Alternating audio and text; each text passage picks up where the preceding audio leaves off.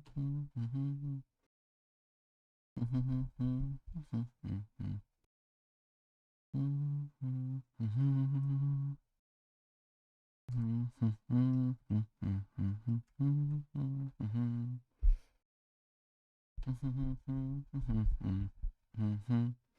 right, friends, I think we've got everything up and running. We got the horizontal stream going. We should have the vertical stream going. We got TikTok going. Should be ready to rock and roll. I'm going to hit go on the Twitch output as well.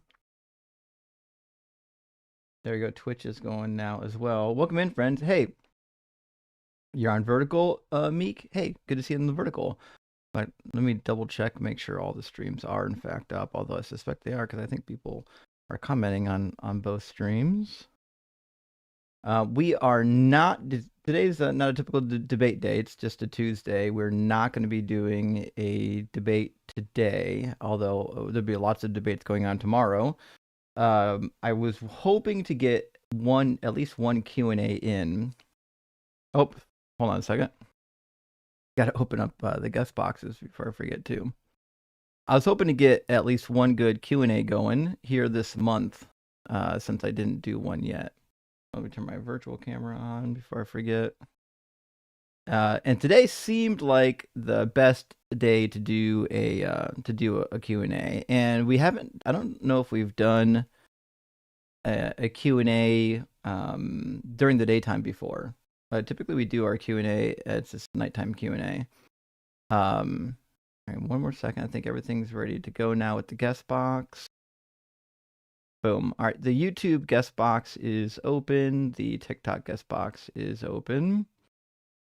Let me make sure everything's good. I'm going to open up so I can see who's in the guest box. Bada bing, bada boom. All right, so guest boxes should be good to go. And the Q&A looks to be live everywhere. All right, yeah, we should be good to go. So today we're going to do a Q&A for a couple hours, and then I've got to go to I've got Hebrew class tonight at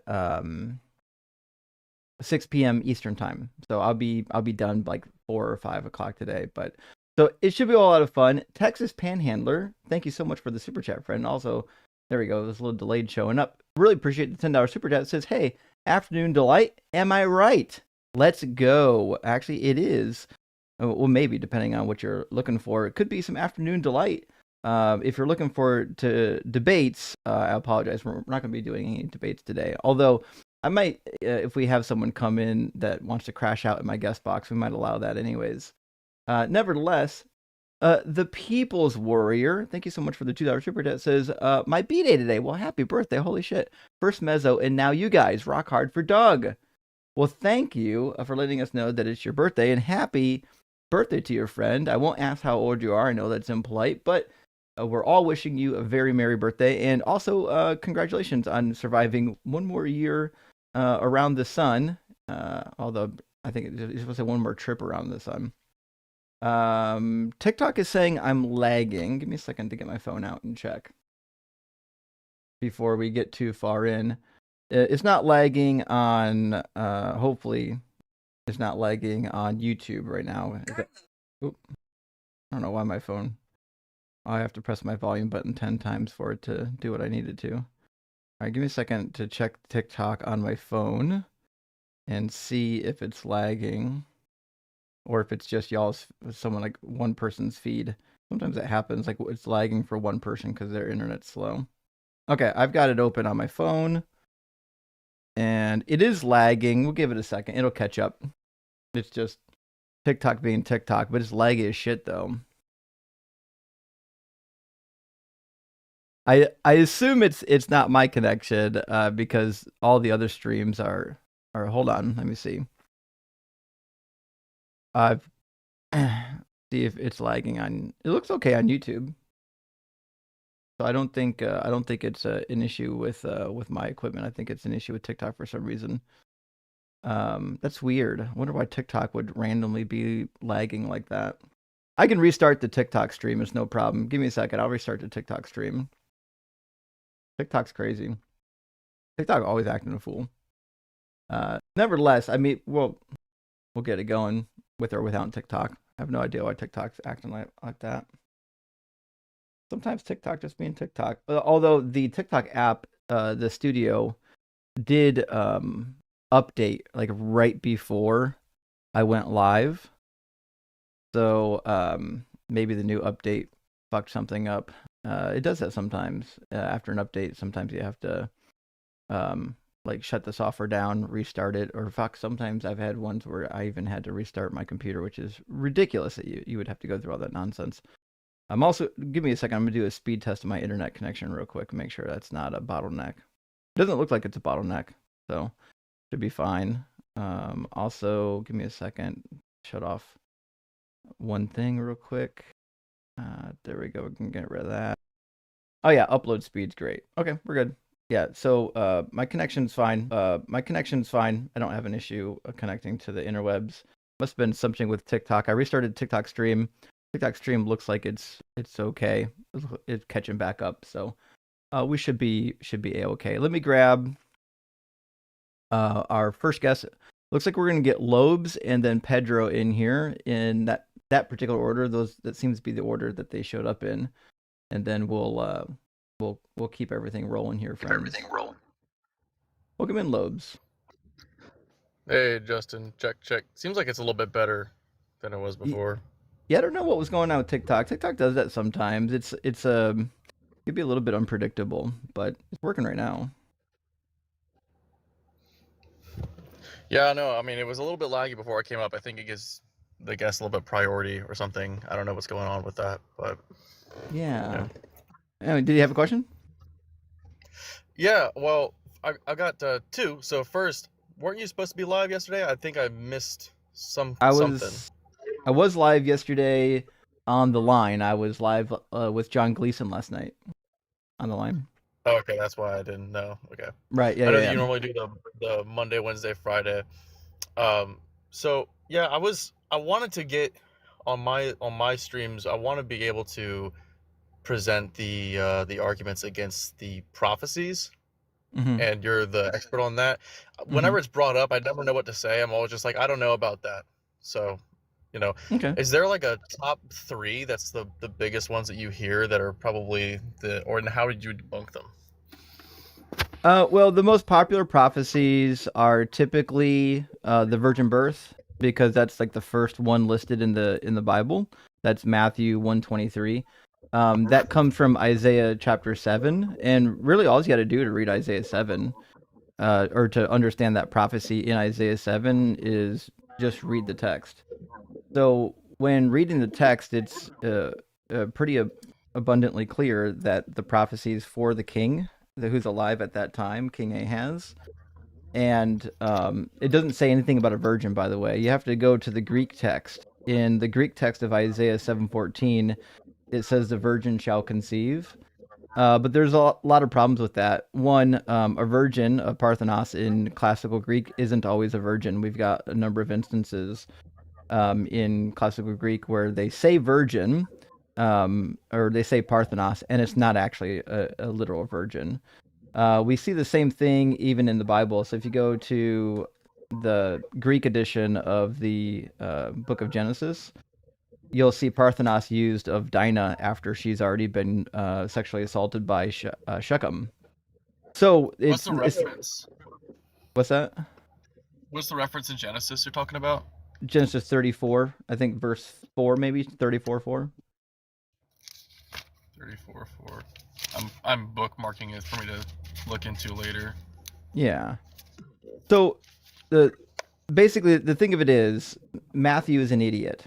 Matthew doesn't know how to read Hebrew. He's reading probably a poor Greek translation of the Hebrew text, and he doesn't even understand what the Greek text is saying. The Greek text, even if it did say Parthenos, isn't saying that a virgin will give birth. Now, even if the original Hebrew said a virgin shall conceive, that's still a meaningless prophecy. It still doesn't mean that a virgin is going to give birth. Virgins conceive all the time. They conceive through natural means, through boinking, just like any other time in history. So the reality is there's no prophecy in the Hebrew Bible whatsoever that predicts a virgin giving birth.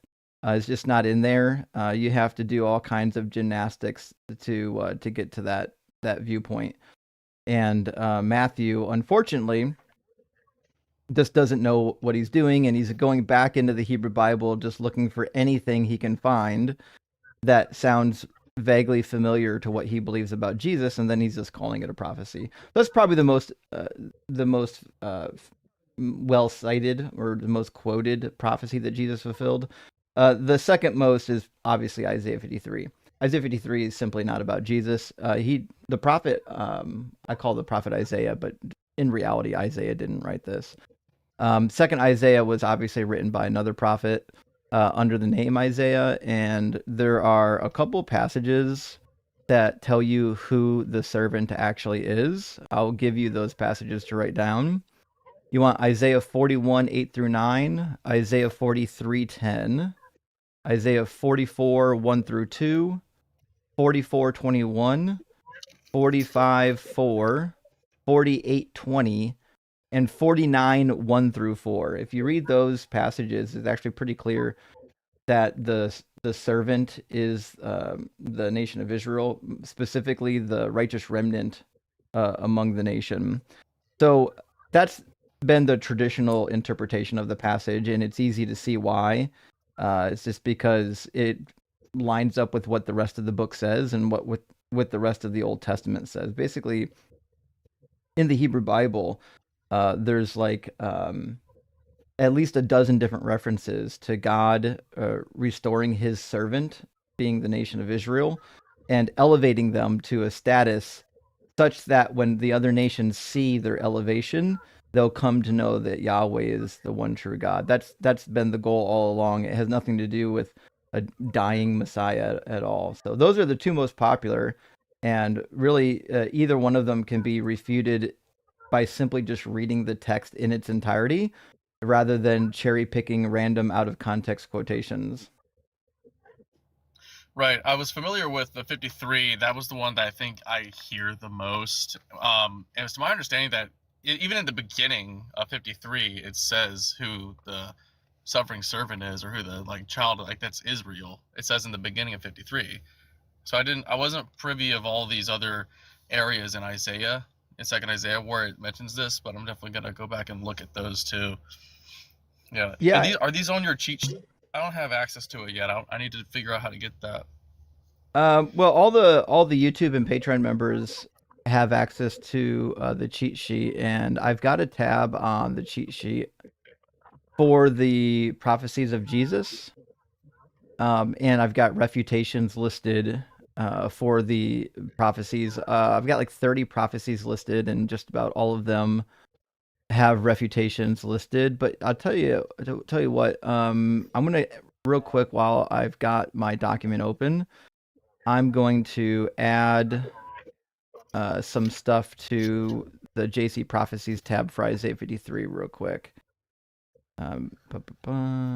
Paste and match style. All right.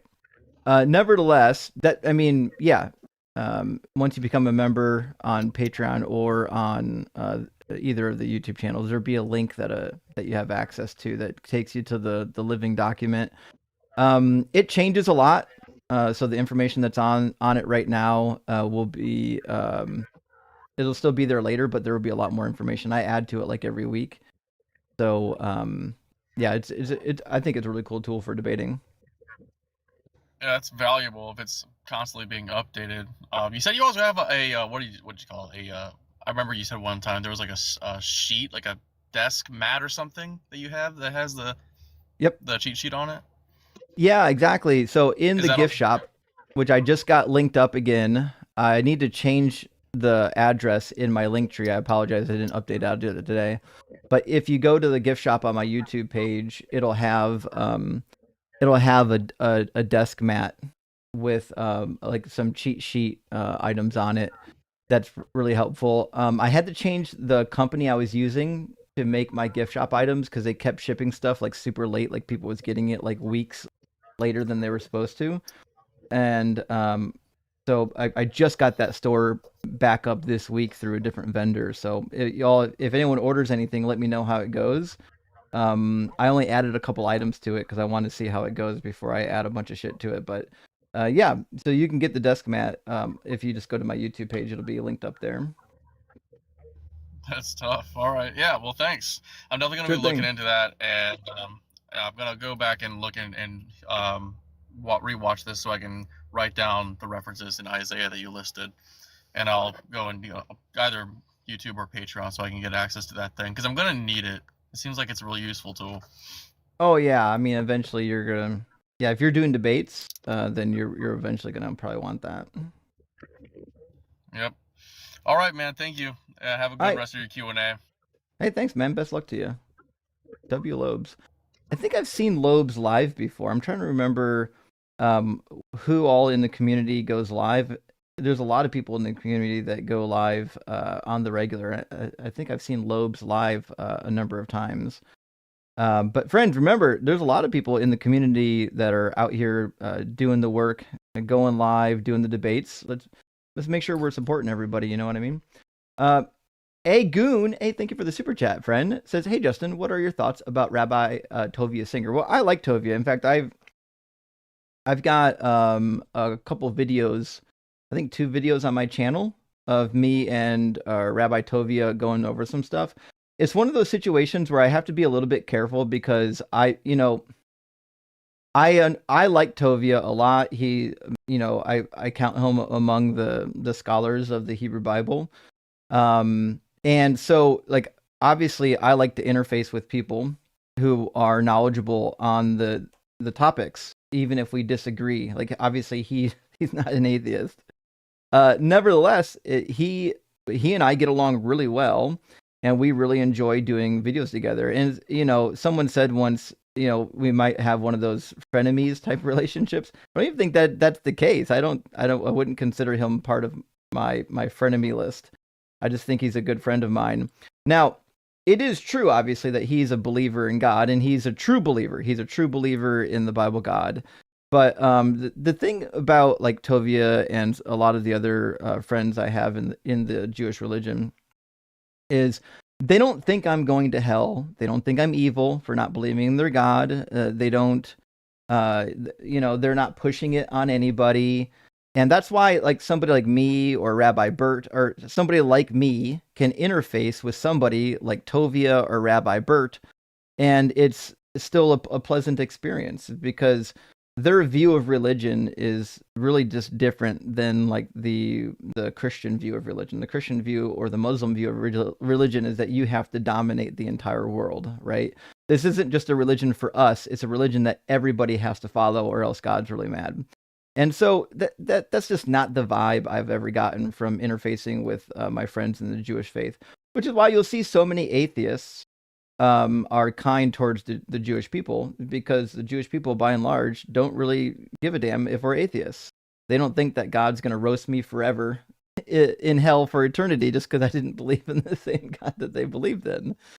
So yeah, I like Rabbi. I think he's really smart. I've got both of his books, Let's Get Biblical.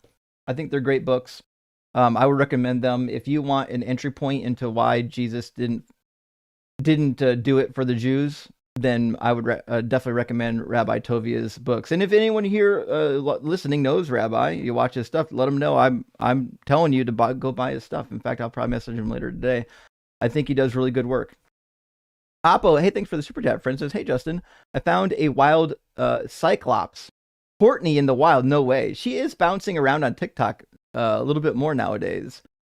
She was stating that Zechariah 14:17 further corroborates Isaiah 14 when speaking about the virgin and his proof of a virgin prophecy. She'll never give up, to be fair. There are some people that are like so out of their minds that they have no idea how bad their argument is, and they'll take any form of confirmation bias they can.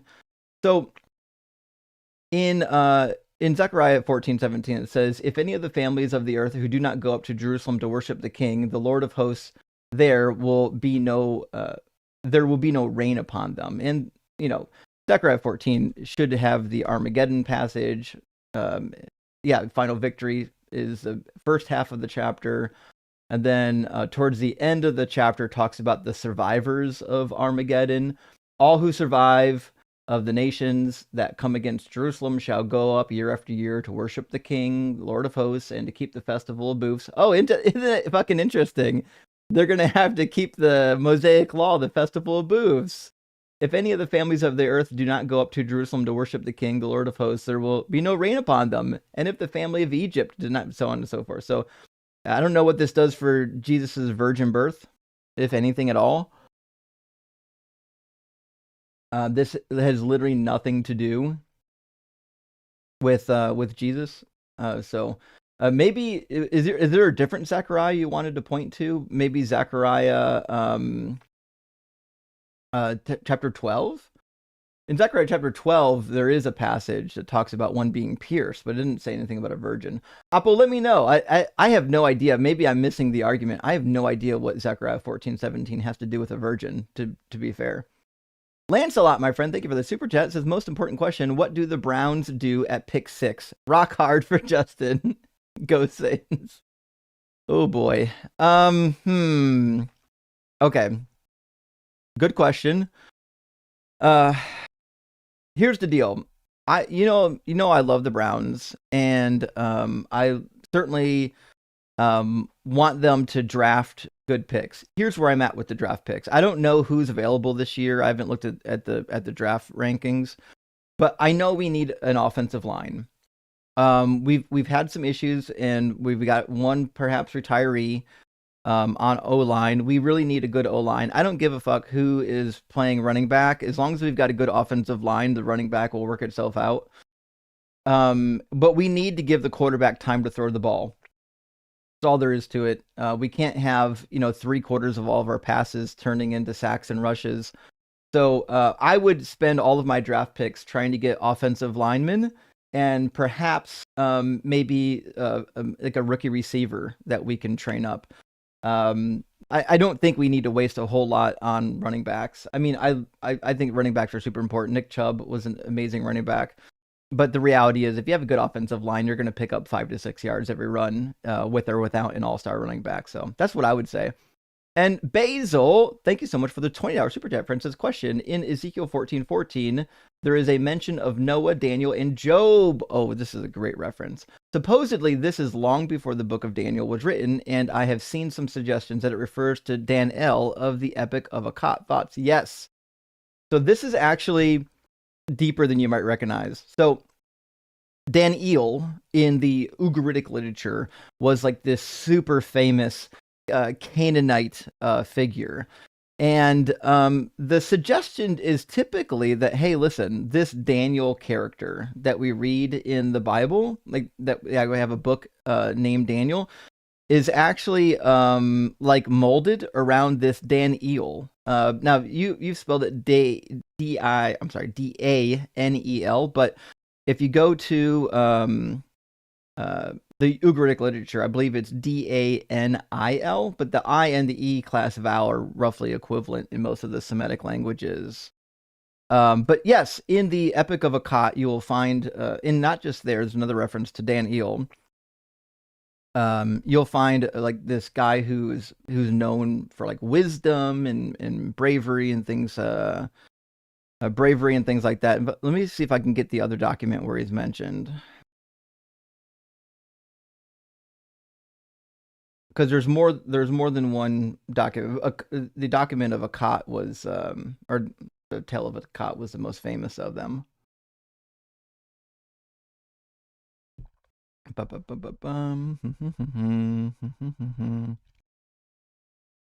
I know somewhere in my collection of Ugaritic texts there will be a mention of them. I'm just trying to remember where.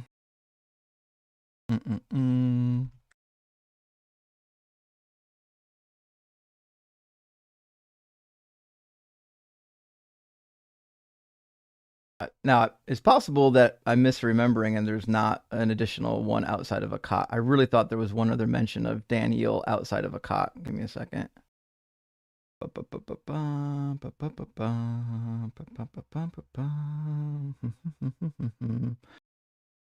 Oh, okay, I see. There is one.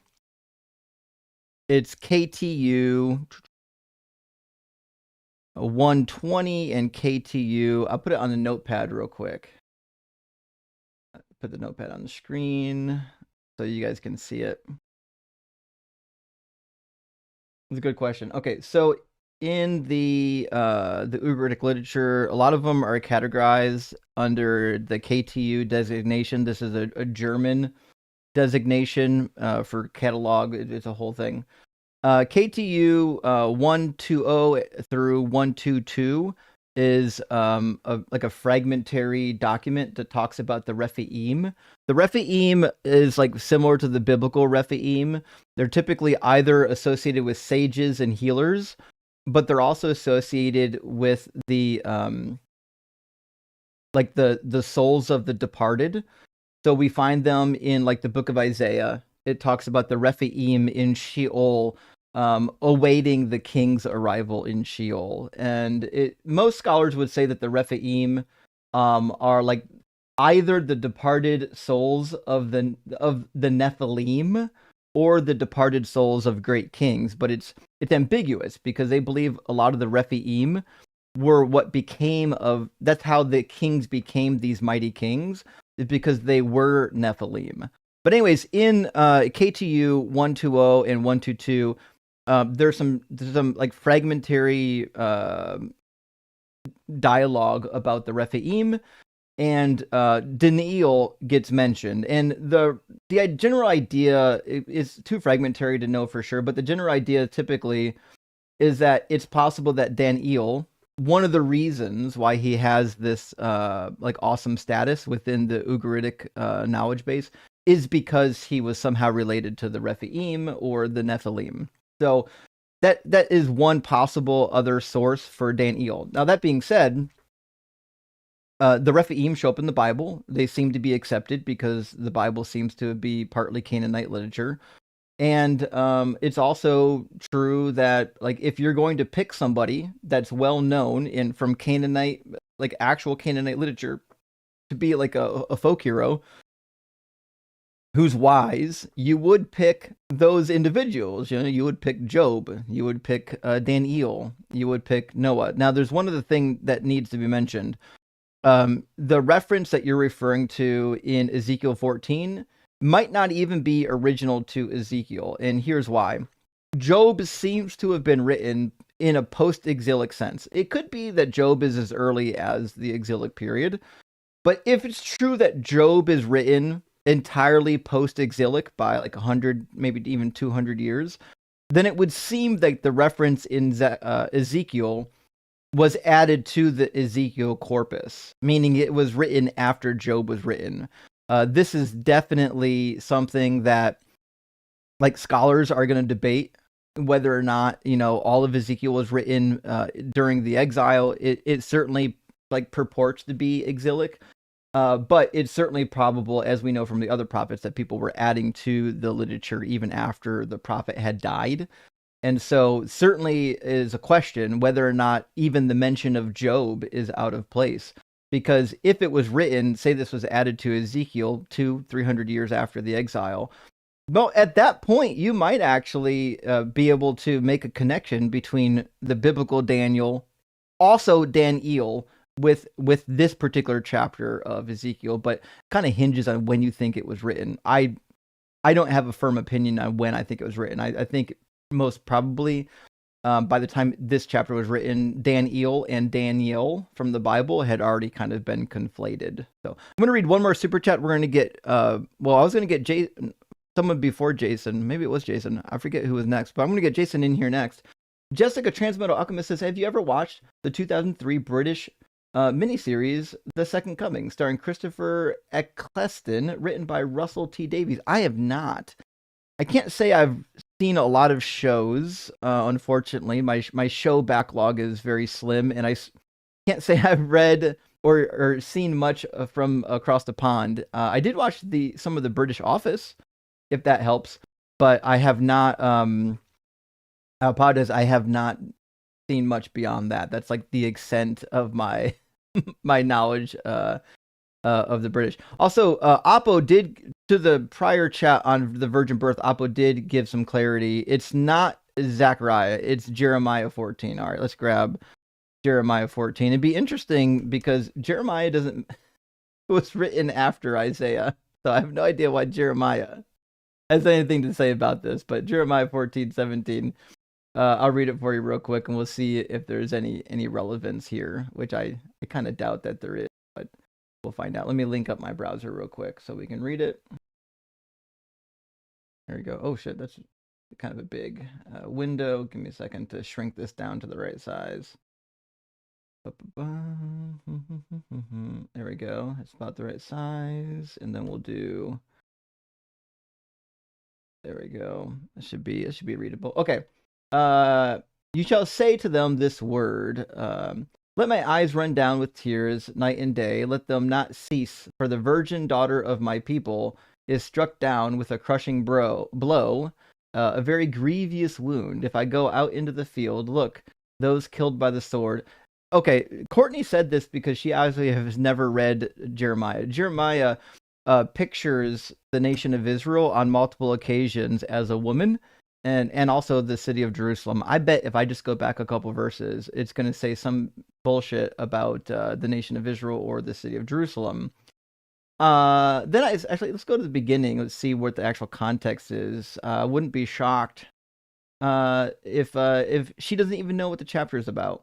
The great drought, the word of the Lord that came to Jeremiah concerning the drought. Judah mourns. Yeah, of course Judah mourns, because they're in a fucking drought. And her gates languish. They lie in gloom on the ground, and the cry of Jerusalem goes up. Oh, interesting. It's about the city of Jerusalem, isn't it? Oh, and it's her nobles send their servants for water. Okay, so we start the chapter out doing exactly what I assumed was happening. We're personifying the nation or the city of Jerusalem as a female. Great, let's do it. The drought, so on and so forth, even the dough, blah, blah, blah, wild asses. Although our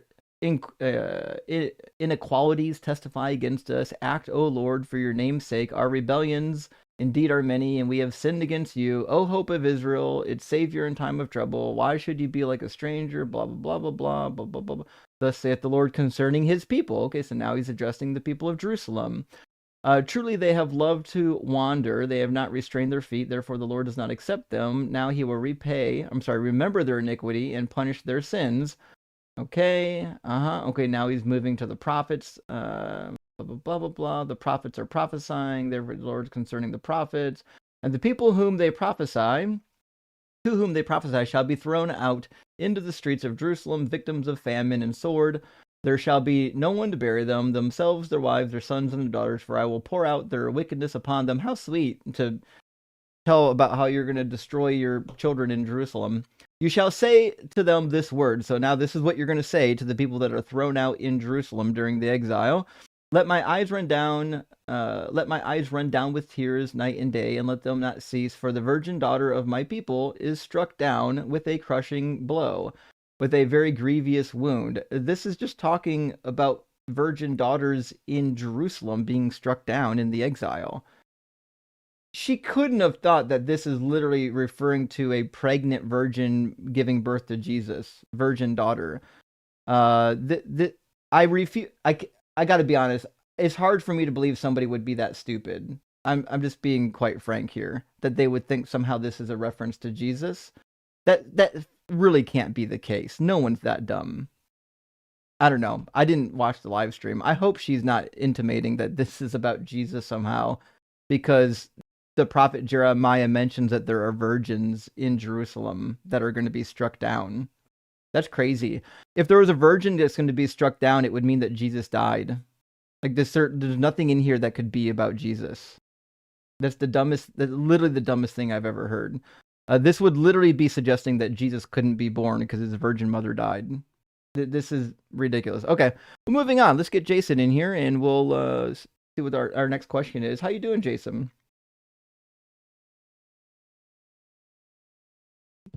I can't complain. I can't complain at all. What's in your mind?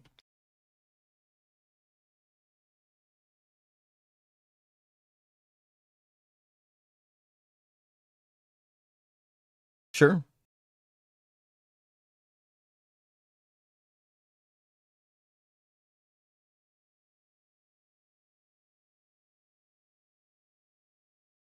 And buying and reading those, and then also Well, I forgot my second question, but you can go ahead and answer the first, and if I think of it, then I'll let you know. Yeah, yes. For those on TikTok, I had to turn the audio on for you, real quick. Sorry about that. So on the Apocrypha, if you want to do a good study Bible on the Apocrypha, or a good study on the Apocrypha, I personally prefer the New Oxford Annotated Bible for their commentary on the Apocrypha, and the reason why is because the gentlemen that are doing the commentary on the Apocrypha are some of the best. Like Bartlett and De Silva are phenomenal. So for that study Bible, they tapped maybe two of the best. I don't think James Vanderkam is doing anything with that because he mostly focuses on the Book of Enoch. But let me grab you. I wonder if I have it on the shelf.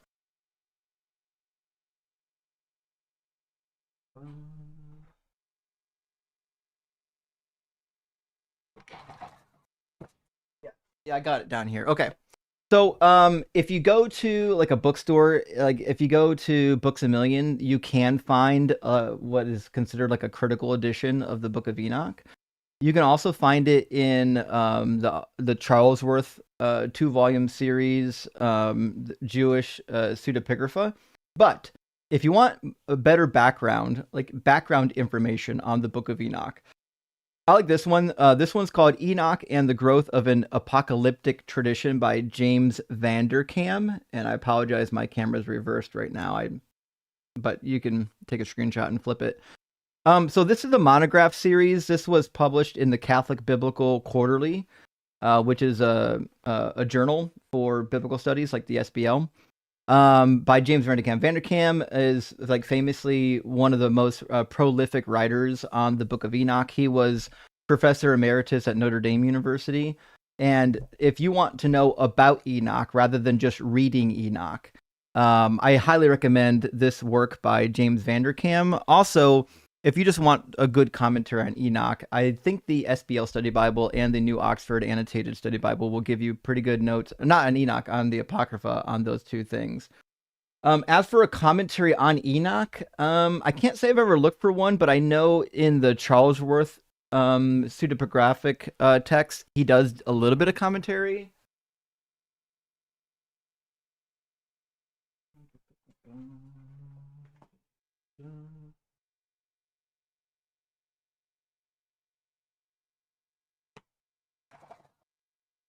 So, let's see. It's very slight. So in Enoch, in the Jewish pseudepigrapha by Charlesworth, he's got some helpful notes at the bottom, but they're not really study notes. They're more like notes for linguistic analysis, or like stuff on like here's how it links up to the Bible. For example, you'll see in some of his notes he'll have links to the Bible. So for example, right here in the margin, he's got a cross reference for the Book of Enoch where it matches up with biblical text. So I do love this particular series by Charlesworth when you're studying Enoch. He has all of the, as far as I'm aware, all of the different recensions of Enoch in this book too. So whichever version you want to read, whether it's the Ethiopic or one of the others, it'll be in there. All right, well, cool. Thank you very much. I pretty much got everything I wanted. Appreciate it. Perfect. Cheers, buddy. Yeah, Enoch is cool. Pedro was going to come in next. His spot in line got mixed up.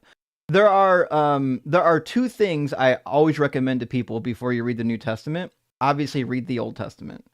The other thing is read the Apocrypha and read Enoch. It is just unambiguously clear that the New Testament church, they believed that Enoch and the Apocrypha were scripture. Even Jude quotes from it. Jude in verse 114 quotes directly from Enoch and calls him a prophet, which means they believed that Enoch was prophetic and scripture. So, and the Apocrypha, in fact, on my cheat sheet, when you go to the Apocrypha tab, I'll show you real quick. So we don't spend a lot of time talking about the cheat sheet, but there's one spot on the cheat sheet that I love, and I don't know if it gets a lot of attention, but I'm going to show it to you here real quick. In the Apocrypha tab, there are some quotes from the New Testament that seem to line up with the Apocrypha, but that's not the important part that I wanted to show y'all. The important part that I wanted to show y'all is there's a link at the very bottom of it, list of early church fathers that use the Apocrypha as scripture. This is the document that I put together a long time ago, and if you click on this document, you will get access to this document that I put together. And this is an exhaustive list of every quote in the first 400 years of the church, listed by name, and what they said about the different books of the Apocrypha, right? So you can see how are they quoting? Here's a quote from the Epistle of Barnabas, where they quote from Wisdom 2:12 directly, and tying it to Jesus being the Messiah. And Tertullian, here's his quotes. He quotes against the Scorpion Gnostics. He quotes from Baruch 6:3 and also from Daniel. So they're using the Apocrypha as scripture, and they're calling it scripture. They're calling it inspired. They're calling it prophetic. Justin Martyr even went out of his way to argue that the Jews had removed the Apocrypha from the canon because it spoke so clearly about Jesus. So if you have access to the cheat sheet, I highly recommend reading through that particular document. I think it'll change the way that you look at the Apocrypha. All right, Jessica, hey, thank you for the $20 super chat, friend. Says, do you have any opinions about the German scholarly anti-religious movement of the 1800s? First of all, I fucking love it, i.e. David Strauss, Life of Jesus, those guys. Ludwig Feuerbach's Essence of Christianity, Moses Hess's The Holy History of Mankind. Now, those I can't really tell you about, right? What I can tell you is that German scholarship in the 1800s was amazing. And there's still references to German scholarship today that people treat as authoritative, even if we've deviated from some of their original stuff. Like the teachings of Wellhausen. Julian Wellhausen invented, essentially, him and one or two others, basically invented the documentary hypothesis. And you've got others like Hermann Gunkel. Hermann Gunkel was another German scholar that did a lot of work. You've also got Delitzsch. He did the Bible and Babel, showing the relationship between ancient Babylon and the book of Genesis. So he was really big. In later German scholarship, you've got like Klaus Westermann. I'm trying to think. There's another one. Let's see. Give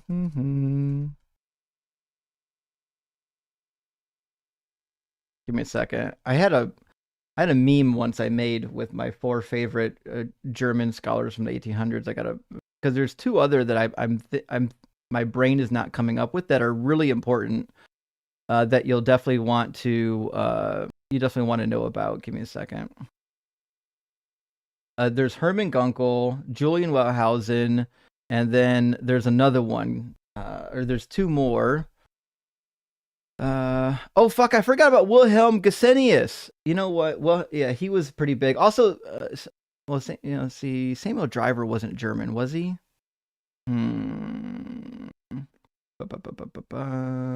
Oh, Albert Schweitzer. Fuck, I forgot about Albert. Oh yeah, Albert Schweitzer and Bultmann were both awesome too. Okay.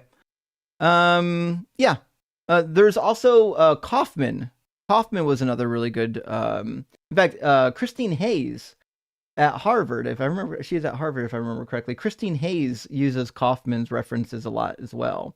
I think Kaufman. I'm pretty sure Kaufman was German. Anyways, nevertheless, I don't know much about these works that you're listing here, because they look like popular works as opposed to scholarly works. But the 1800s scholarly works on the Bible are phenomenal. Definitely recommend them.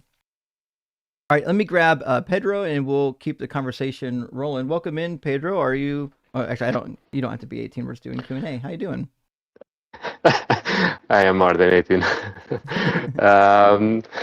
Good afternoon. I'd like to thank you for basically helping me keeping my sanity while working. Sure thing. I listen to your videos every day. I think I don't have any more videos back cataloged to hear. Yeah.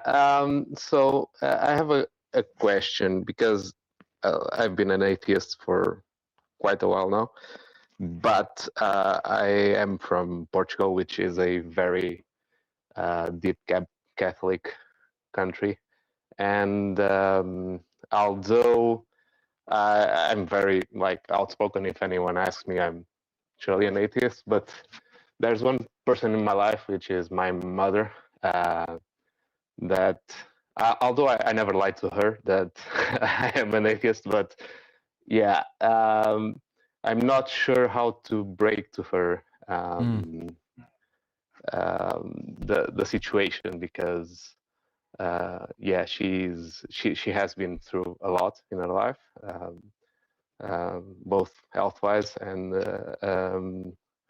also just life, and yeah, I'm a bit nervous about it.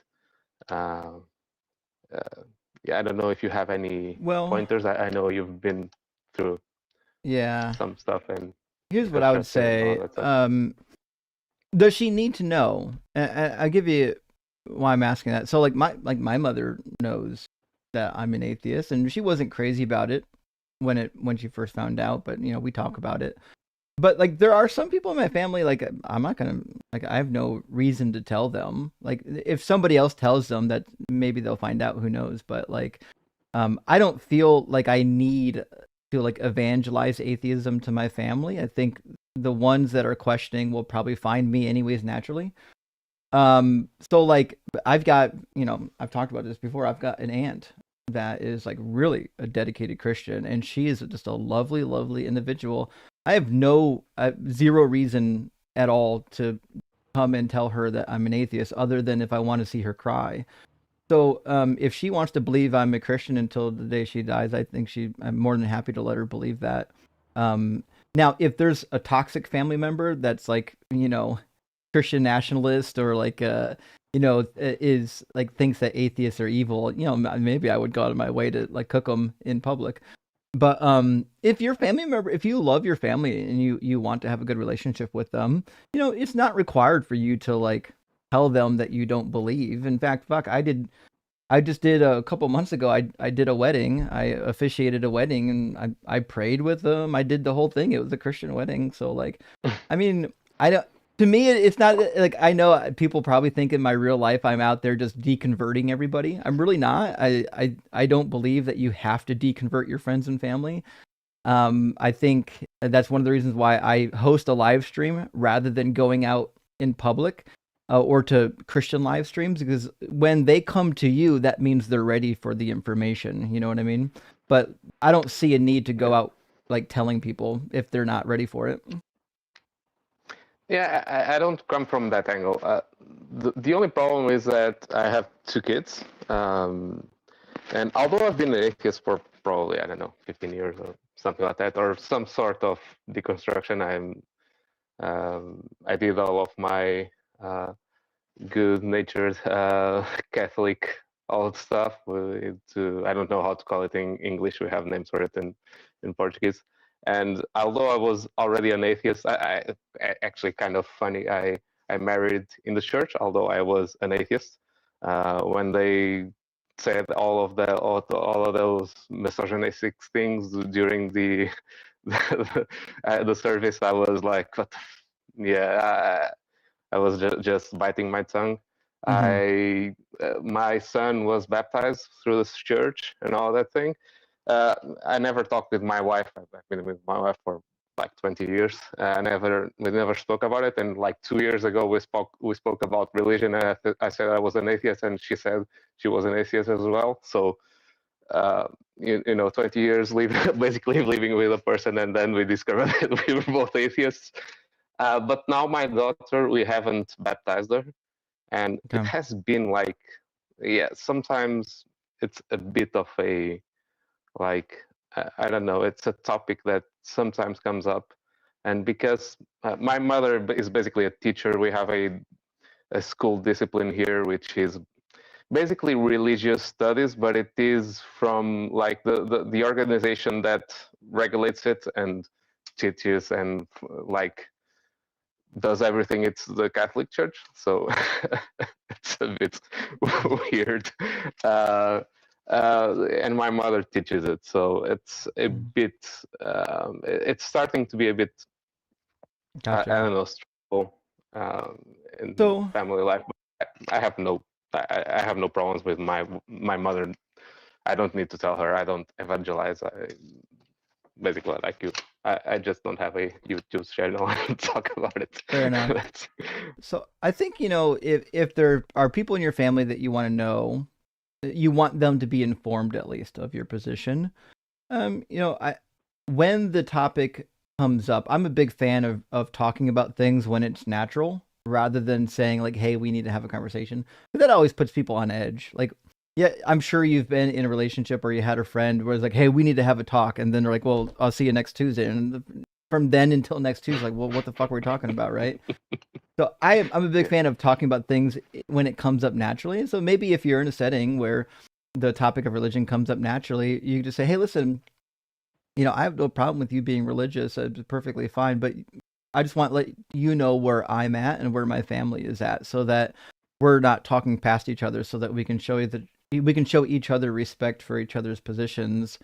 And I think that's usually a good way to start, is make sure they know that like you're not there to judge them or threaten them, because typically that's what religious people feel. I think if you're super religious and somebody comes out and wants to talk about them not being religious, you all of a sudden you tense up and you get this feeling like, oh no, I'm under attack, even though you're not under attack.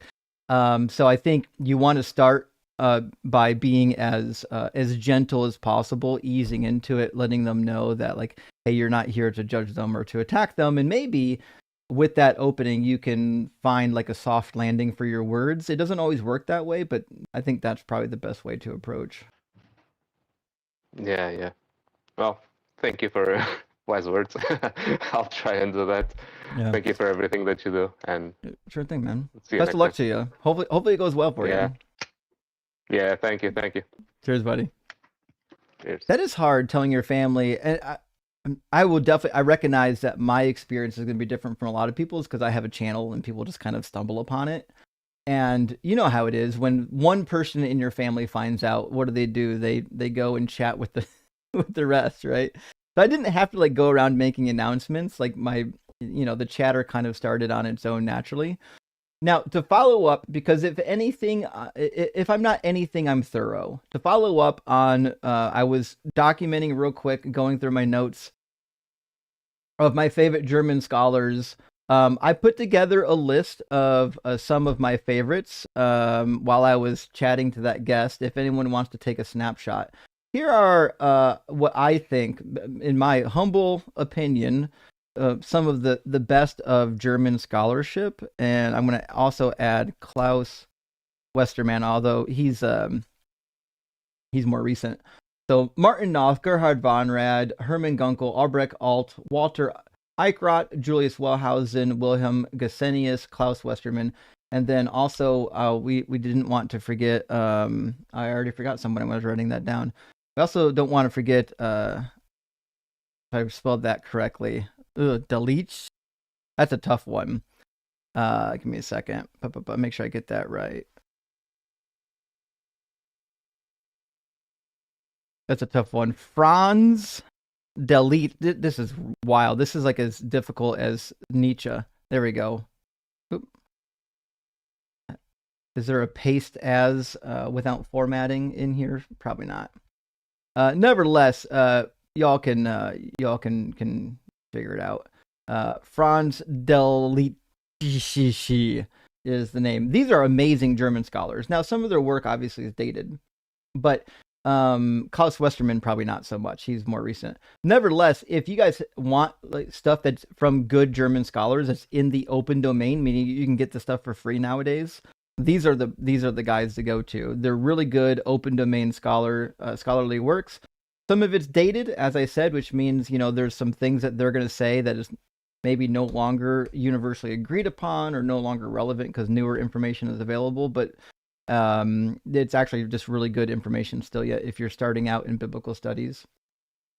Anunian, hey, thank you for the $10 super chat. Says, cheers, Justin. I'm writing a paper for myself with the thesis that Luke 22:42 contradicts aseity and simplicity. Am I barking up the wrong tree? Well, let's find out. Luke 22 should be prior to the crucifixion. And you're in verse 42. So let's see. Oh, yeah, Jesus is at the Mount of Olives, so still prior to the crucifixion. He came out and went, as was his custom, to the Mount of Olives, and the disciples followed him. When he reached the place, he said to them, pray that you... Okay, so he's at the Mount. Father, if you are willing, remove this cup from me. Yeah. So the two different wills. Now, you're suggesting here that this is... I have to look up what aseity means. Jeez, oh, Pete's. It's a theological and philosophical attribute of self-existence, being from oneself, comes from the Latin, meaning underived. Okay, so you're saying that Jesus's disagreement or his disagreeing will with the Father, remember he says, let your will be done, not mine, contradicts the idea that Jesus is underived and divinely simple. I don't know. I don't know what aseity has to do with Luke 22:42, but I do agree that Luke 22:42 contradicts the idea of divine simplicity, because divine simplicity would say that Jesus has no, or God has no parts, right? But it certainly couldn't be the case that if God has a will, and then Jesus and the Father have separate wills, meaning your will and my will, it's preposterous to then say that God doesn't have parts. He's obviously got two wills. And so they're going to try to fix this. Here's where I'd caution you. They're going to try to fix this with the, the hypostasis. So they're going to try to say, well, there's a hypostatic union between the 100% God part and the 100% man part, and the man part has a different will than the God part. But if that's the case, there's still parts. That's the problem with the hypostatic union, is it creates partialism again, and it also doesn't fix the problem, because you can't have two parts that are both 100% of something adding up to another 100%. So I agree with you, Anunian and then some. I don't know exactly how aseity plays into it, because typically Jesus is described as being God is described as being underived. I agree that Jesus is not underived. In the typical Trinitarian doctrine, the Father or God is generating the Son. That's what it means when they say begotten. They mean that Jesus was generated by the Father, which means he can't be underived if he's generated by the Father. But I don't know how Luke 22:42 gets you there. I agree that the Trinitarian doctrine violates the aseity that you're referring to in philosophy, but I don't know if you can use Luke 22:42 to get there. You might need a different passage that talks about how Jesus is derived from the Father, and you can even call back to traditional Catholic doctrine that talks about how Jesus is generated. In fact, give me a second. I'll go to Magisterium and get you where that is. Let's see.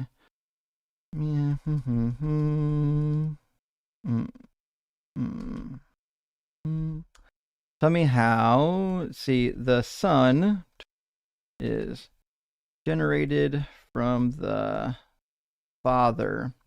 All right, so if you go to magisterium.com, they will show you where in the Catholic teachings, like in the magisterium rulings, in the catechism, and in papal edicts, where their exact doctrine is outlined. And give me a second. They should have one. They should have a catechism reference in here somewhere for this, or at least a declaration from the magisterium.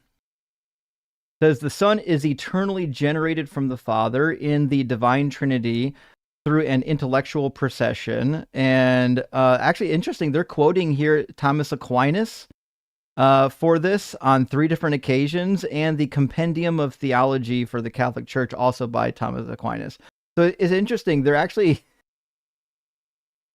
the Trinitarian doctrine from Magisterium is actually starting out by quoting Thomas Aquinas. Let me see if they have an actual ruling from the Magisterium or a catechism entry on this.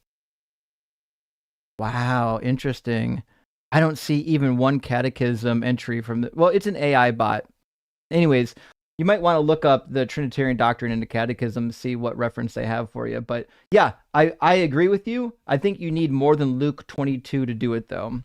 And Cipriana Balica, thank you for the $49.99 RON super chat. Says, hi, you helped me a lot in my deconstruction, but I have issues in my social and family life. I am from Romania. Sorry to hear that. How can I contact you in private? Because I could use some extra help because I'm stuck.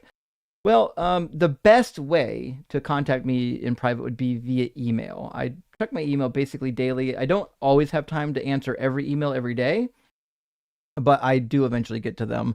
That being said, that's probably the best way to do it. Also, you can definitely go and join our Discord and talk to other people in the Discord who have been through the same thing. And you can also, there's a thread in the Discord that is, there's 2 individuals from Recovering from Religion that you can dialogue with there as well. And also, definitely remember, you can contact Recovering from Religion if, in fact, you just need maybe some advice or counsel or things like that on, how to deal with, the current situation for sure. Anyways, best of luck to you. And Lancelot, thank you for the $10 super chat. Says, what's up with the churches that tell brides they have to entice their husbands and carry on about having babies? Pretty sure one preacher wanted her impregnated on the altar. Must be cringy for the woman.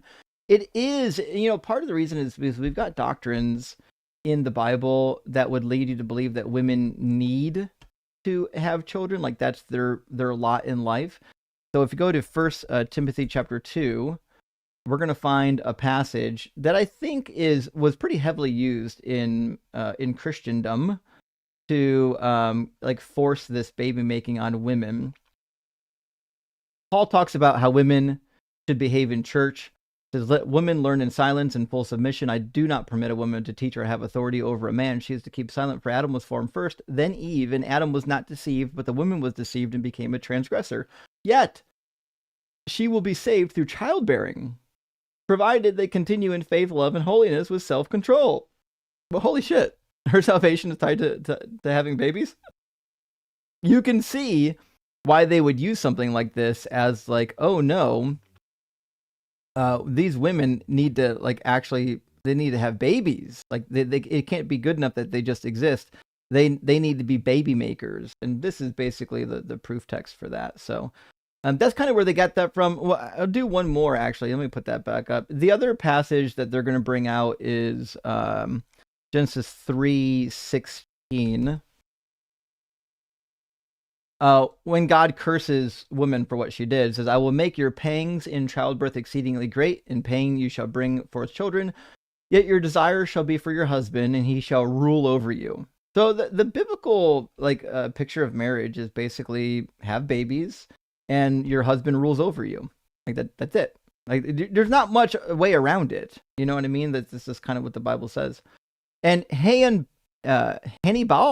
says, can the Talmudic mentions of X's crucifixion, Jesus' crucifixion, I assume, count as contemporary citations of the event? I keep hearing there are no independent verifications. Well, I don't know if that's true. I think it depends on what you think about the sources. So Pliny mentions the crucifixion. Hold on a second. Let me grab some sources real quick. All right. So let's grab Tacitus, I believe, first. Tacitus says, Nero substituted as culprits and punished with the utmost refinements of cruelty a class of men loathed for their vices, whom the crowd styled Christian. So he's saying that Christians existed. Gotcha. Christus, the founder of the name. So there was a guy who started the Christian movement that he's saying was Christus, although I believe in the original language it said Crestus, had undergone the death penalty by in the reign of Tiberius by sentence of the procurator of Pontius Pilate. So we have this writing in Tacitus, which is almost contemporary. It's, he's writing a couple decades after Jesus. It says, hey, listen, this guy named Crestus, he was called Crestus, was crucified by Pontius Pilate during the reign of Tiberius. I find this to be credible, personally. I get it. There's going to be some people that are like, well, it says Crestus, not Jesus. But yeah, that's what they called him. They called him the Christ. Just like Menachem Mendel Schneerson. They don't just refer to him as using his name. They refer to him as the Rebbe. That's what they call him, right? So it's very common to call somebody by if they have like an official title. And if they believe that there's only like one genuine, like one Christ or one genuine Rebbe, it's very easy to see why that nickname or that moniker would, especially if you're not part of that group, you would think that that's what their name is. So I personally think that Tacitus is referring to the crucifixion of Jesus. I think this is fine evidence that in fact Jesus was crucified. I don't have I could be wrong. I don't have a good reason to think that this Crestus fella wasn't Jesus. We do have another mention from Pliny the Younger, who, again, writing at least decades later, so I don't know what that means for contemporary writings, says that they sing hymns to Christ as to a god. If Jesus was referred to as Crestus or the Christ, you can see how this would be a reference to Jesus. Just like in the Talmud, it refers to Jesus in different ways, not always just using his name. There's different mentions of Jesus in the Talmud where they use like code names and different things like that. And I've got some of them documented here. But it's not worth going through every mention in the Talmud, but I would say in Sanhedrin 43a, which is what you're probably referring to in the Talmud, it's debatable on whether or not it's contemporary. So we don't know exactly when Sanhedrin 43a was written down. What we do know is that like the writings of the Sanhedrin and the Mishnah weren't completed until, 1, 2, or even 300 years after Jesus. What we don't know, like we can talk about when it was completed, what we don't know is when the individual parts were written. Same way with Genesis. We know there are individual sections of Genesis that were written in different time periods, and we can tell you when Genesis roughly was completed. It was completed during the exile. But what we can't tell you is when every individual story in Genesis was originally penned, right? So in Sanhedrin 43a, we have a very clear reference to Jesus. We don't know when it was penned. All we can say is that it was penned, or it was collated sometime after Jesus. And it talks about Jesus being killed.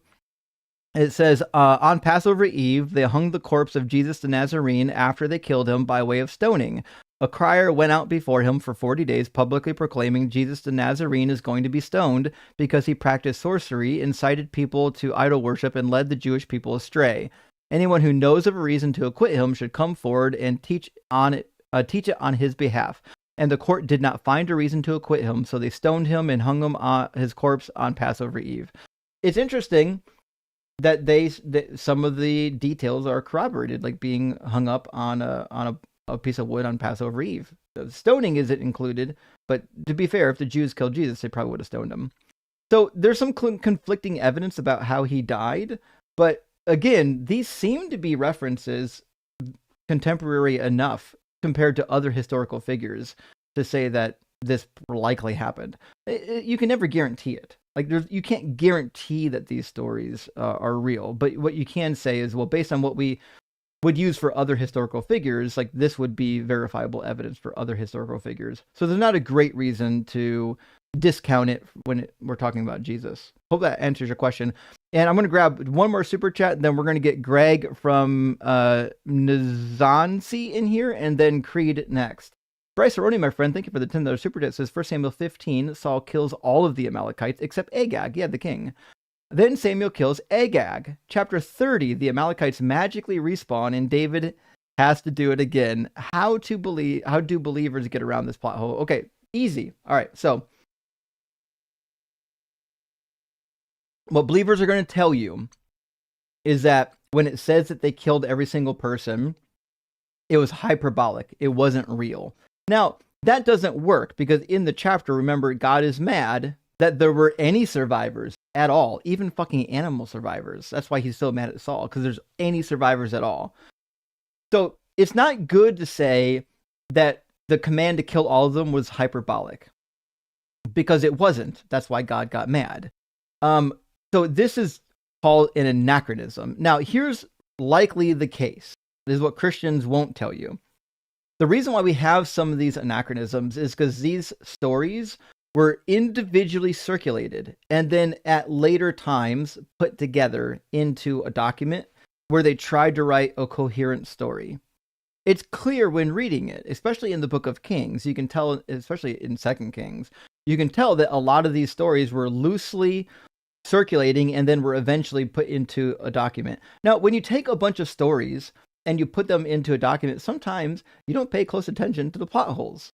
You know, you talk about the annihilation of a people, and then you have another story later with those people that should have been prior to the annihilation of the people. And so that's a huge problem that you find throughout the Bible. It happens all the time. Not just with annihilating people, but other things. So like a famous example comes from Genesis 26, if I recall.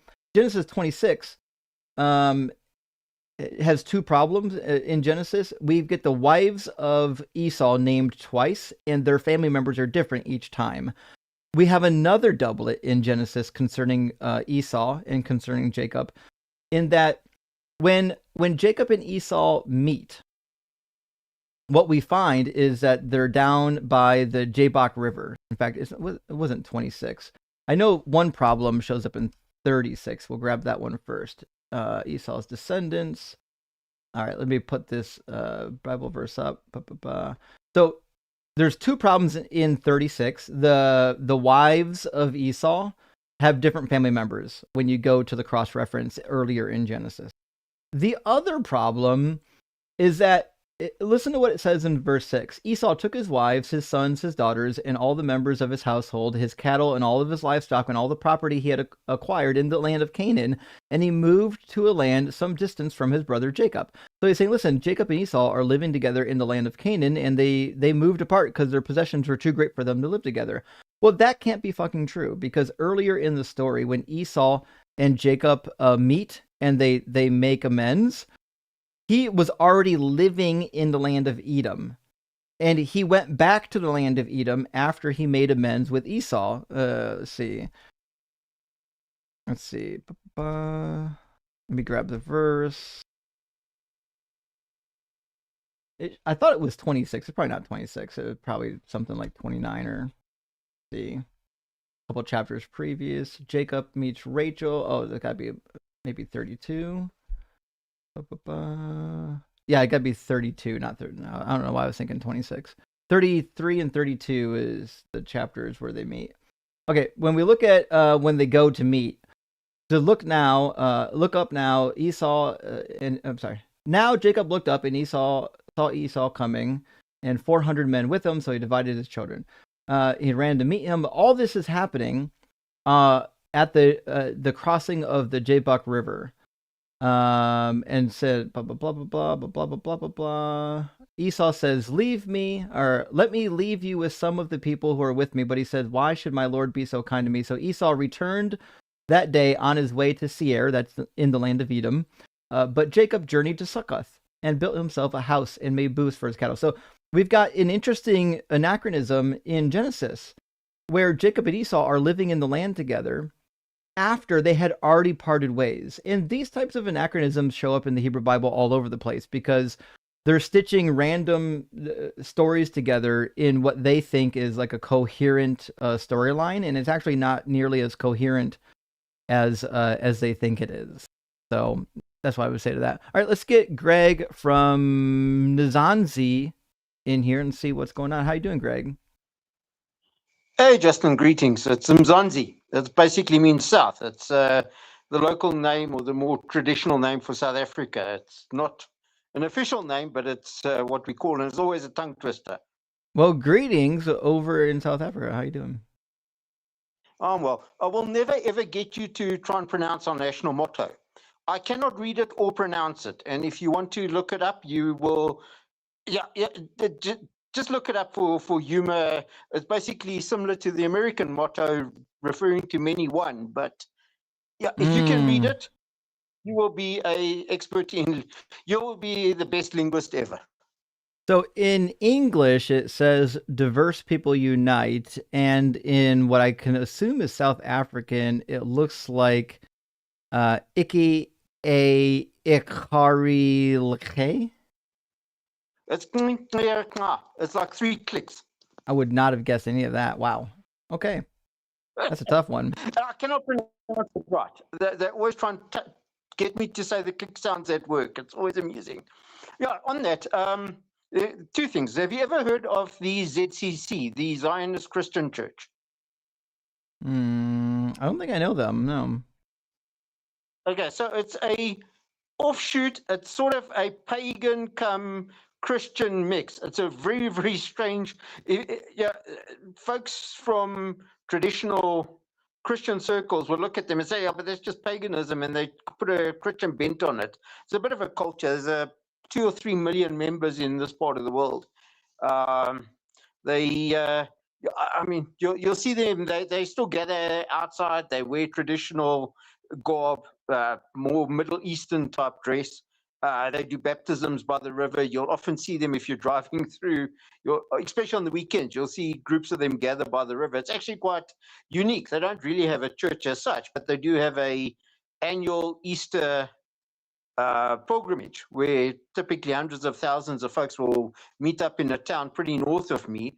And unfortunately, it's also known for the deadliest road accidents, because people will come from everywhere in cars that are less than roadworthy, traveling from countries up north, Zimbabwe, Zambia, and often on roads that aren't suitable. So it's a bit of an interesting one.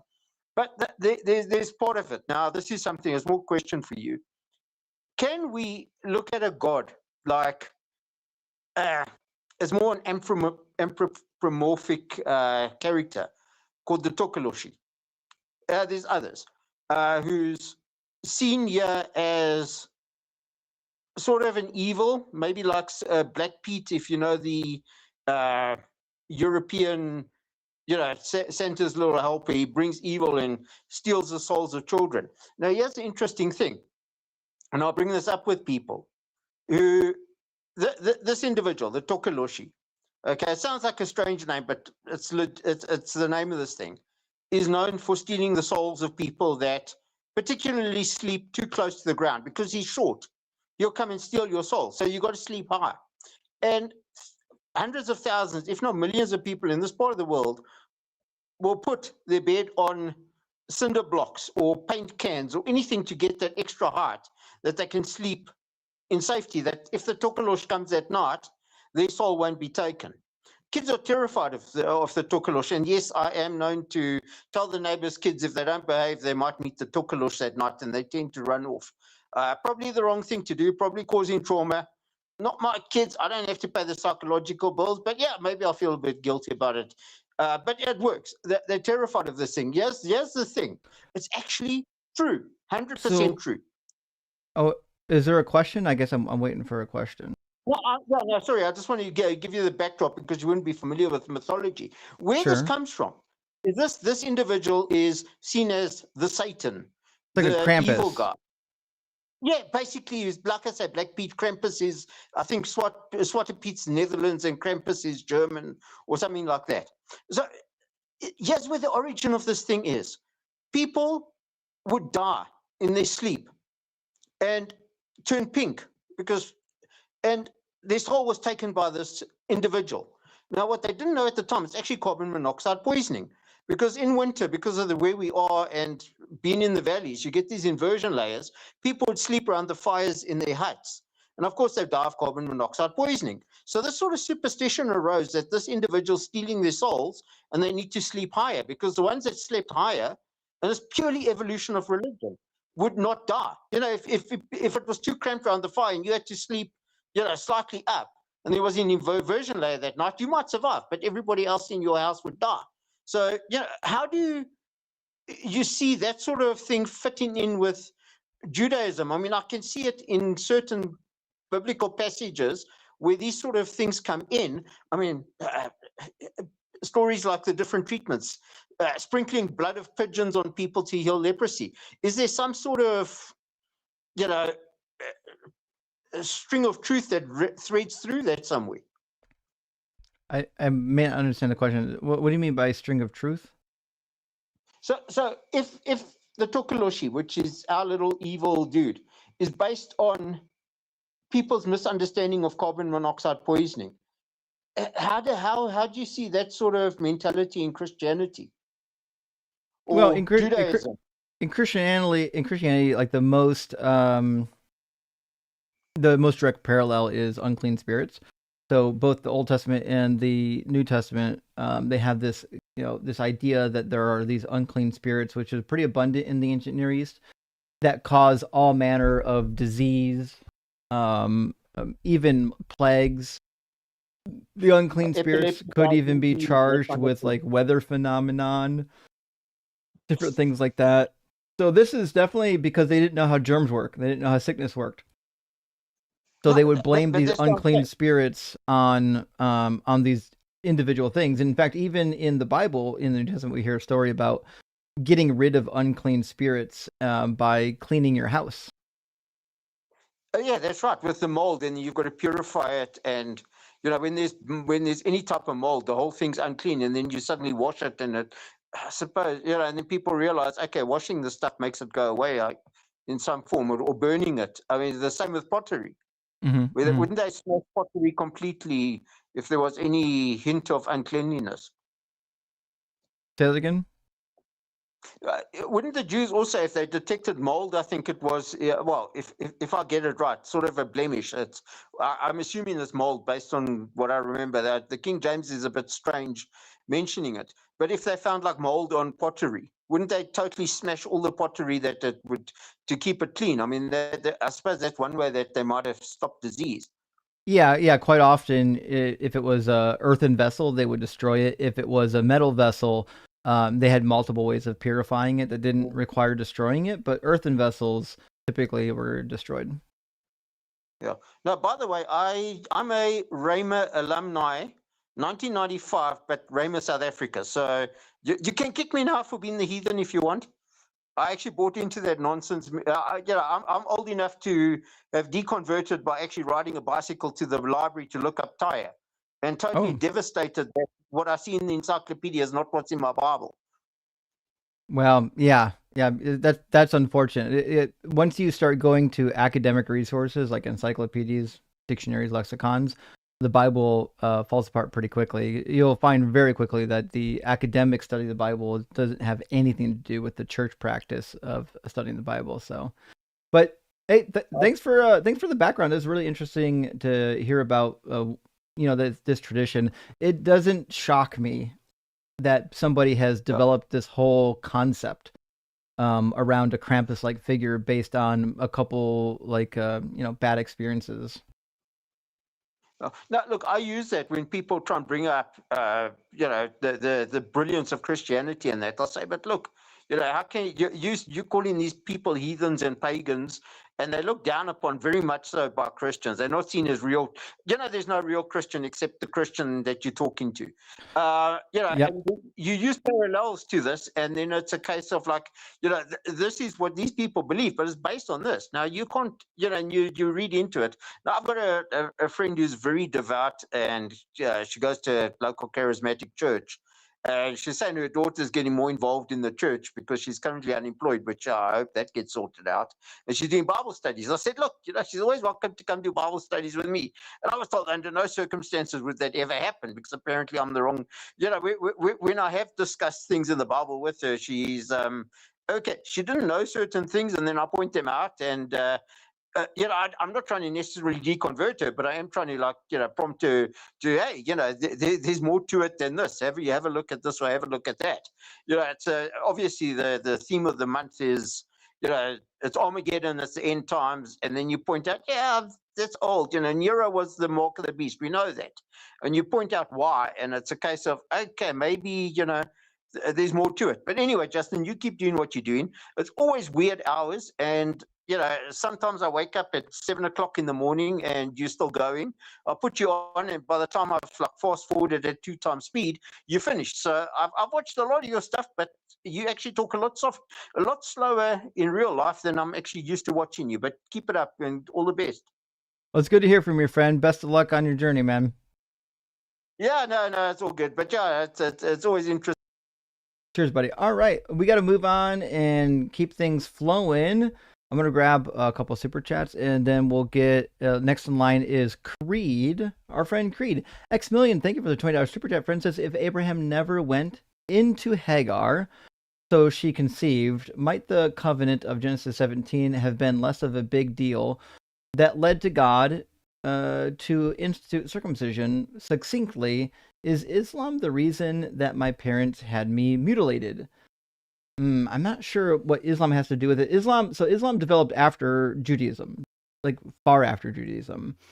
We do have evidence as early as the 7th century of Ishmaelites being referenced in the what we would classify as like the Arab nations, like in the Arabian Peninsula and whatnot.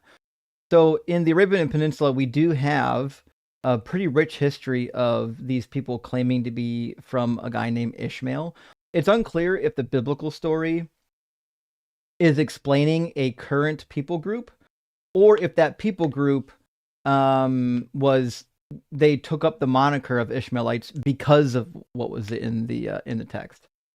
Nevertheless, yes, there seems to be some actual Ishmaelites in real history in the Arabian Peninsula that eventually became Muslims.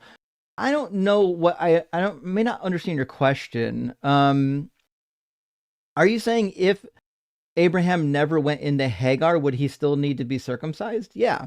The circumcision command is actually given twice. Let's see. Let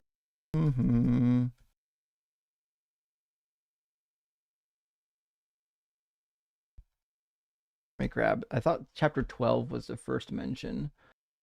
Let me pull up the text. It could be Genesis 17 as the first mention. I thought in Genesis 12, when we have the first calling of Abraham, it included circumcision, but maybe it doesn't.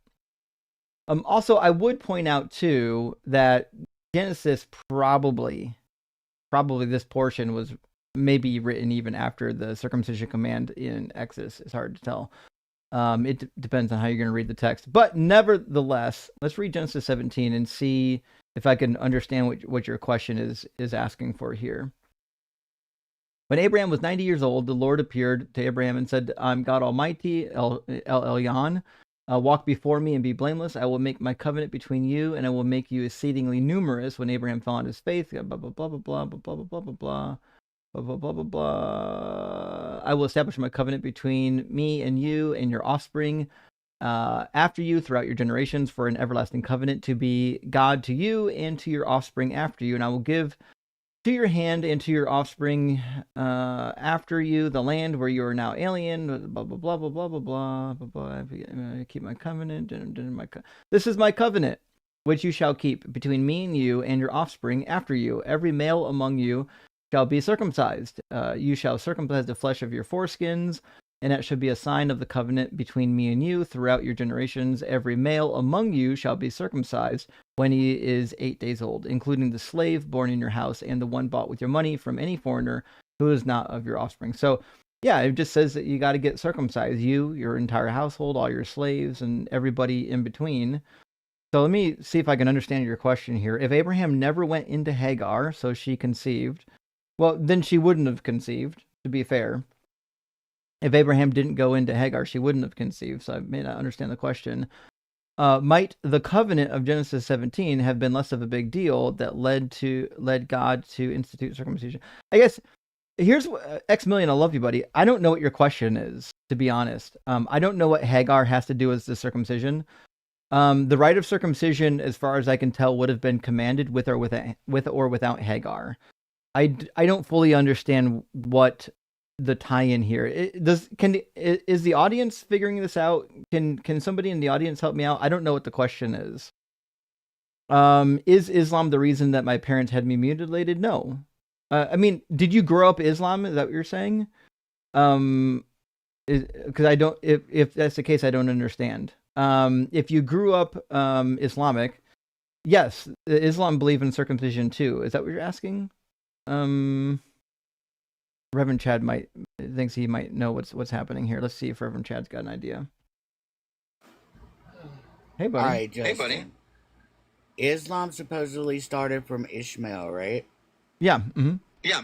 If there's no Hagar and no smacks between her and Abraham, then there's no Ishmael. Hence, no Islam. Okay. So, would it still be such a thing if there was no Islam, is what I'm thinking he's saying.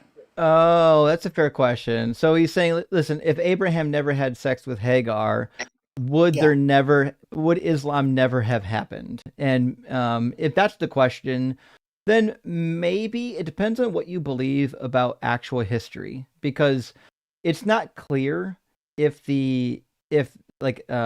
Muhammad was actually an Ishmaelite. If Muhammad truly was an Ishmaelite, then it certainly would be the case that Islam, thought that they needed to do this because of Abraham. Now, it's interesting because according to the biblical text, the children of Abraham was only going to be through Isaac. That's why in Genesis 22, it says, take Isaac, your only son, meaning Ishmael's gone. They don't even consider him a member of the household anymore. And remember, he gets sent away in chapter 16, I believe. In chapter 16, Ishmael and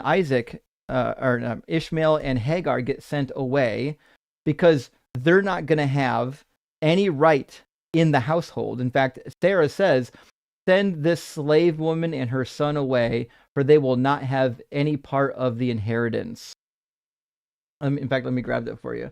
The birth of Ishmael, blah, blah, blah, blah, blah. Yep, in chapter 16. Sarah's like, nope. Now Sarah, Abram's wife, bore him no children. She had an Egyptian slave whose name was Hagar. And Sarah said, okay, so Ishmael's born, yada, yada, yada. Hagar, okay. Hagar bore Abram a son. And then Genesis 17, we get the promise, the sign of the covenant. It might be Genesis 18 where they get sent away. There we go. The son promised to Abraham and Sarah. And then, yep. So oh, fuck. How many chapters does it take before we get sent away? Now we got to skip like 3 chapters. Maybe Genesis 20? Oops, that's 120.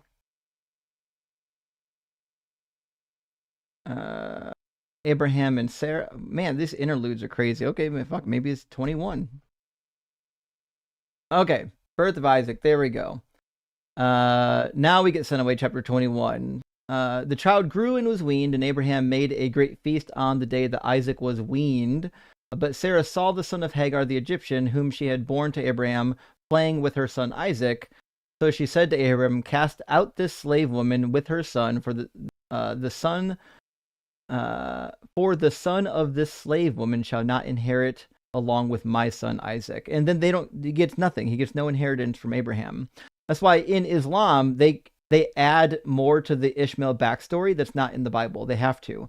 Because if you just have the biblical story, Ishmael, while he might have been circumcised, he's not part of Abraham's household anymore. He doesn't have to remain circumcised. If he circumcises any of his children, it's only because he took it upon himself to do so. That's an interesting question, though. Yeah, I mean, theoretically, if the Bible is true, no Ishmael, maybe no Muhammad. Wade Bryant, thank you for the super chat, friend. I really appreciate it. It says, you've discussed it, but again, for my simple mind, before eating from the tree of knowledge of good and evil, how did Adam and Eve have knowledge that disobeying God's command not to eat from the tree was a good or evil? Listen, that's it. So I mean, you basically nailed it on the head. So if the knowledge of, if the tree, let's go to Genesis 3. If the tree is the thing that gives them the knowledge of good and evil, then it must mean that they don't have any knowledge of good and evil, which is why it says that they were naked and unashamed, meaning they don't even know that it's wrong to be naked. Like they have no idea. And so the serpent comes along and is like, no. If you eat from this tree, you're not going to die. God knows that when you eat of it, your eyes will be open and you'll be like God, knowing good and evil. So the serpent says, hey, you'll know good and evil if you eat from this tree. You don't know it yet. And when you go down after the punishments, God confirms it. It says, the Lord said, see, the humans have become like one of us, knowing good and evil. And now they might reach out their hands and take also from the tree of life and eat and live forever. So the reality is, your observation of the story is right on the money. They didn't know that disobedience was evil, which is why it doesn't make sense that they were punished. But you got to remember, in the ancient Near East, like doing something wrong, whether you intended it or not, is going to have unavoidable effects. So, for example, in ancient Babylon, they have like these rites, these magic spells and rites that you have to perform for your particular deity. And if you perform them wrong, the deity could be mad at you. Now, even if you perform them wrong, but you are well-meaning, meaning you meant to do them correctly, you meant no harm by them, well, whatever magic was going to come from it won't come from it, because there's like a way things just have to be, or else we have these unintended consequences, right? Genesis seems to be tying into this. We're like, listen, we know they don't know right from wrong. However, even without knowing right from wrong, if they do something that is incorrect, there's this unavoidable consequence that has to come from it. That seems to be what they're tapping into. But we, like anyone with a brain, like modern people, we would read the story and be like, well, that's bullshit. If God is the creator of all things, there aren't like unintended consequences. There are just consequences that God decided were going to happen, and these were the consequences. Good question. And Melanitis, thank you for the super chat, friends. I have to correct you, and that happens sometimes. A week ago, you said that Soviets didn't outrule religion. What do you mean by outrule? What I said was, despite the fact that that Stalin was atheist, I said there were Soviets that were still religious. But let me read the rest of this. That's not true. My great-grandfather was military, and he couldn't be open about his religion. No church, no nothing. Well, maybe, yeah. Maybe if you were in the military in Soviet Russia, like it was, maybe it was negatively looked upon for being religious. Same way, like in today's culture, like it's more and more acceptable to be either trans or gay, but if you were in the military, you couldn't say it, right? Because now you're in like government official capacity. I believe you though, Melanitis. I believe you. All I can tell you is that if you look up the statistics in Soviet Russia for that time period, like 70% of the population was still religious. Even though I agree, Stalin wasn't. Stalin was in fact against religion. I'm saying the population at large generally was still fundamentally religious. And Taco Noodle says, my father justifies the slaughter in the Bible, saying God had to get rid of them because they were Nephilim. How should I respond to that? Well, first of all, it's not true that they were all Nephilim. It doesn't say that. Every time someone says something like they were all wicked or they were all Nephilim, ask, where does that come from? Because the Bible doesn't say they were all Nephilim. It just says that they were all wicked. Now, that being the case, if he had to kill them because they were Nephilim, there's a couple problems. It didn't fucking fix it, because there are still Nephilim after the flood. Numbers 13:33 talks about it, as does the book of Deuteronomy, talks about the king Og. We also have giants after the flood mentioned in Deuteronomy chapter 2, living in the land of Moab and living in the land of Ammon. Those are the Zamzummim, and the Amim and the Zamzummim, living in the land of Ammon and Moab, were also related to the giants, and were also the Anakim. So after the flood, we still have all these races of giants. So the flood couldn't have been why God killed Nephilim couldn't have been a reason why God sent the flood, because they still exist after the flood. So it didn't actually fix anything. If that's why they sent the flood, he's a failure. So the Bible does tell you the reason is because all mankind was wicked, even from youth. That being said, if all the humans on the earth were Nephilim, then it would stand to reason that, Noah and his family were too. But if Noah and his family were Nephilim, they should have been wiped out, right? How was it that Noah was the only non-Nephilim?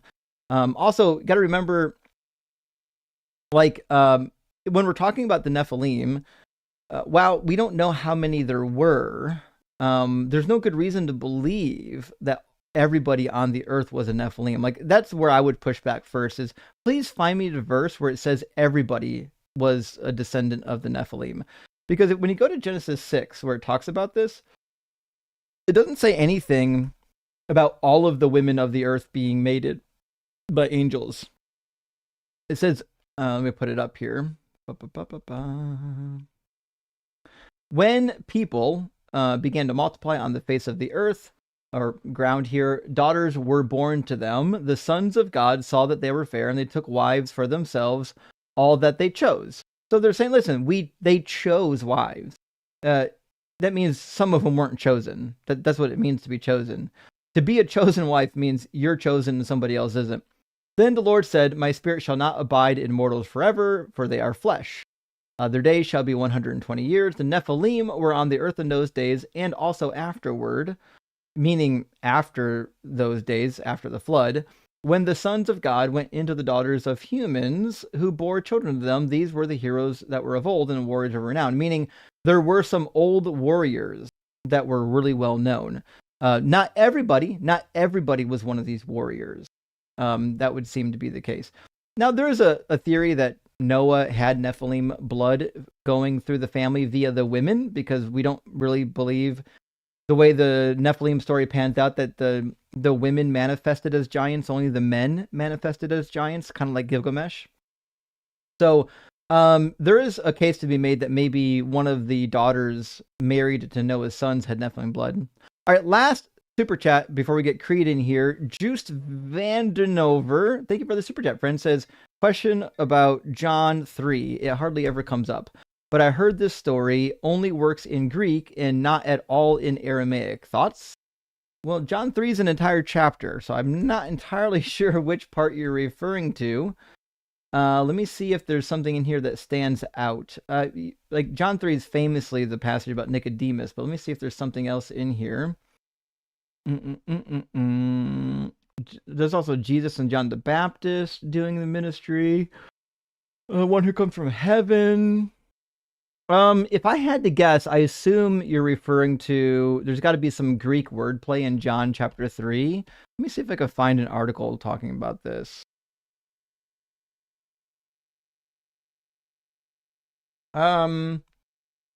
We do find there's instances in the Bible where the wording would only work in a particular language. A classic example is Genesis. When it talks about the woman, it says that she will be called Isha because she was made from Ish. That's man and woman in biblical Hebrew. Ish and Isha. Isha is just the feminine form of Ish. Well, that would only work it wouldn't work in Greek. It wouldn't work in Akkadian. It would really only work in biblical Hebrew. And it's not entirely clear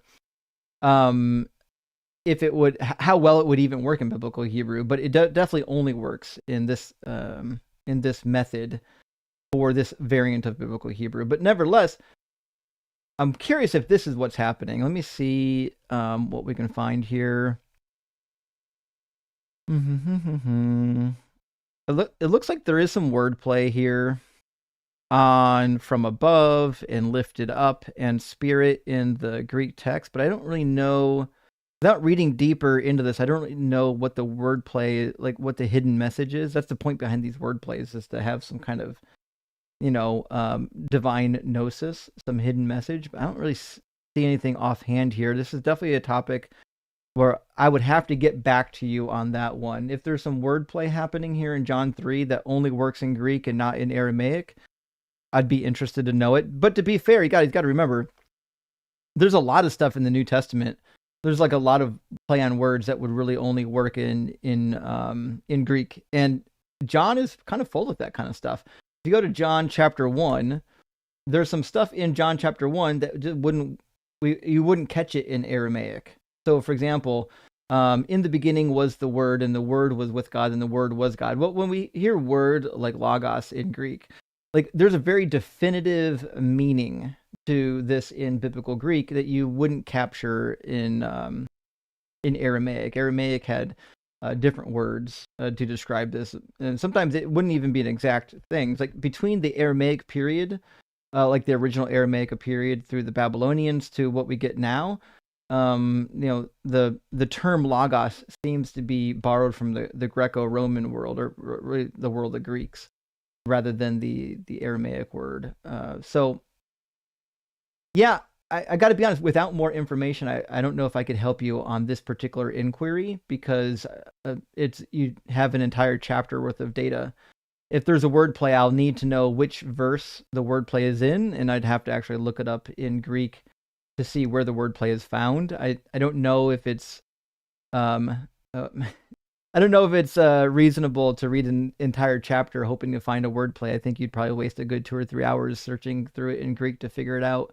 So it's not the best platform for doing that. But if you know the exact verse where it shows up, send it to me. We'll look into it.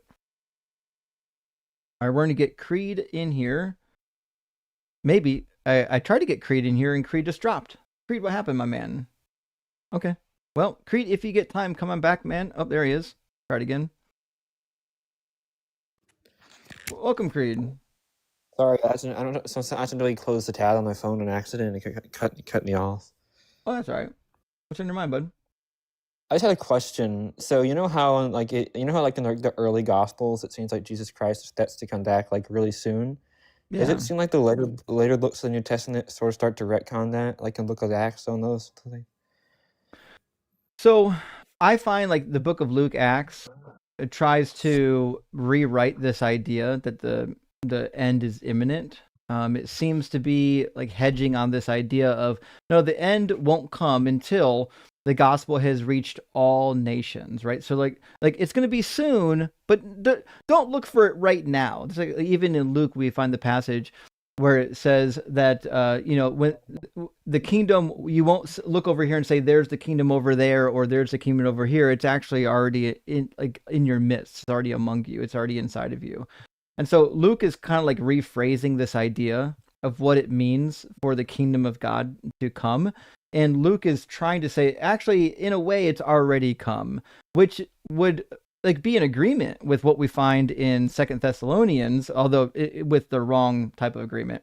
In 2 Thessalonians, it's really interesting because Paul is addressing people who are like, hey, what's this deal with the coming judgment? How come it hasn't come yet?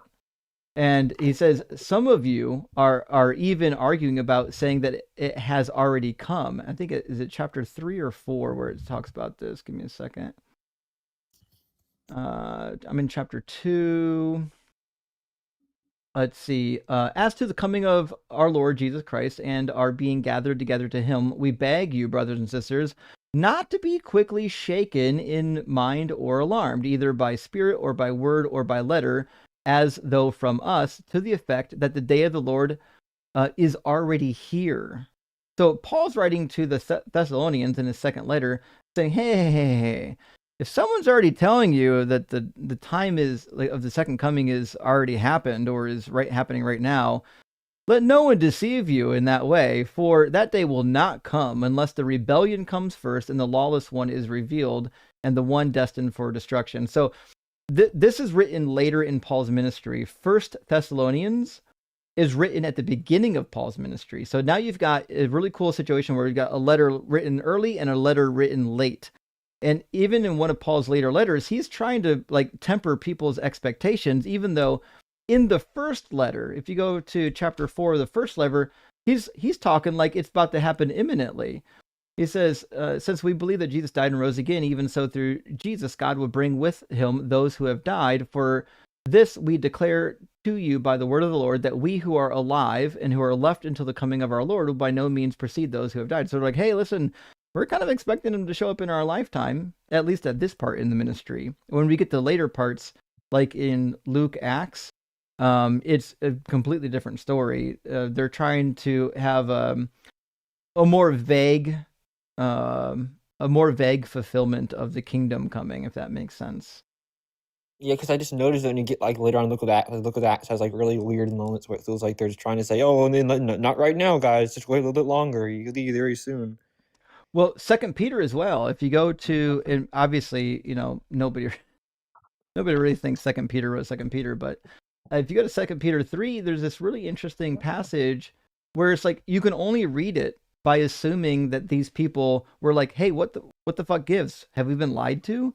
So it says, "This now, beloved, the second letter I'm writing to you. In them, I'm trying to arouse your sincere intention by reminding you that you should remember the words spoken in the past by the holy prophets and the commandments of the Lord and Savior spoken through your apostles. First of all, you must understand this. In the last days, scoffers will come, scoffing and indulging in their own lust, saying, where is the promise of this coming?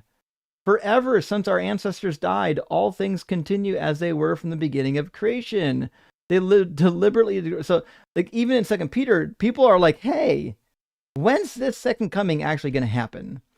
And so later on in the Gospels, we see, not the Gospels, but the New Testament, we see all these indications that people are confused. Why? Why has Jesus not come back yet? And there's no good reason for it. Yeah, and before I go, this is what made me an atheist. This topic right here, because it was so embarrassing to me to read like Matthew 16, where he talks about how like he goes all in the detail about what's going to happen, and it's like he literally lied to those people. Either he lied or didn't know what he was talking about. So it's kind of embarrassing. Yeah, it's hard to overlook too, and you've read through it, Creed. But like in the book, Jesus clearly says, "I'm coming back within your lifetime," and then later on in the book, people are like, "Hey, why isn't he coming yet? What gives?" Well, like, you could only take that one way. If Jesus was real, he was telling people he was coming back imminently, right? Well, it didn't make any sense because, like, if you think about it, he'd already appointed the 12 apostles as like rulers. Like, why would you wait for all the people to die out before you come back? It doesn't make any sense. Yeah, it's a great point.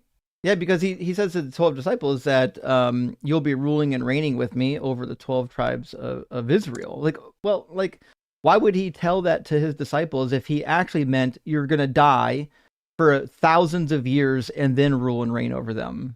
Like, what a nonsensical thing to say. It's like one more thing I noticed that the book of Revelation seems to be under the assumption that when Jesus comes back, the 12 tribes will still be a thing. Yes, actually, that is a really good point, because even in like Orthodox Judaism, there's this belief, because it's kind of unavoidable, that when the Messiah comes and the Messianic age commences, all the other tribes, the ones that are missing, like the ones that are, the 10 lost tribes, as they call, they're going to be rounded up and brought back to the land. So like, I don't know how that's going to work out either in Jewish or Christian eschatology, because like they're gone. They're not coming back. They don't exist. Yeah, it's just weird. I'll just one of those. I could just kind of tell less reading for a while. Like, yeah, this was not intended for my generation, like at all. It's intended for people who are long dead. Yeah, it's a really interesting thing. If you're reading this book without Jesus goggles, it reads just like an old religious book that made lots of predictions that didn't come true, just like the Quran, just like the Babylonian writings, just like everything else. It's not sacred, it's not holy, it's not perfect. It's just a bunch of people creating mythology and superstitions. Okay. Well, it's good talking to you, Justin.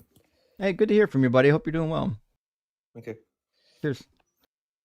Creed goes back on the channel way back. He's been watching for a long time.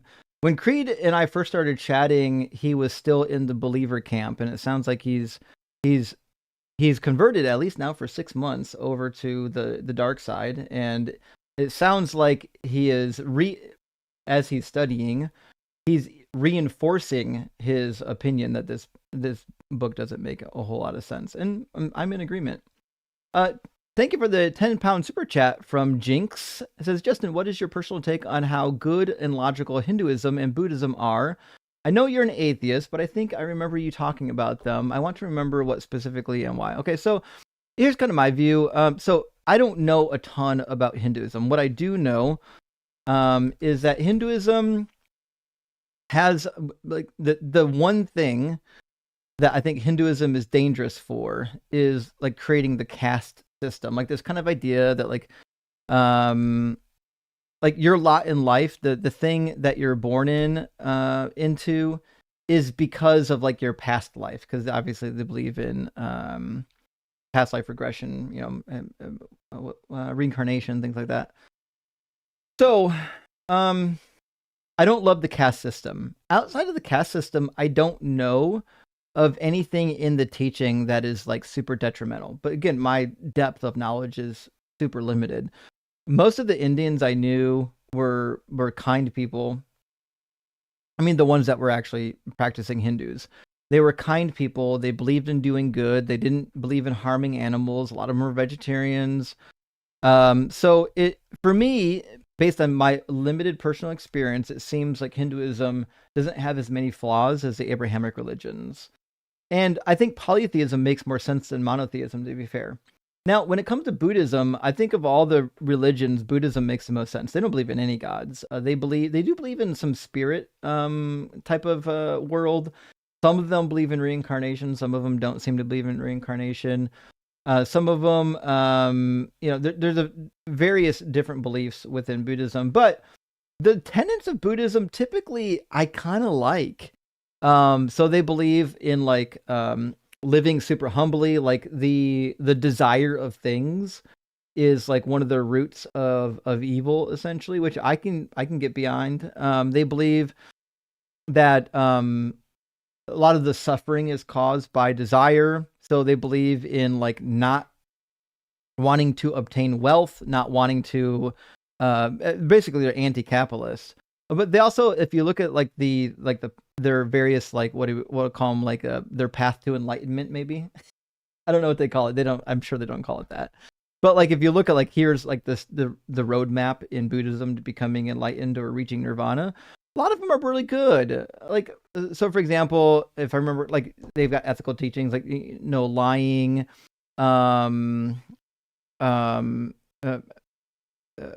mindful awareness, like meditation, no gossip, no verbally abusing people, and there's others. If you, in fact, give me a second. I think there are 7 tenets of Buddhism. Let me grab them real quick.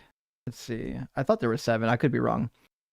7 tenets of Buddhism. If there's more than 7, I got them wrong. It says the 7 factors of awakening. Maybe there was 7. Are mindfulness, investigation. They've got one called energy, and then joy, tranquility, concentration, and equanimity. A state of mental neutrality and peace, blah, blah, blah, blah, blah. The ability to focus, blah, blah, blah. Calmness, sense of blah, blah, blah. Applied effort and persistence, analyzing the nature. Anyways, yeah, like if again, I don't know that much about Buddhism or Hinduism, but of them, I think Buddhism might be my favorite. I've known quite a few atheists that have become Buddhists after leaving one of the Abrahamic religions, and you can see why. It makes sense to practice some form of mindfulness, even if you like reject God, but you believe in like an afterlife. Buddhism is one possible avenue for you. Hope that answers your question. I apologize. I wish I knew more about like the inner workings of either of these two religions, and I just haven't had time to really dig into them.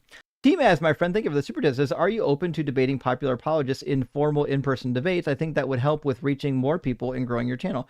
I am, and I think the question is how to do it. So going on modern day debates, I think is fine, but like most of the popular apologists aren't going on there. Maybe IP is the only guy that goes on there that I know of that's a popular apologist.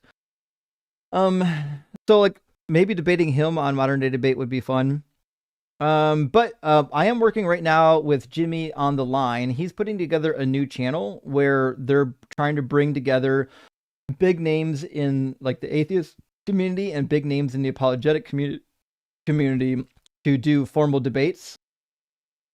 I've already agreed to do some formal debates for Jimmy on his new channel.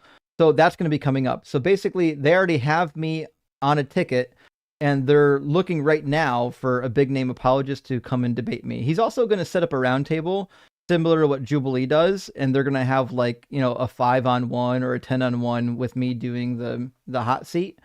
So yes, there will be some formal debates coming, and it looks like the first of them will probably be on Jimmy's new channel, one of the new channels from the line. So look forward to that.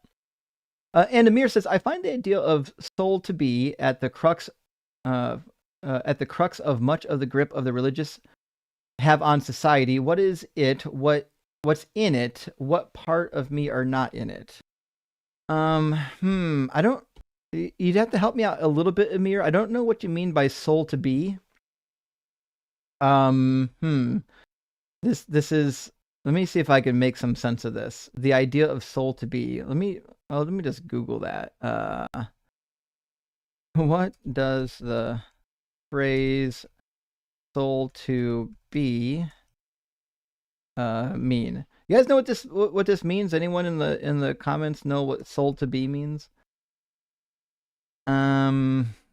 A soul that will exist. It says the phrase soul to be isn't a standard technical term. Okay. Development of identity, maybe? Yeah, Google doesn't know either. Amir, my friend, I love you. I have no idea what you're asking. There's a follow-up super chat, though. Maybe it'll help. It says, are the forms of soul that go to heaven and hell the same? Like, if I go to hell, would it be the same form of me that would have gone to heaven? So silly. Fair point. Okay, I think I understand your question. So, actually, there's another follow-up. Sorry, it's a 3-part question. Whatever part of you would go to heaven can't be the same thing as what would go to hell. Or do your memories go to both? Do you retain memories in both? Okay, so my understanding of the Christian doctrine, if we're talking about Christianity, Amir, is that when you die, your body and soul sleeps in the ground or in Sheol. And then it gets resurrected at the end, and your body is renewed. You have a soul and a body that gets renewed. However, if you go to hell, your soul and your body goes to hell and is annihilated in hell most likely.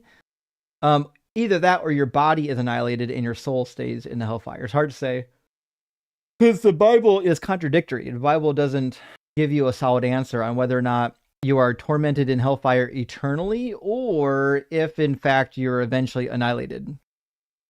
So I am not entirely sure what the exact answer to your question would be, but that's what I would say.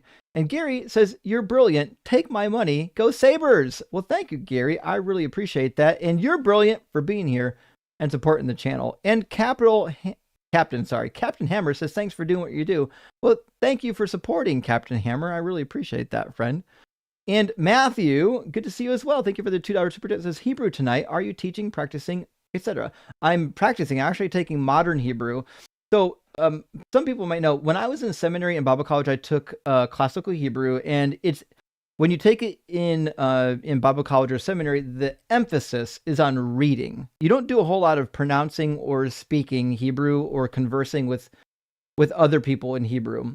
So I'm taking modern Hebrew to help build my vocabulary and also to make it so that I'm better at speaking Hebrew and I can actually converse with people in Hebrew.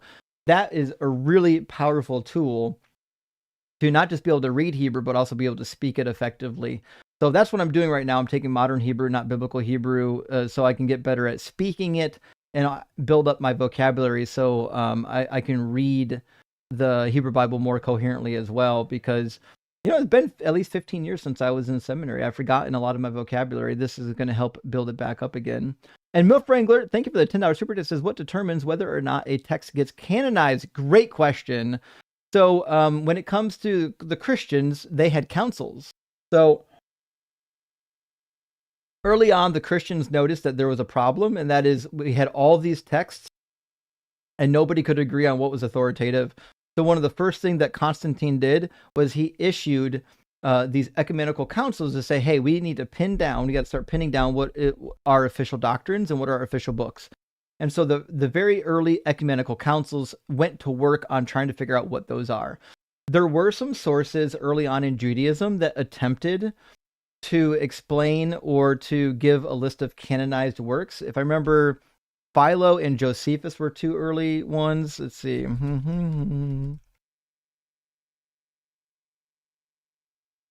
I thought Philo listed a number of books that were authoritative, if I remember correctly. Let me see if I can get the quote. Philo does say that the Pentateuch is divinely inspired.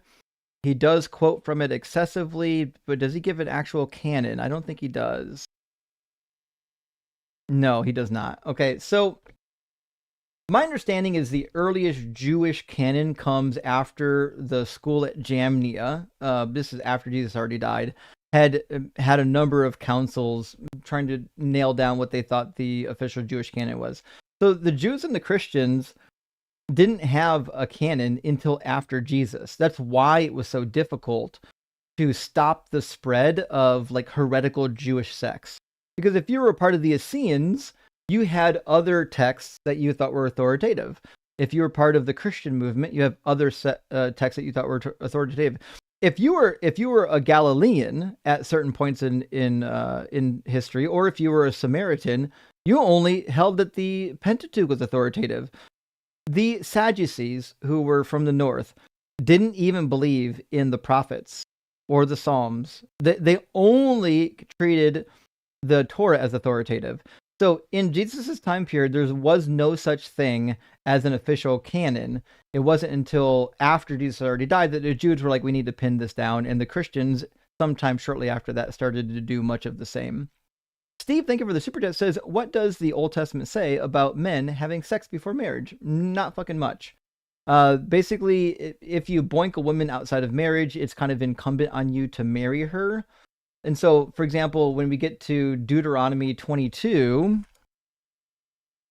the emphasis on sex is less about marriage, like less about whether or not you can have premarital sex, and much more about who can you boink and when can you boink them.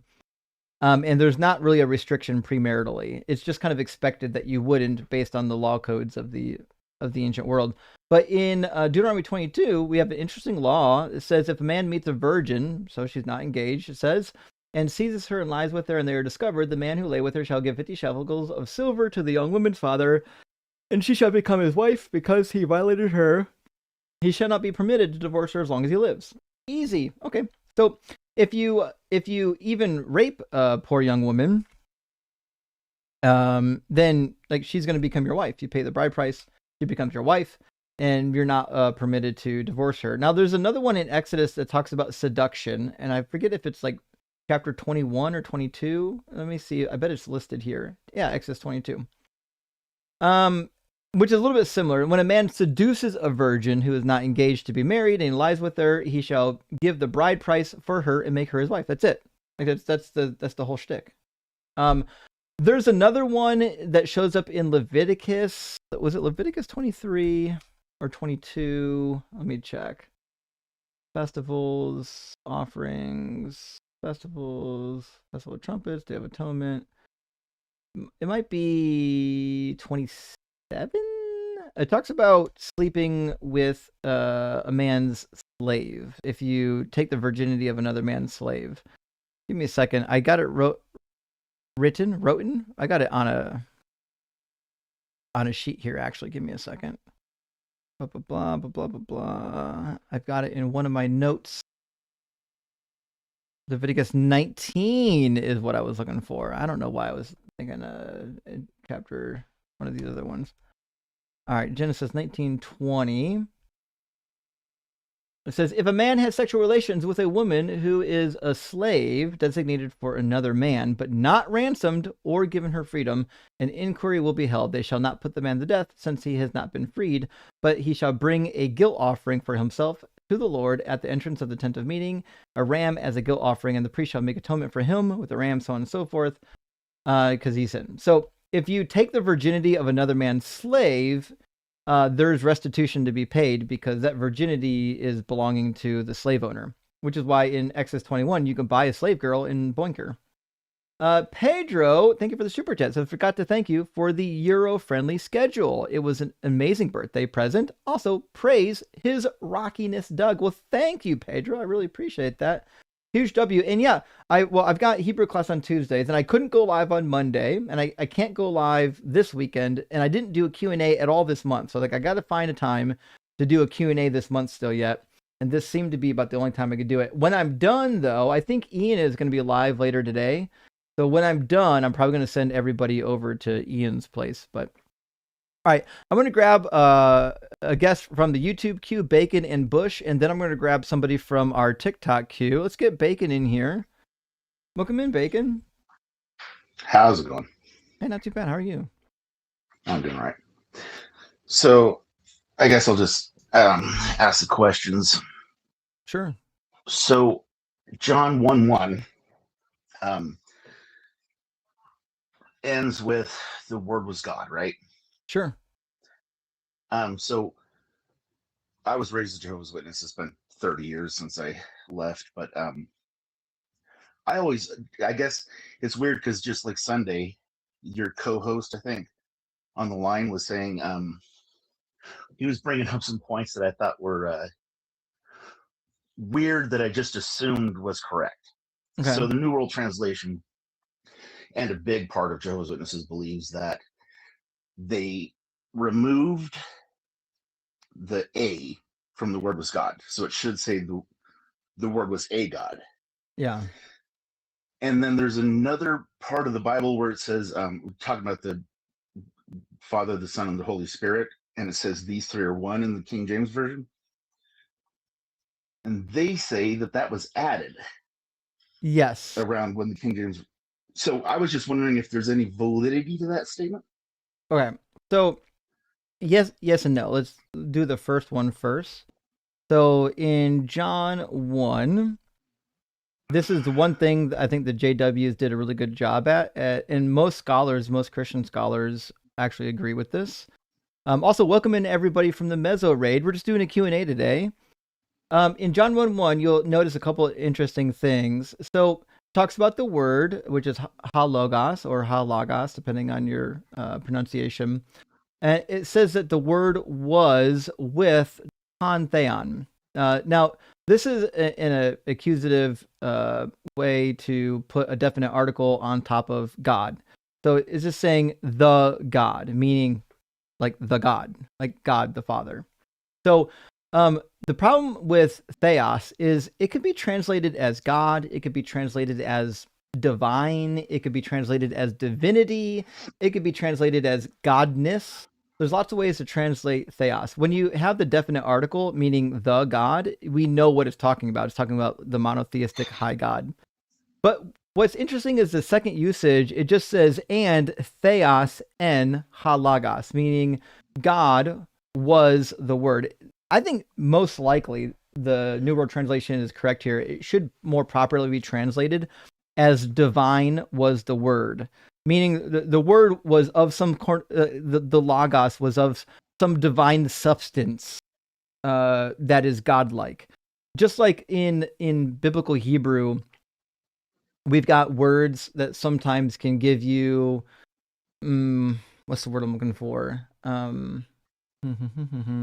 Okay, so in biblical Hebrew, Elohim could refer to something that is of a divine nature, but not God, even though it is also a proper name for God in some instances. So like when King Saul has Solomon revived in the afterlife from the Witch of Endor, he says, I saw somebody, I saw an entity that was an Elohim. Same thing when Jacob wrestles with the angel. It actually says it's Elohim. Hosea later says that it was an angel. So we have a lot of good background in biblical Hebrew and also grammatically in the Greek to suggest that what's happening here is it's suggesting that the Logos is of God, not that it is God.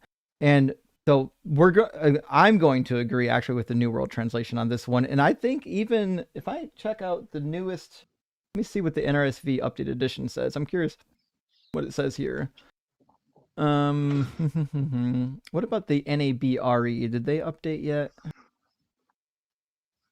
I think there are other Bibles other than the New World Translation that are starting to talk about this. All right, let me see what the NABRE. No, NABRE still says that the word was God. What about? I wonder if the Net Bible has notes on this. Let me check my Net Bible with full notes to see if they do a write up.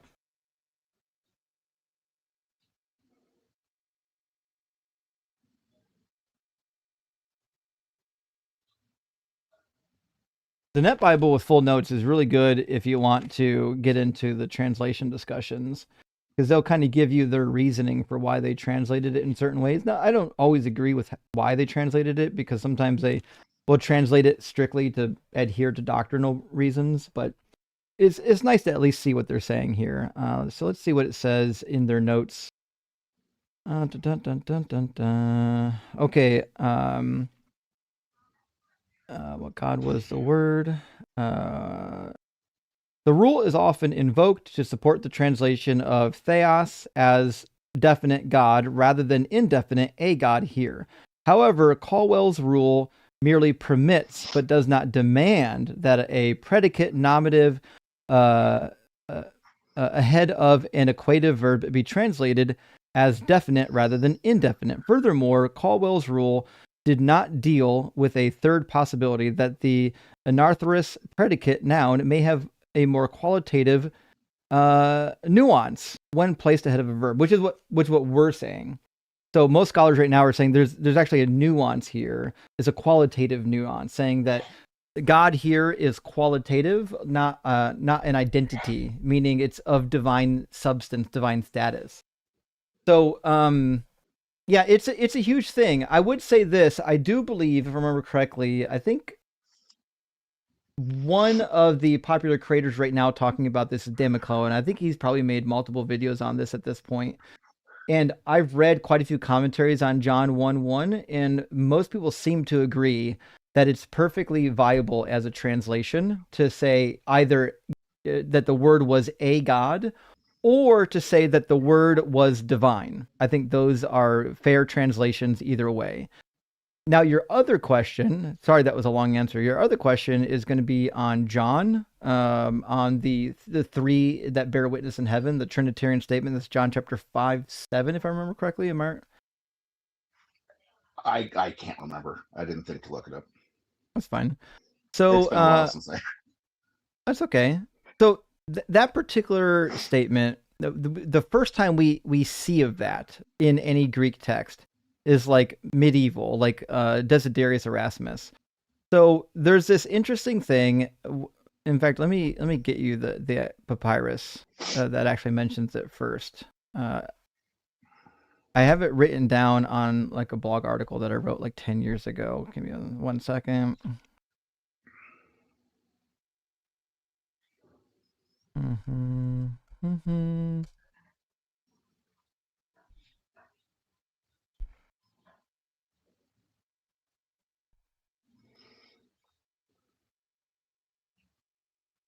Damn, I can't type today. All right. That should be loading. John 5:7.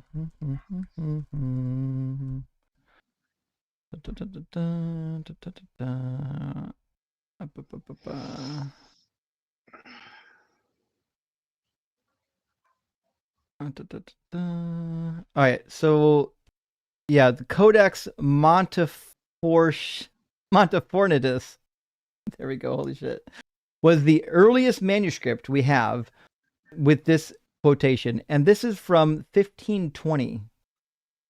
We don't have any early manuscripts that have the Johannian comma, that's what we refer to it typically. Now, some people will say, well, like, it's possible that like it existed, but we just don't have copies of it because there was like one or two early church fathers that vaguely reference it, but like they don't quote it. It's just like a vague allusion.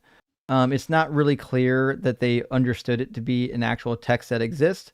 But yeah, the earliest manuscript we have of this comes from 1520. There's no good reason to believe that this was ever part of the early manuscripts at all. Well, that's kind of the Trinity kind of hinges on those, right?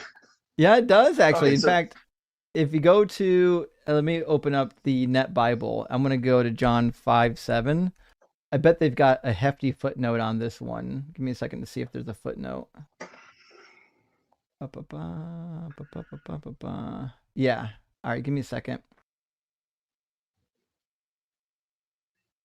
Interesting. The online version of the Net Bible doesn't actually have a footnote on John 5:7, which is crazy because I bet in the print version, I bet there's a gigantic footnote on John 5:7. Sorry, I'm dragging this one out. I'm just trying to be exhaustive here. So yeah, let's see, John 5:7. I'm going to assume there's a whole bunch of stuff on John 5:7 here. Pages are so thin. There we go. As John 5:7 says, the sick man answered him, "Sir, I have no one to blah, blah, blah, blah, blah, blah. Oh, I want first. Hold on. Did I mean John 5:7 or 1 John 5:7? Sorry, 1 John 5:7. I don't know why I turned to John 5:7. Oop, there we go.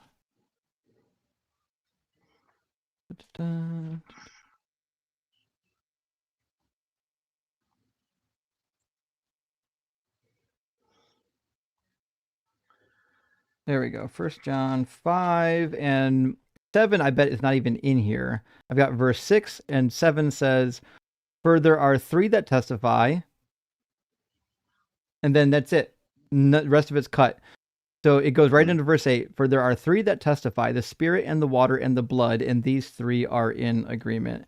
And there's obviously a footnote for this. J and K says, oh, it's a huge footnote, like a half a page.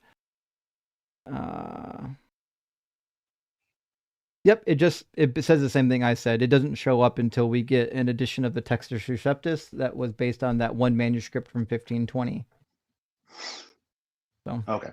Well, when I was like between 15 and 19, I was a regular pioneer and auxiliary pioneer. I was one of the people who ruined your breakfast. But it's nice to know that there were some things that I was saying that weren't complete BS. Yeah. There's an interesting here. It says the next oldest manuscript on behalf of the Johannian comma is, this is interesting, an 11th century manuscript that also has the reading, but it's in a marginal note. So they're saying that there is one older manuscript that has the comma written in it, but it's actually just a marginal note. Somebody wrote it in, and it was later then placed into a manuscript, meaning somebody thought it should be there, and they wrote it into the margins, but it doesn't actually exist in any of the early manuscripts. So it's arguable, I suppose, depending on which position you want to take. But well, okay. it's I don't think it's arguable in that it was original. I think it's arguable as to which is the earliest manuscript. If we include the marginal note, it might be as early as the 11th century. Which is still a little late. Yeah, it really is. So thank you for that. The next question was another one that was a big sticking point. And this is what was talked about Sunday. Did Jesus die? Do we have any real knowledge, biblically, of whether Jesus died on a stake or a cross? Because Jehovah's Witnesses fervently believe that it was a stake. And I mean, death on a stick is death on a stick, but for some reason it's a big deal. So is there anything to... Yeah. If you go to Sanhedrin 43a, we've got a writing from the Jewish people about the death of Jesus, and they say that he was stoned on the eve of Passover, and then he was placed on a stick. In fact, let me grab it real quick. I'll put it up. All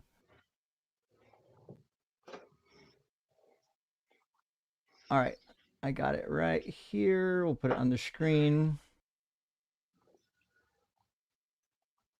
So they're saying why did it just do that?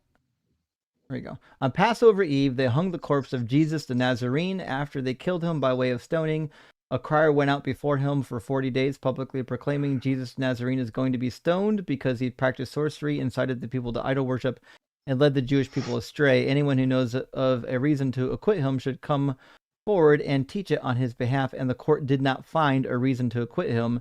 And so they stoned him and hung his corpse on Passover Eve. Now, it's not, in some translations, they'll say they hung him up on a pole. We know that this certainly was a popular way to do it. If the Romans did it, they probably did it crucifixion style like this. If the Jews did it, they could have done it either way. They could have done it on a pole, which was pretty customary. Okay. So, but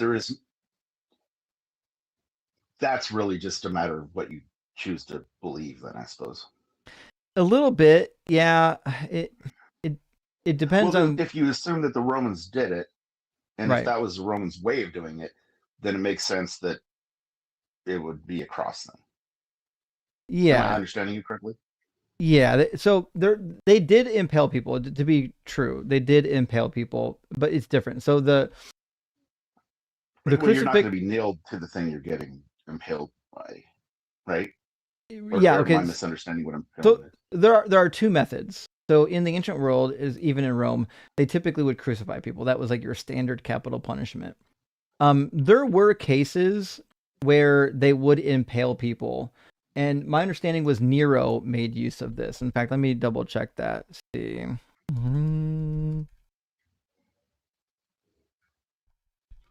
I thought Nero was impaling Christians. Give me a second. According to Tacitus,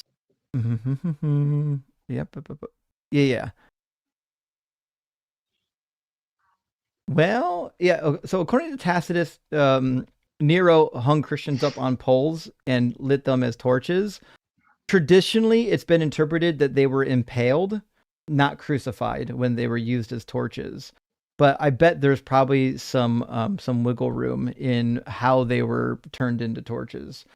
We do know that prior to the Romans, there were cultures that made heavy use of impaling, like the Persians. The Persians were really, and the Assyrians were really well known for literally just impaling you on a stake from butt to mouth, straight through.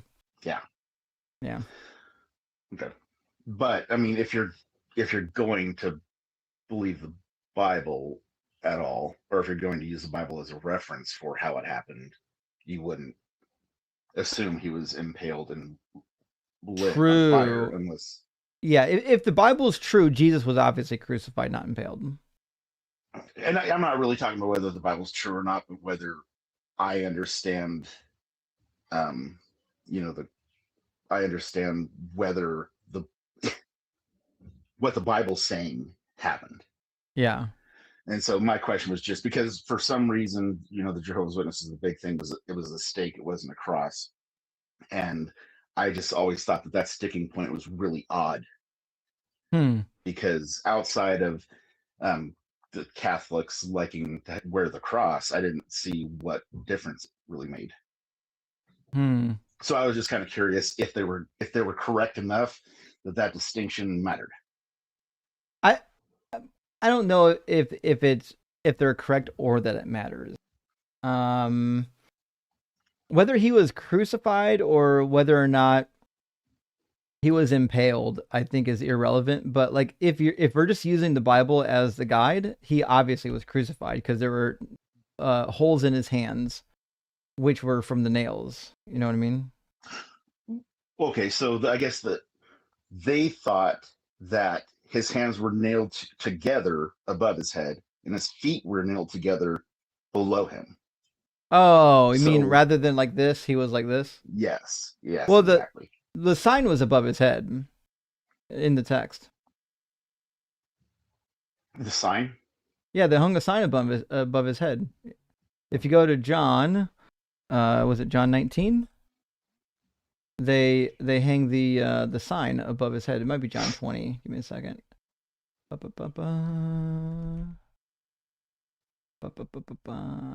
Let's see, where is... Oh, way too many notes. I got to turn the notes off. Give me a second.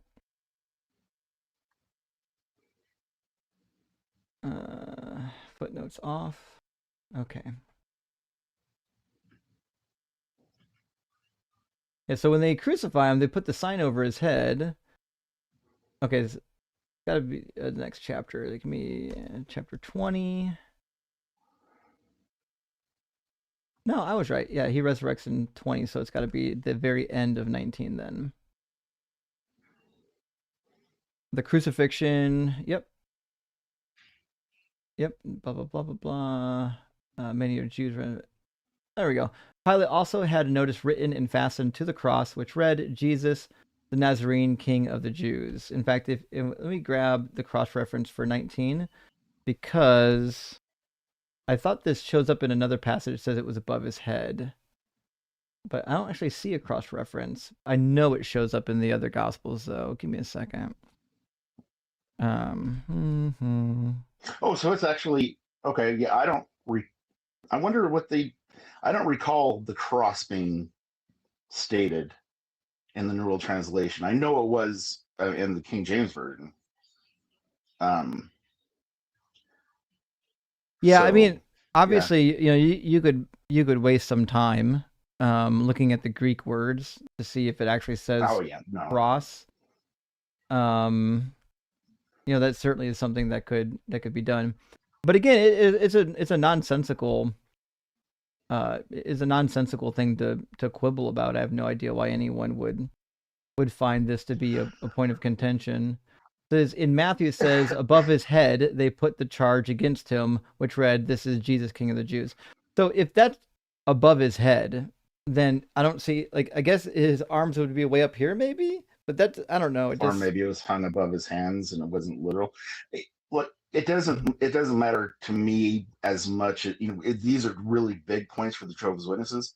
Like I said, this is 30 years ago. They may have changed. They changed. They have to adapt because none of their shit comes true. But these are just two things that I always assumed were facts, and I was just curious because I like to know things that are right. So anyway. Yeah, I don't fully know where they're getting the idea that it wasn't a cross. I assume, if I know anything about the JWs, it's because there's the word that they use for a cross could mean something other than that. Maybe it could be used for a wood beam or a pole, and they're just saying, oh well, since it could be translated this way, maybe it is translated that way. But if you compare it to what we know from history, and what we know from the rest of the Bible, there's no good reason to believe that it was a pole. It's like they found one interesting fact in the Greek language and then they just ran with it without checking with the rest of history.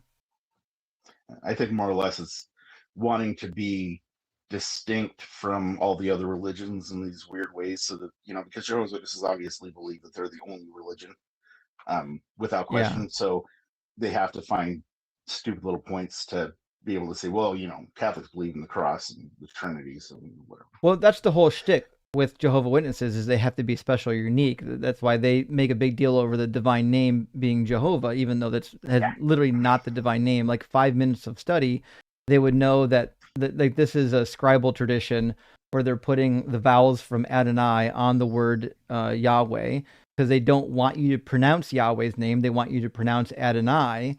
But if you're dumb and you don't know the scribal tradition, you could look at it and say, well, it looks like Jehovah. Well, that's because you don't know the scribal traditions, dummy. Yeah. And I didn't know any of that stuff, but Right, I repeated it.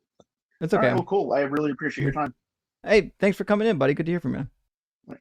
Cheers. Have a good one. W. Bush. The JWs are interesting. I would say this. They are at least they're morphing. Their doctrines are changing. They're trying to keep up with stuff, which is interesting, rather than just saying, well, this is what we decided in 1844 and we're going to stick with it forever. L-Teen, thank you for the $50 super chat, friends. Says, hey, DZ, are there a lot or any Isaiah 53 references in the New Testament? I don't remember you approaching that passage from the New Testament in your debates very often, and I was wondering how you'd respond to New Testament Isaiah 53 quotes.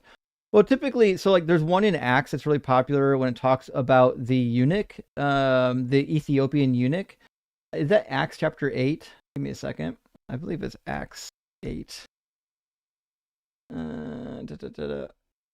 Saul begins to persecute the church. Philip preaches in Samaria. Oh, fuck, it is. Yeah, we got it. Sometimes my memory works, y'all.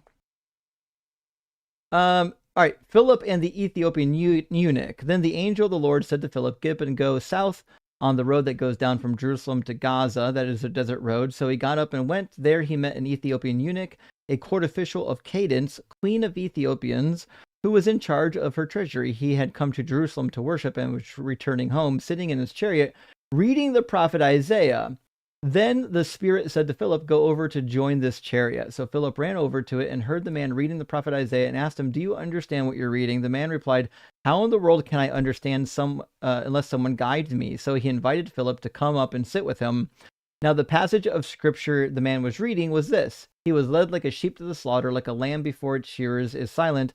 So he did not open his mouth. In humiliation, justice was taken from him. Who can describe his posterity? For his life was taken away from the earth. Then the eunuch said to Philip, please tell me, who is the prophet saying this about, himself or someone else? So Philip started speaking, beginning with the scripture, proclaiming the good news about Jesus to him. Now it was there, and so he gets baptized. So this is the most popular rendition of why Isaiah 53 is relevant to Jesus. It does show up there in the New Testament. However, it does show up elsewhere, and I've got it documented on the deconstruction cheat sheet under JC Prophecies. It's also mentioned in Matthew chapter 8, verse 17. Give me a second. It's also mentioned. Let's see. I'll do Matthew 8:17 while I've got the browser open still. So in Matthew 8:17 it says, "This was in this way what was spoken by the prophet Isaiah was fulfilled. He took our weaknesses and carried our diseases." So there's one reference. And then the other reference is in 11:2 through 6.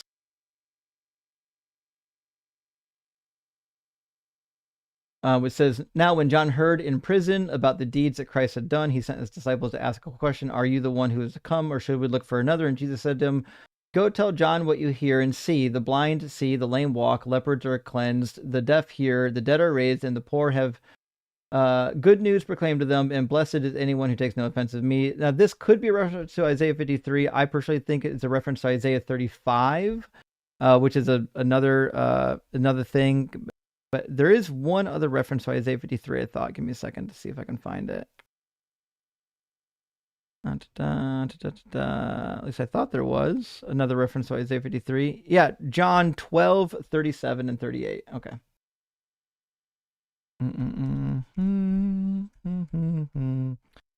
38. There we go. Although Jesus had performed so many miraculous signs before them, they still refused to believe him, so that the word of the prophet Isaiah would be fulfilled. He said, "Lord, who has believed our message, and to whom has the arm of the Lord been revealed?" So they're saying, John is saying that this is Isaiah 53 being revealed. People not believing Jesus' message is fulfilling a non-prophecy from Isaiah 53 verse 1, which is pretty crazy, actually. So that's where that comes from. I hope that helps, my friend. Other than that, there's really not mention of Isaiah 53 in the New Testament. There's just a couple mentions. You would think that it would come up more since it's literally their favorite prophecy of Jesus. And Glitterlock, thank you for the super chat, says, "This is my first time hearing Creed refer to themselves as an atheist. I may be behind. I hope you know how instrumental you likely were in that. Incredible." Well, thank you, Glitter. And I've kept up with Creed a little bit offline in dialogue, and what a joy to see a young person engaging critically in the text and coming to the logical conclusions. You know, the ones that you really, if you're rational, you can only come to, unless you're doing mind games and doing mental gymnastics. All right, last super chat. I'm going to get Elizabeth in here. Sheriff Slug, thank you for the $10 super chat, says, "Was taking notes on the love thy neighbor quote from Jesus. From my understanding of reading the text of the Old Testament and New Testament, it doesn't seem like authors of the Bible use neighbor as we do today." Rock hard for Doug. Sheriff, you are correct. So basically the situation is, in Leviticus 19:18, it uses the word Reah in Hebrew to refer to your neighbor. It's interesting, the same word is used to refer to Absalom as a member of the household in 2 Samuel 12 that's going to wage war. So a Reah is just somebody who is near to you, either through family relationship or through proximity, like someone who lives by you or one of your countrymen. It's just somebody who is close to you in some way. It's not anybody. It can't just be anybody randomly. So in the Bible, when it says love your neighbor as yourself, it obviously is excluding foreigners and people who couldn't be your neighbors, like slaves. Slaves had a separate classification than free people, so they weren't your neighbor, especially if they were slaves of a foreign nation. They absolutely weren't your neighbor. So this idea of, love your neighbor as yourself, the reason why it's compatible with slavery, mentioned 6 chapters later, is because everybody wasn't your neighbor. Now, Jesus does try to take it a little bit further and say, no. These Samaritans, they are your neighbor. And you could even make the argument that he thought, like, anyone who becomes a Christian or is doing the work of God becomes your neighbor. But that's still not everybody. That's still only people that are, like, part of the cult. So it's very difficult to get to a point with the Bible and still think that everybody is your neighbor. It's not really a thing that you're going to find in the Bible. All right, let's get Elizabeth in here and we get some questions. Elizabeth, welcome in. Thank you. I appreciate it. I was actually in the middle of watching one of your streams offline when you jumped on, and I was like, oh, I need to switch over to the live. So I paused one and jumped over to the live. Thanks for being here. Yeah, absolutely. I use your streams as my way to get ammunition for when I run into people from the old church that I used to go to, so that I know what to say when they question why I left my faith. And so that I now have my answers and I know how to answer back. And it gives me that. And so thank you for that. Thank you for giving me my answers. Absolutely. 'Cause I now have that. And I'm not afraid, because I was very afraid when I first deconstructed. I was very, very afraid. And I think we all were. Yeah. And I've definitely lost my fear after staying in the deconstruction community on TikTok and getting with all you guys. I have a couple of questions that I have not been able to get through, especially with my dad, who is a Talmudi. Most people do not know what that is. It is basically a very, very close to Jewish faith. It is not exactly Jewish, but it's very similar to Jewish.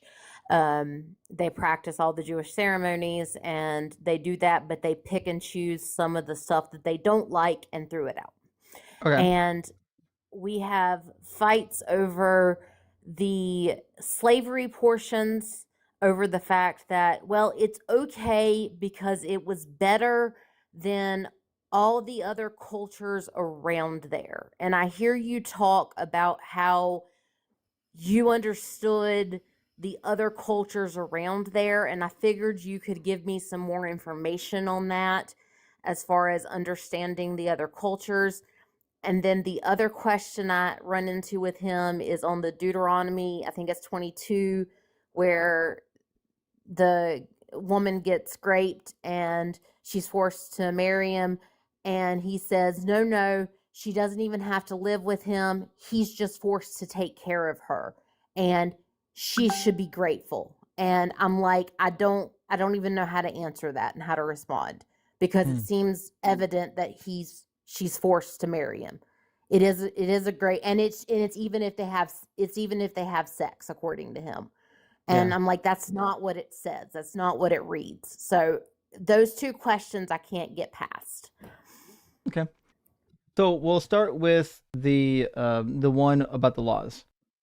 So I first got interested in this 15 or 20 years ago because I heard the same apologetic when I was in Bible college studying these laws. I heard the same nonsense. Well, they were progressive.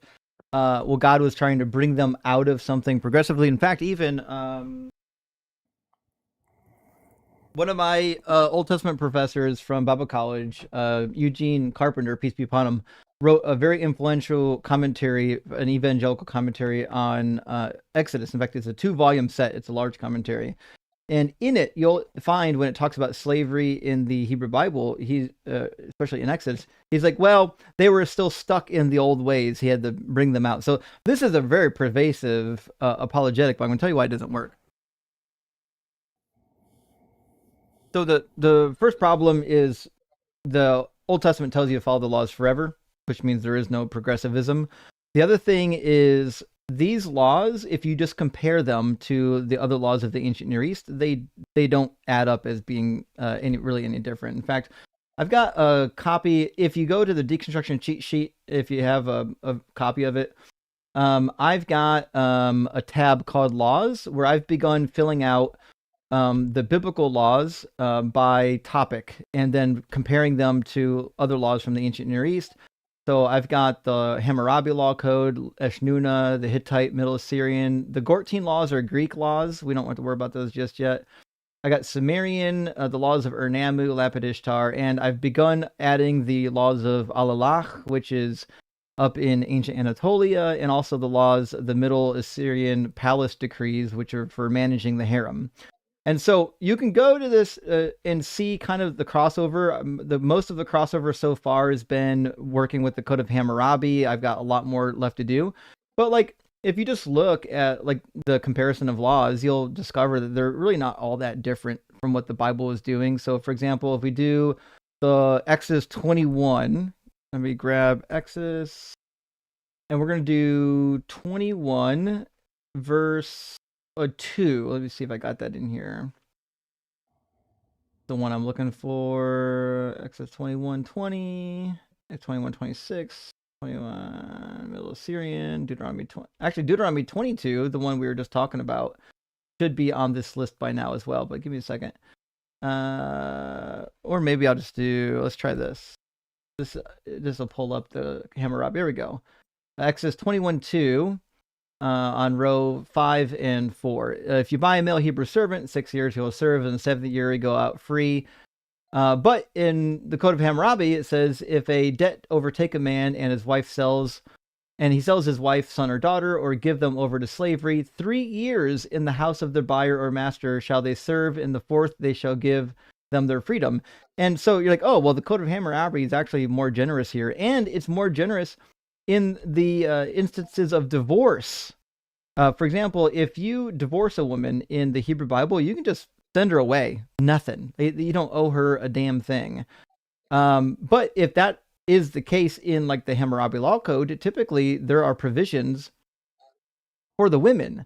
So let me see. To actually take, if they produce a son, you actually have to pledge to take care of them. Like there's a piece of the estate that goes to them to care for the woman. There you go. If a man wish to separate from a woman, this is Hammurabi 137, who has borne him children, or from his wife who has borne him children, then he shall give that wife her dowry and part of the fruit of the field, garden, and property, so that she can rear her children. When she has brought up her children, a portion of all that is given to the children, equal that of one son, shall be given to her. She may then marry the man of her heart. This is a direct contradiction and way more barbaric than the Bible. In the Bible, if you get divorced, you're typically not allowed to remarry. You're definitely not allowed to go back to your prior husband. And if your husband divorces you, he actually owes you restitution. But in the Bible, if a man divorces you, he owes you nothing. And in the Bible, you can't divorce your husband. Your husband has to divorce you. In the other law codes, a woman could ask for a divorce. And this is built into the marriage contracts even.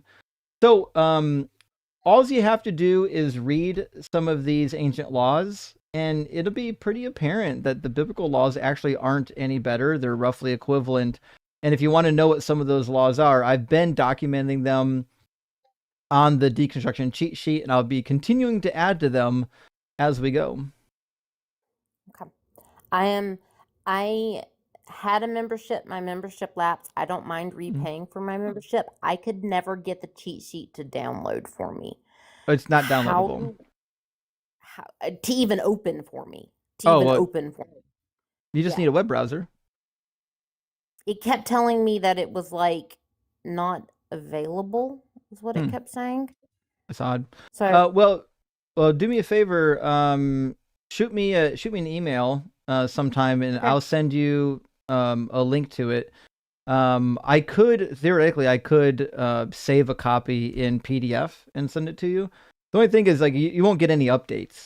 That's kind of the way it's set up right now. Is the people who have access to it will always you'll always get the new information. But I can certainly send you a PDF copy of it, and then later down the road, if you want more, I can send you more. I'll try again on the membership and see if I can't get it to download. I may try going through YouTube and try doing it that way and see if I can't get it to download on that side. So, okay, thanks. Okay. But I'll try Best of luck to again. you. All right, cheers, friend. Yeah, thank you. All right, thanks. Yeah, the Code of Hammurabi, if there's one ancient Near Eastern law code that you're going to read, I definitely recommend reading the Code of Hammurabi. Book that I would highly recommend. I've got a copy of it actually over here within reach. That's got quite a few of the law codes. It's called Law Collections from Mesopotamia and Asia Minor by Martha Roth. Now, my cheat sheet will have more law codes eventually in it than this, and it'll have it laid out against the Bible. So that's certainly something that you can utilize to your gain. But also, there's one other book.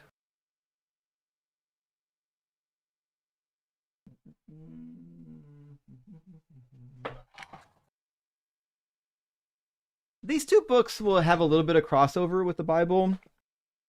One's called Old Testament Parallels. A really good book. Laws and Stories from the Ancient Near East. So in here, he's got stories and laws from the Ancient Near East that mirror what we find in the Bible. So let me grab real quick the chapter on laws. So go page 97. There we go. So you'll find in here Leviticus, Numbers, Deuteronomy, and they'll find crossover with the Code of Ur-Nammu. And on the very next page, he'll list a couple of them. So he's got Exodus, Deuteronomy, Leviticus, so on and so forth, and he's comparing it to the Code of Ur-Nammu on the previous page. And so there's a little bit of crossover in this book. I can't say that it's exhaustive, but there are some Hammurabi and Hittite law codes and whatnot in here that he compares to the Bible. The other one is The Bible and Mesopotamia by Mark Chavalis and Lawson Younger. And they should have some legal crossovers in this one as well, but not a ton of them. One of the reasons why I wanted to make the spreadsheet is because there's not really a good exhaustive resource comparing the biblical laws with the other laws. Give me a second. I thought, where in the world is the table of contents in this book? Holy smokes. Surely it'd be towards the front of the book. I hate it when you've got to go like 30 pages to find. Okay. Let's see. Astrology, quest, Sumer,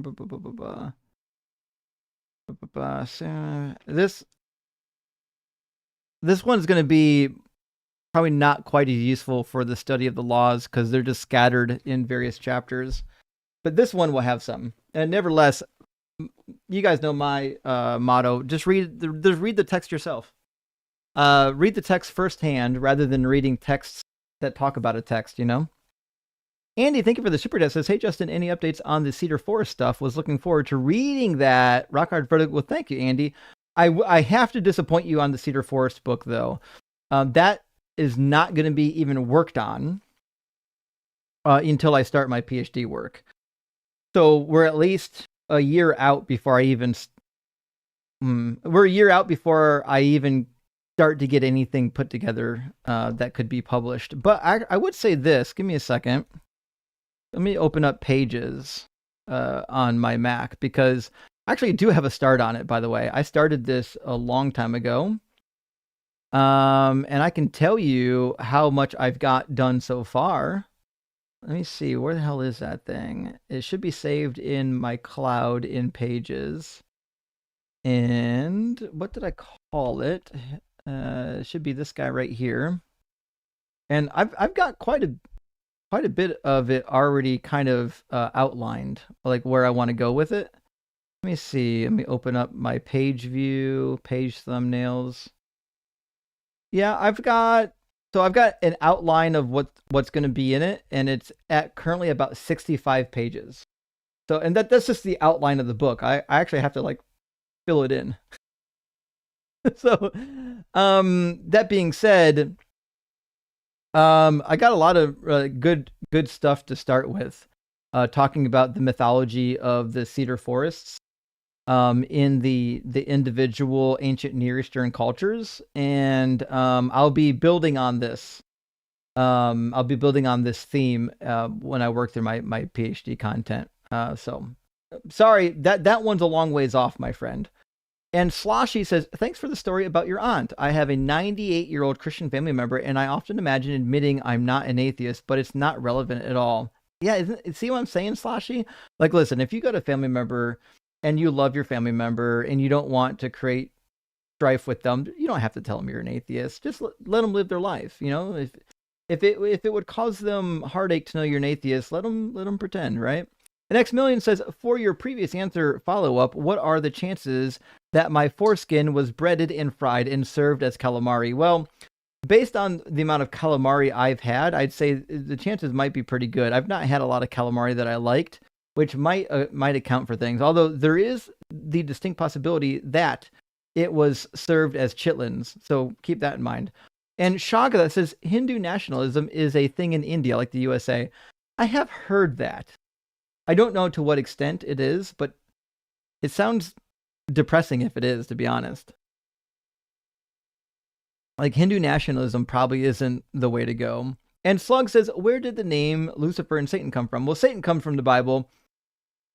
In quite a few places, it refers to Satan as the adversary, Hasatan. And it just means an adversary or an opposer. Now, this idea of Lucifer is actually not really in the Bible. I'll show you where it comes from. Lucifer is a bad translation, if you could even call it that, of Isaiah 14. So in Isaiah 14, there's a taunt that is supposed to be taken up against the king of Babylon in a future time when his kingdom has fallen. And listen to what it says at the beginning. Now, in the Net Bible, it says, look how you have fallen from the sky, O shining one, son of the dawn. You have been cut down to the ground, O conqueror of the nations. So this is in question, O shining one, son of the dawn. In Hebrew, it says Hallel ben Shachar, which means the shining one, son of the morning, or son of the dawn, which is why in my translation it just says that. It's referring to the king of Babylon using like a mythological phrase, which is most likely a reference to the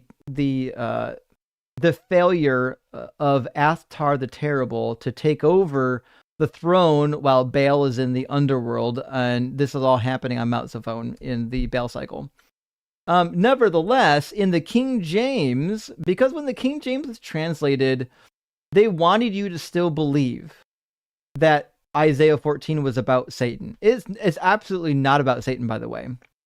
But they wanted you to believe that. They wanted you to think that Isaiah 14 was about Satan. So they left Lucifer in here, when Lucifer was actually a Latin word. Here we go. How art thou fallen from heaven, O Lucifer, son of the morning? Well, Lucifer isn't the name of Satan. Lucifer is Latin for light bearer or light bringer. But people got so used to believing that this chapter was about Satan that they're like, oh, we can't change Lucifer because people are now using the word Lucifer as a name for Satan. So like, if we change Lucifer and directly translate it into English, people won't think it's about Satan anymore. So they purposely left that shit in there in Latin rather than translating it into English because they were afraid that people would get the idea that they were making shit up, and they were making shit up for sure. No God required. Good to see you. Thank you for the super chat. Says, do you think things like the Ugaritic tablets in Deuteronomy 13, 8-9 are a valid argument for Yahweh not being eternal, i.e. he has parents? Yes and no. So Deuteronomy 13 is an interesting one, as well as Deuteronomy 32, 8-9. And here's the thing. If Yahweh was part of a pantheon, meaning Yahweh was in fact a child of El, then yeah, we would definitely say that God, that he wasn't eternal. So the problem we have though is in the Bible, like when it comes to Yahweh's identification, you either have to agree with the Bible or you have to agree with archaeology. if you agree with archaeology, Yahweh seems to be a different deity apart from El, who eventually ascends to the throne, kind of like Baal or Marduk. And that's the data we have. If you believe the Bible conflates El with Yahweh on a number of occasions, where it literally says that Yahweh and El are the same deity. It also says that Elyon and Yahweh are the same deity in certain points. Obviously, we believe that the Bible authors are going back and reforming the idea. They're saying, no, he actually wasn't part of a pantheon. He wasn't one of the sons of El. He actually is El. And, you could do that. But I think I agree with you, No God Required, that if you take the Ugaritic tablets seriously, you are a little bit led to believe that Yahweh would be part of the pantheon. The problem that we have is that Yahweh isn't necessarily mentioned in the Ugaritic tablets. He's mentioned elsewhere associated with the gods that are mentioned in the Ugaritic tablets. Like if we were reading through the Ugaritic tablets and it just mentioned Yahweh as one of the sons of El, then yeah, cut and dry, done, easy. It doesn't say that though. You have to do a little bit of triangulation to get to that point, which is why this is a debate that still rages on. Also, I meant to say Deuteronomy 32, 8-9. That's what I assumed that was the primary reference you were referring to. I didn't look up Deuteronomy 13 to see if there was a sideways reference you were pointing at, but Deuteronomy 32 is usually the one that people are pointing to. That being said, yeah, and I would also point out Sirach 17:7, but none of them are slam dunks. These are things that you have to triangulate your path towards. All right, let's do our last super chat when we get a guest in here. Dylan says, eating lunch with a stream going. It's a good Tuesday, Rock Hard for Doug. Well, thank you, Dylan. I appreciate the $10 support. It really helps the channel a lot. Thank you so much. All right, next in line was Tracy and then Sork. Those were the people who came in that order. So how you doing, Tracy? Hey, can you hear me? Yeah, I can hear you. All right, cool. Yeah, hey, I had two questions, I guess. One was about the book of Job, and Sure. the other was about Isaiah 53. Okay. Yeah, what's the question? All right, so in Job 1:16, it says, while he was still speaking, another messenger came and said, the fire of God fell from the heavens and burned up the sheep and the servants, and I am the only one who has escaped to tell you. So I've heard, I think you and Dalton have said that this indicates that God himself sent fire, but my interpretation is that it's just like a messenger who doesn't really know what he was looking at, saw, all this catastrophe come, and he just kind of, attributed it to the heavens, whereas it's not necessarily God himself doing it. Okay, so one of the things you'd have to ask yourself is what it mean to be the fire of God. It depends a little bit on when Job was written. If Job was written roughly the same time period as Enoch, which I actually think it is, the fire of heaven was a pretty clear reference. So God himself is surrounded by fire. In First Enoch, you'll find that in chapter 14. Chapter 14 of First Enoch, it talks about God's throne and the fire around the throne. And so like it's not at all clear that fire is just like the domain of like the underworld. It seems like there's fire around God's throne as well. So the fire of heaven was a pretty ubiquitous reference by this time period. And then the question you would have to ask yourself is this literally talking about the fire of heaven, or is this a coded reference to lightning? I don't think it's a coded reference to lightning. I think it's actually the fire of heaven. So if that is the case, then you have one of two options. Either the servant lied about what they saw, or the servant told the truth about what they saw, right? Like, or they were confused about what they saw. I guess there's the third option. But if the servant is just recounting what they saw, and they said that fire fell from heaven, I have no reason to believe that it wasn't fire from heaven. Is there a linguistic argument for this? No idea. Just like if the argument was that God himself sent the fire, then the or like it wouldn't necessarily be that God himself sent the fire. The messenger is just mistaken. He doesn't know what he's talking about.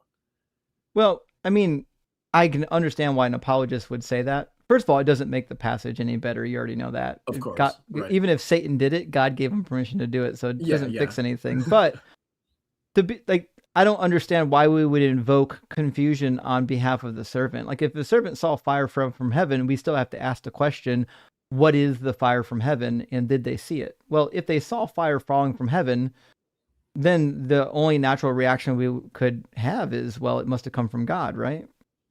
Yeah, seems like it. I don't see how else we would get around that, right? Like, if it's not the actual fire of God falling, what would it be? What would it be a coded reference to? Well, of course, the Christians know that God doesn't actually reside in the sky as the Hebrews thought. So they could just say, well, Satan clearly has control over he can send fire from the sky, and it's not from the heavens that God lives in, I would say. Oh, that's interesting. In fact, this reminds me. So I've got 2 documents I've been wanting to add to the cheat sheet this month. I just didn't do it yet. That demonstrates both in the ancient Near East and in the Bible that all of these gods literally lived in the sky. I've done like a meta-analysis of all the mentions of God's location and the sky in the Bible to demonstrate that, yeah, God absolutely fucking did live in the sky. And so, but even the Akkadian, the Babylonian Akkadian deity Anu literally means sky. Like the Anu, the high god, means sky. He's a sky god.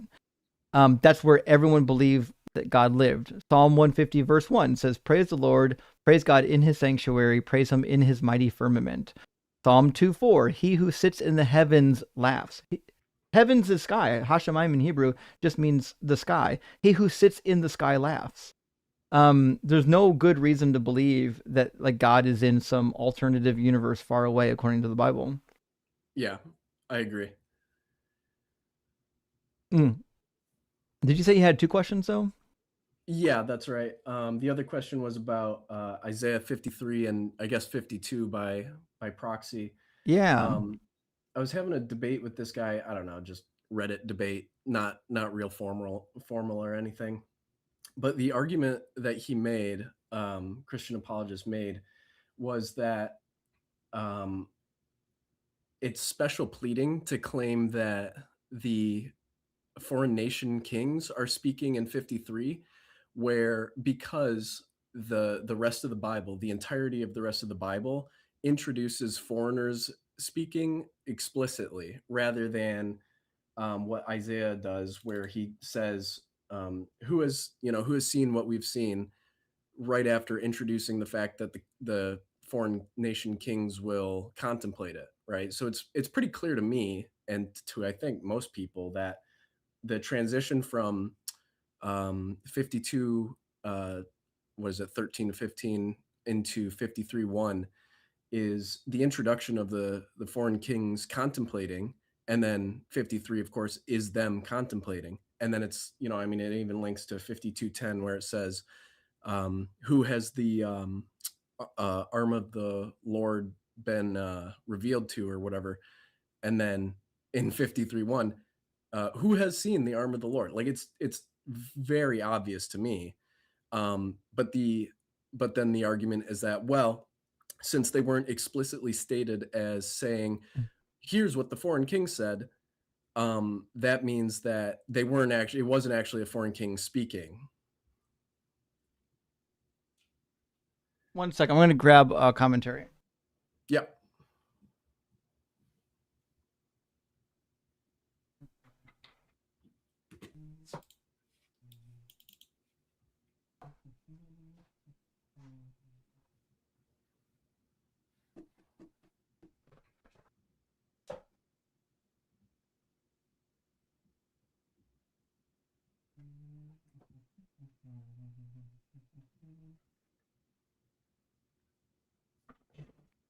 Well, I lied. It must be in the other room. Nevertheless, your assessment is correct. So if you just look at the passage, I'll put it on the screen.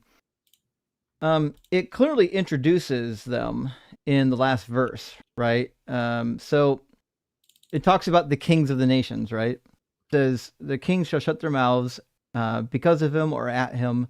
For what had not been told to them, they shall see, and what they had not heard, they shall consider. So the line says, they shall consider. Easy enough. He's saying there's going to be a time in the what we're going to call the near future where these kings are going to consider something. And then the very next verse looks like them considering it. It says, who has believed our report, and to whom has the armed Lord been revealed? Well, we're not stupid. In 52:10, as you already noted, it clearly says that the armed Lord has been revealed to the nations. That's just what it says. So there's no good reason to believe that this isn't a personification of the nations speaking right here. And I bet if I'm looking through the critical and exegetical commentary on it, Deutero-Isaiah by John Goldengay and David Payne. Goldengay's a really good scholar. I've not read all of Goldengay's stuff on Isaiah, but I bet he has something similar to this. Also, in the Jerome Bible commentary and in the Oxford Bible commentary, it's going to say the same thing, but we'll grab that here in a second. Let's see. I'm curious if he points it out in his commentary. This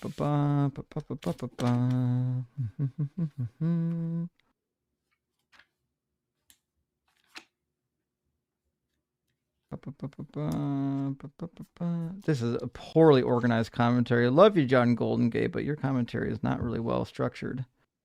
Let's see if I can find the actual verse in reference. Man, the editors really could have done a better job with structuring this. Okay. Verse 13, 52:13, 52:14. Where's 52:15? Okay, here's 52:15. And then 53:1. Who has believed what we have heard, and upon whom did the arm of Yahweh reveal itself? Blah, blah, blah, blah, blah, blah, blah, blah. Okay, but who now speaks? Is it the nations and kings who speak of what they have now indeed heard? Verse 15 admittedly attributed silence rather than speech to them and said that they saw rather than heard, but this contradiction would only be of a superficial kind, and the nations have admittedly not spoken before. But it would be typical of the prophet to introduce a novel note at this novel moment. On the other hand, the speaker eventually refers to my people.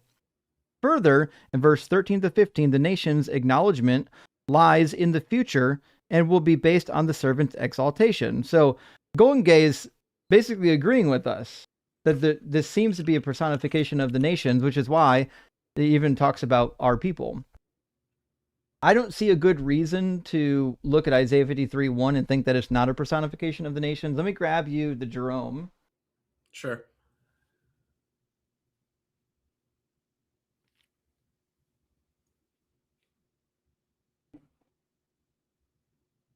And one of the things, like when people are making these arguments, I would also ask them, like, listen, there seems to be a clear contextual reading of this that would make it the nations.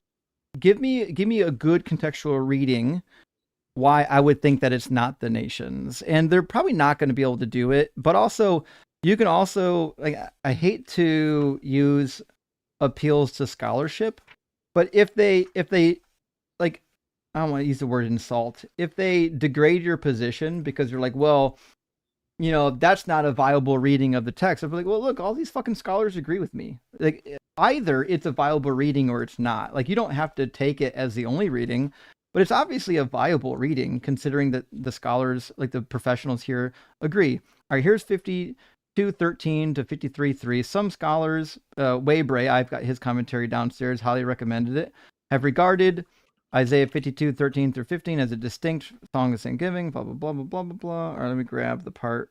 Let's see. 53:1 through 3 does clearly differ from what is preceded. There is now a reference to we, a group reflecting on the significance of the experiences of the servant. They have been variously identified, the disciples of the prophet, a group of faithful Israelites, and so on. But perhaps the traditional interpretation should not be neglected. The nations and kings who are amazed by what was referred to in 52:15. So in the Oxford commentary, they're saying this is the most likely and traditional interpretation of who's speaking. Meaning, if you go back in tradition, this is who scholars are typically identifying as the speaker. So, like I always say, like Christians don't like my opinion on interpreting these texts, but it's not like I made them up. I'm just agreeing with the scholarship. Like, I came to this position by reading the literature. Fully agree. Yeah. Well, awesome. I really appreciate that. Yeah. Real quick, what were those commentaries? I just want to write them down. The last one is the Oxford Bible Commentary. Definitely recommend it. Also, John Goldengay, his commentary with where did I put it? Here it is. John Goldengay and David Payne did a commentary on Deutero-Isaiah in the Critical Exegetical Commentary series. And Weybray does a really good commentary on Isaiah, as does, who am I thinking of, in the Yale Anchor Bible series. Check out the Yale Bible commentary on Isaiah, as well as the Continental commentary on Isaiah. You'll get basically most of the same stuff that I told you. Yeah, certainly. All right. Well, I really appreciate that. Love your work, man. Hey, thanks, man. Cheers, bud. Yep. Have a good one. Hopefully these resources will be helpful in y'all's debates, so that people people aren't going to be like, well, that's just your opinion. Nope, it's not just my opinion. This is kind of the opinion of the professionals, of the scholars. Carnage, great to see you. Thank you so much for the $5 super chat. Says, what's your favorite Christian relic? I think of the jawbone of St. Anthony as pretty elite, personally. The jawbone of St. Anthony is pretty dope, to be fair. There was once talk about the jawbone of Samson. That's not the jawbone of the ass of Samson. Is a different story. But also, I think my favorite relic is the holy prepuce, the foreskin of Jesus. In fact, the story of the foreskin of Jesus is so good that there's like a whole narrative dedicated to it. It's the Arabic infancy gospel. I'll put it on the screen. I think you and I have actually already talked about this once before. I apologize if we're covering the same territory twice now. But if you read the Arabic infancy gospel, you'll find the story of how the holy foreskin came to be. And the way that the story goes is essentially there's Joseph and Mary are about to give birth to Jesus, and they look for an old Jewish woman that can help deliver the baby, because Joseph, he's a dude, and they find this old Jewish woman who's kind of ailing, and they're like, hey, help us deliver the baby. So she comes in, touches the baby, gets healed, and she knows the baby's super special, so she pledges to take care of the baby like the rest of her life as like a nurse or a helper. And so on the 8th day, she's present for the circumcision. She's like, oh, I have an opportunity to get like a piece of the baby. So she takes the foreskin, gives it to her nephew, and her nephew puts it in a jar of oil. He is a trader of oils. And as it turns out, that jar of oil that he put it in is the same jar of oil that gets poured on his feet later by the woman who washes his feet, in fact, with her hair. It's a crazy story. But there's also one other thing that I'm trying to think of. Give me a second. I'm going to look it up real quick.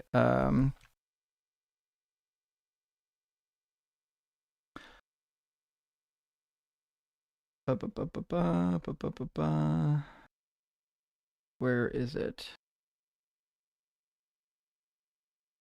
There are, over in Europe, like Christian attractions, like destinations, tourist spots, you might even say, that are really popular. And there's like an old corpse, crazy corpse. Let's see. I'm trying to find it real quick. I got it right here. Let's see. Okay. The decapitated head. So there's a cathedral, all right, in France, that's dedicated to decapitated heads. It's full of, yeah. fact, let me see. It's called the Amiens Cathedral. Let me put it up here.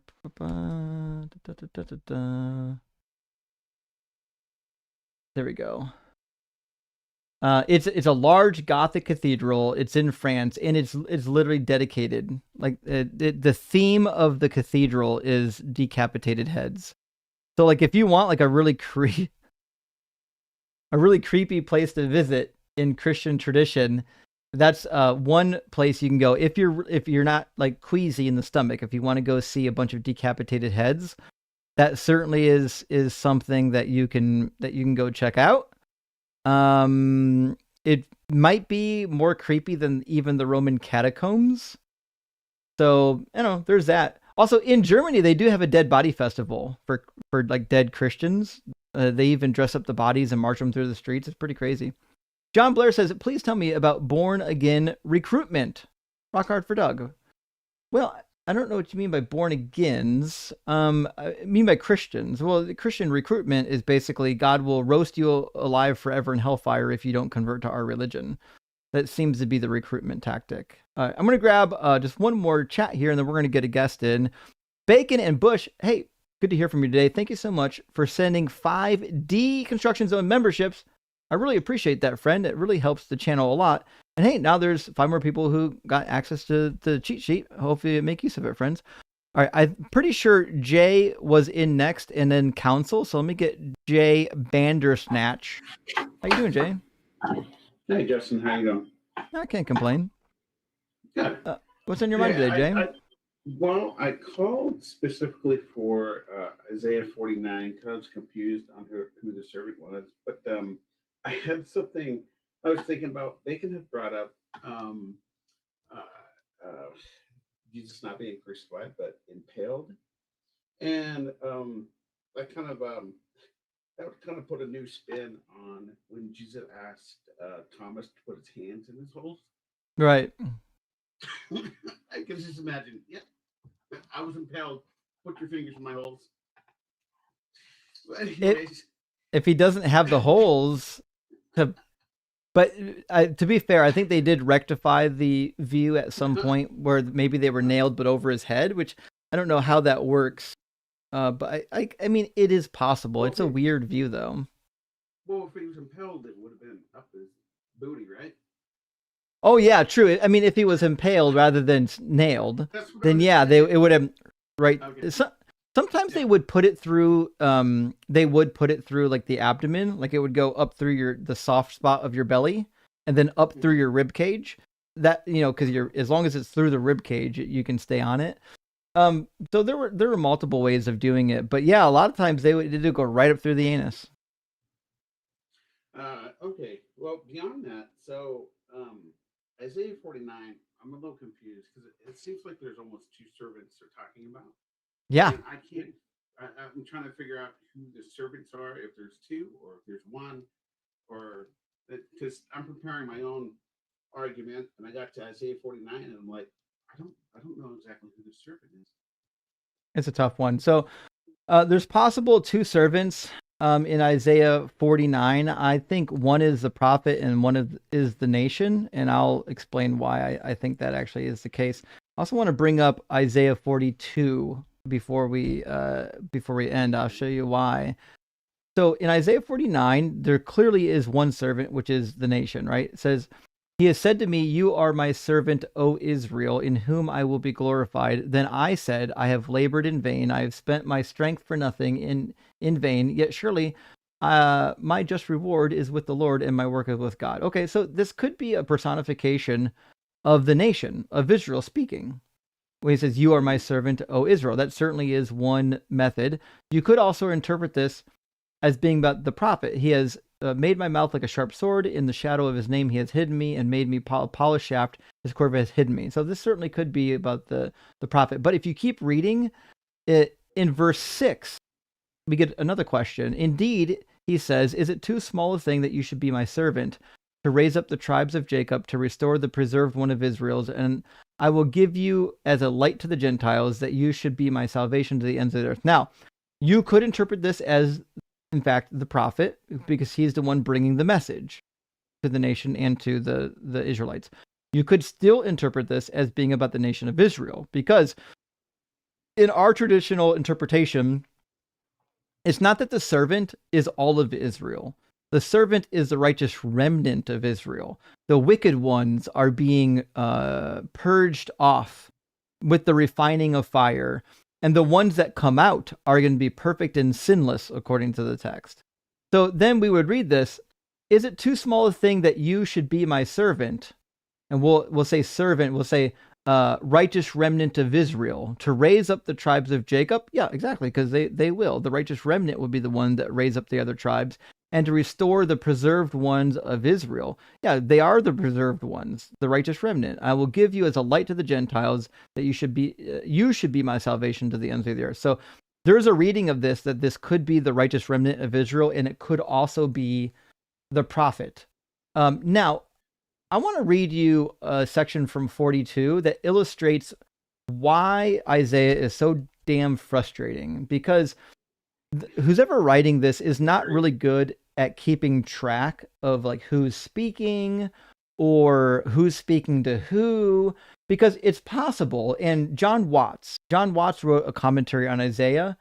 He's a really cool scholar. He thinks that Deutero-Isaiah was set up kind of like almost like a stage play with like a call and response between many characters. And so he actually lays out in his commentary who's speaking and who's speaking to who, which is really cool. But to illustrate kind of the problem and why people might think that there's like multiple voices acting this out is verse 24 and 25 of chapter 42. So it says, who gave up Jacob to the spoiler and Israel to the robbers? Was it not the Lord, against whom they sinned? Okay, so we have a they in here, against who they sinned, meaning Israel, in whose ways they would not walk, and in whose laws they would not obey. Okay, so we're talking about a they. So he poured out upon him the heat of his anger. Wait, what the fuck are you talking about him? What? Huh? So is they and him the same? They poured out upon him, the heat of his anger. Those are two different people, right? Well, that's what I'm saying is if we're reading this straight through, then either him is referring to the people as they, or now there's a new person being spoken about. So he poured out upon him the heat of his anger and the fury of war. It set him on fire all around, but he did not understand. It burned him, but he did not take it to heart. So it's like, wait a minute. Is this him or he? Like, what's happening here? Who's being spoken about? So you have one of two choices. Either he, him, and they, or we are all the same entity, or there's like there's three different speakers here. But it wouldn't make sense to have three different speakers. In fact, in my version, see, was it not the Lord against whom we have sinned? Where's sinned in here? Was it not the Lord against whom they... See, interesting here, in the New Oxford, or in the NRSV updated edition, it says whom they sinned. In the NRSV traditional, it says in whom we have sinned. It goes back and forth between we, him, and they. So it's like, okay, obviously they're using different pronouns to refer to one entity, or there's three different speakers here, or three different entities being referenced here without any clarity as to what.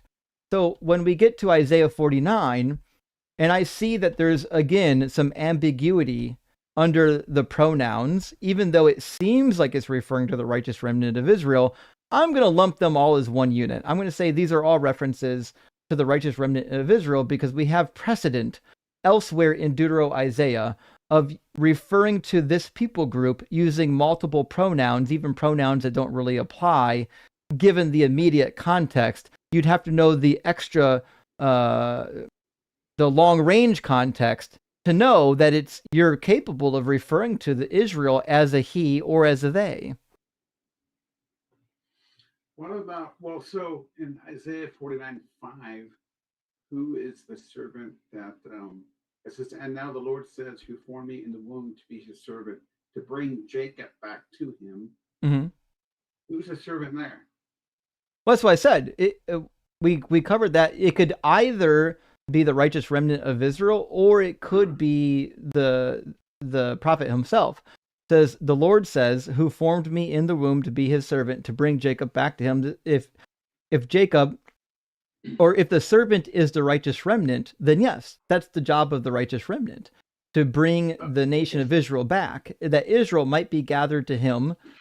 For I am honored in the sight of the Lord. Well, we're referring to the nation of Israel as a they, and also as a him in the same breath, is not a new thing. He does it in chapter 42, verse 24 that we just read. He calls the nation of Israel a they and a him, all in the same breath. Was it 24 to 25? No, I got to remember. Wait, that can't be it. It must have went too far. Maybe it was 23 to 24.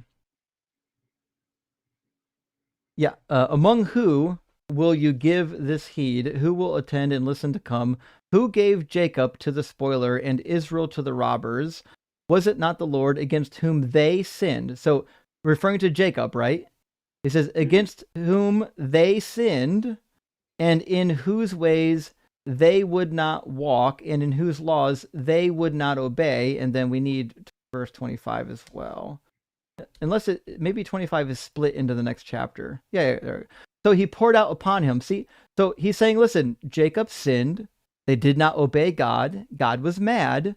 So he poured out upon him the heat of his anger and the fear of war. Again, it sounds like there's two different individuals, because here it says they and here it says him. But it's actually just referring to Jacob, the nation of Israel, as a him. The same way it's happening in 49. Sure. So here's my conundrum. When I am arguing, Isaiah constantly over 8 or 9 times says that the servant is Israel or Jacob, and then I say, why would I assume that Isaiah 53 is talking about someone else? Yet you can just come back and say, well, Isaiah 49 is talking about someone else, so why can't Isaiah 53 be talking about someone else? Well, that's my point. I don't think Isaiah 49 is talking about somebody else. Well, we agreed that it was the righteous remnant and not Israel itself. It's a different collection of people. Maybe I didn't understand your question. Rephrase the question. Sure, and maybe I didn't say it correctly. So when I argue the fact, and I think it's a good argument, that why would all of a sudden someone look at Isaiah 53, and just because it looks like something Jesus did, why would the servant in Isaiah 53 be talking about someone else, a different servant, and not Israel or not Jacob, who are the same people or people group? Yet in Isaiah 49, there is 2 different servants. So I don't see. But that's why I keep kind of diminishes. That's why I keep telling you, I don't think there are 2 servants. Well, I thought we agreed that one servant is Israel as a collective, and the other servant is the righteous remnant or a subset of Israel. No. Right? No. There's only one servant. It's just the righteous remnant. So who are but the other servants is the collective Israel, right? Israel, including the non-righteous remnants? No, I don't think so. So the servant discussed in 41 through 50, 55, or 53 is the righteous remnant, or is it Israel? I thought it was all of Israel. Well, no. The problem you're going to have is when it talks about the servant, 9 times out of 10, it's referring to the righteous remnant of Israel. One of the issues, though, that you're going to have is sometimes it's going to make a statement about the nation without calling it the servant that is going to sound like negative, like they're going to say that they were disobedient or they didn't really know the Lord. And that does happen as well. But what I'm saying is in 49 specifically, there's no good reason to read 2 different people groups in there. It's clearly about the righteous remnant.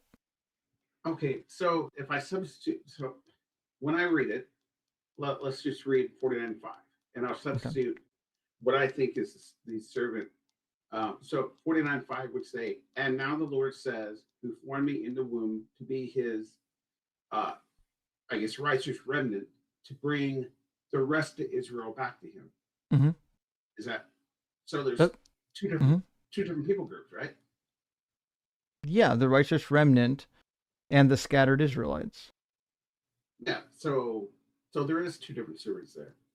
There's a subset No, of Israel, which is righteous remnant. no, the servant is not the scattered people. The servant is bringing the scattered people. Yeah, that's what I said. The servant in that is the subgroup of Israel, which is the righteous remnant, correct? Yeah. I'm missing And the then problem. to I guess bring- I don't see the problem yet. Okay. Let's see if I can say this in a different way. There's two different groups. There's a righteous remnant, which is a subgroup of the rest of Israel, which includes the righteous remnant, right? Yeah, the righteous remnant is supposed to be what's left over after the exile. Yeah. So are they? I guess this verse confuses me then.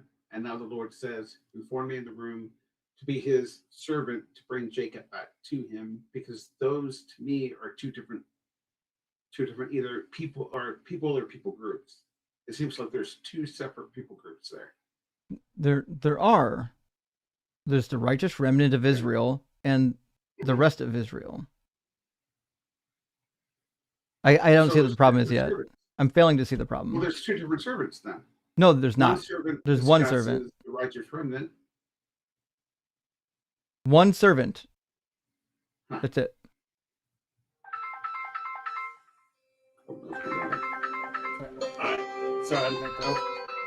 Okay. We'll just maybe I'm not communicating efficiently here. Hold on. Okay.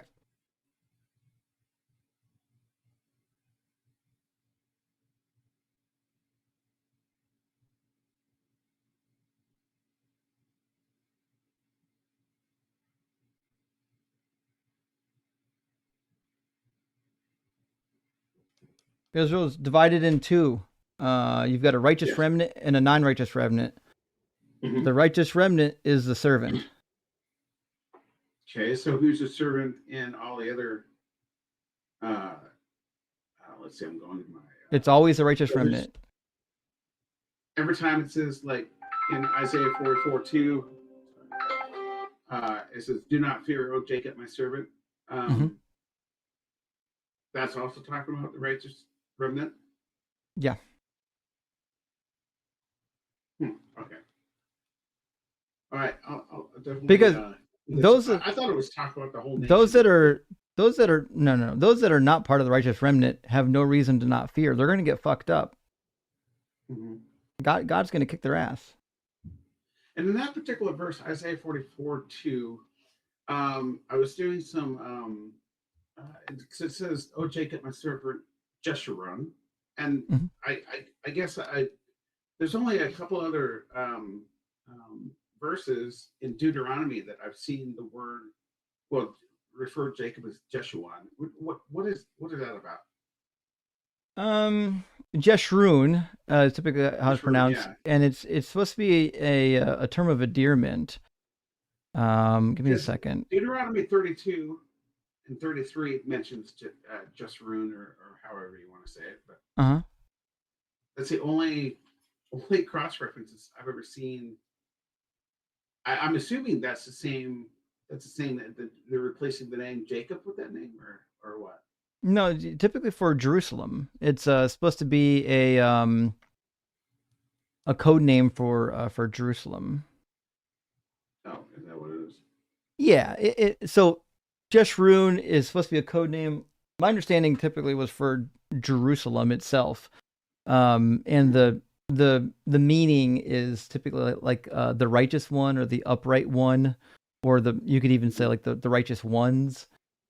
So you could see why it would be applied to the servant, or even to the righteous remnant, if you're referring to the righteous remnant as those that are left over, and theoretically the wicked ones were supposed to be removed and the righteous were supposed to be left over. That's the whole shtick with the righteous remnant. So you could see why Jeshurun would be a applicable nickname. Okay. And I'll tell you what, Isaiah is a prime example of how it debunks that God is not the author of confusion, because he definitely is the author of confusion.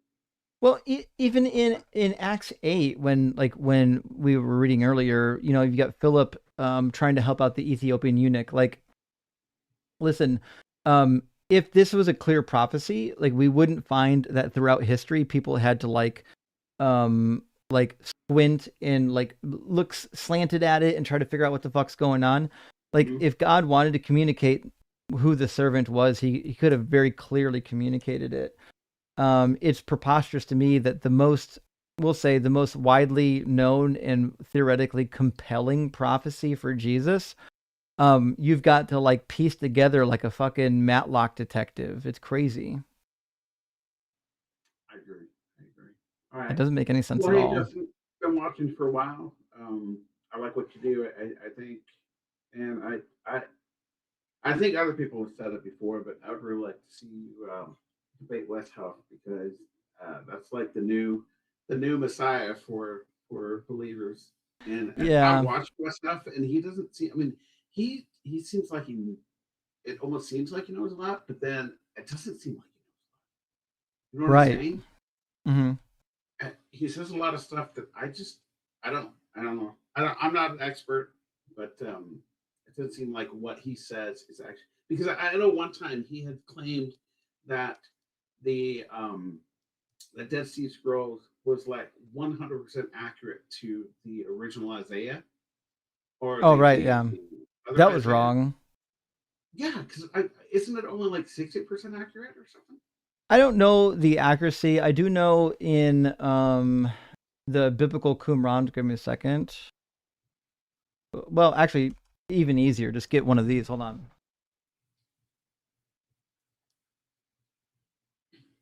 He was saying that on Joe Rogan's show. And yeah, it's funny because he just agrees about everything. He's like, the show that on Joe Rogan, like, he couldn't even pronounce the name of this. This is the standard critical edition VHS of the Hebrew Bible. This shows you all the differences between the manuscripts, including the Great Isaiah Scroll.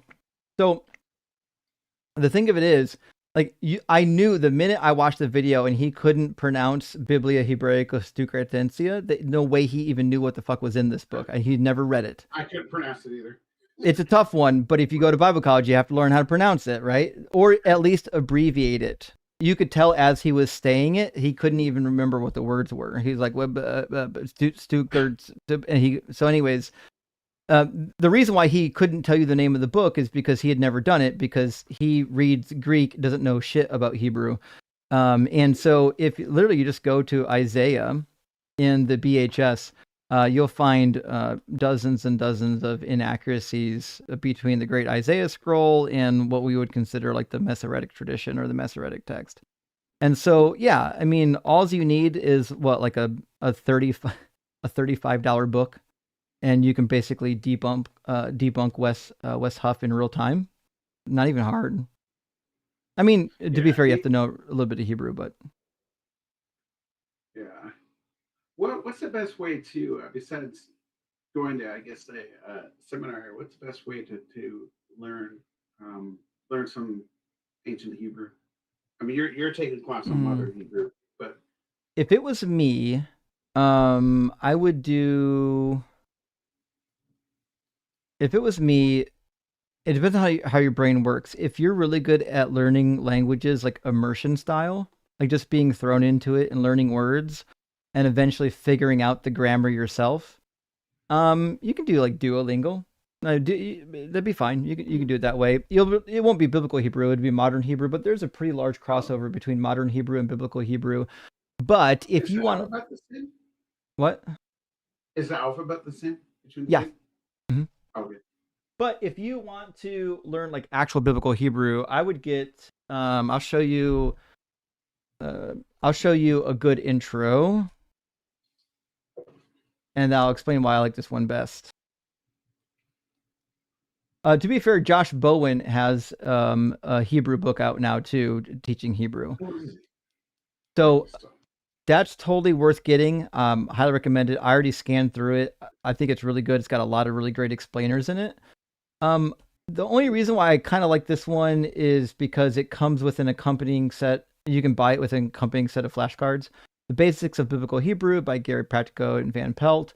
It's a fantastic, really well laid out introduction to Biblical Hebrew. It's very popular. It's used in a lot of schools. And the chapters are really well laid out and organized, so you can study one particular topic at a time. And then also you can get the accompanying flashcards. So let's see, Basics of Biblical Hebrew flashcards. And these, for me, were the most helpful thing learning Biblical Hebrew. No matter what book you're learning on, I think these are mandatory, compulsory. Got to get them.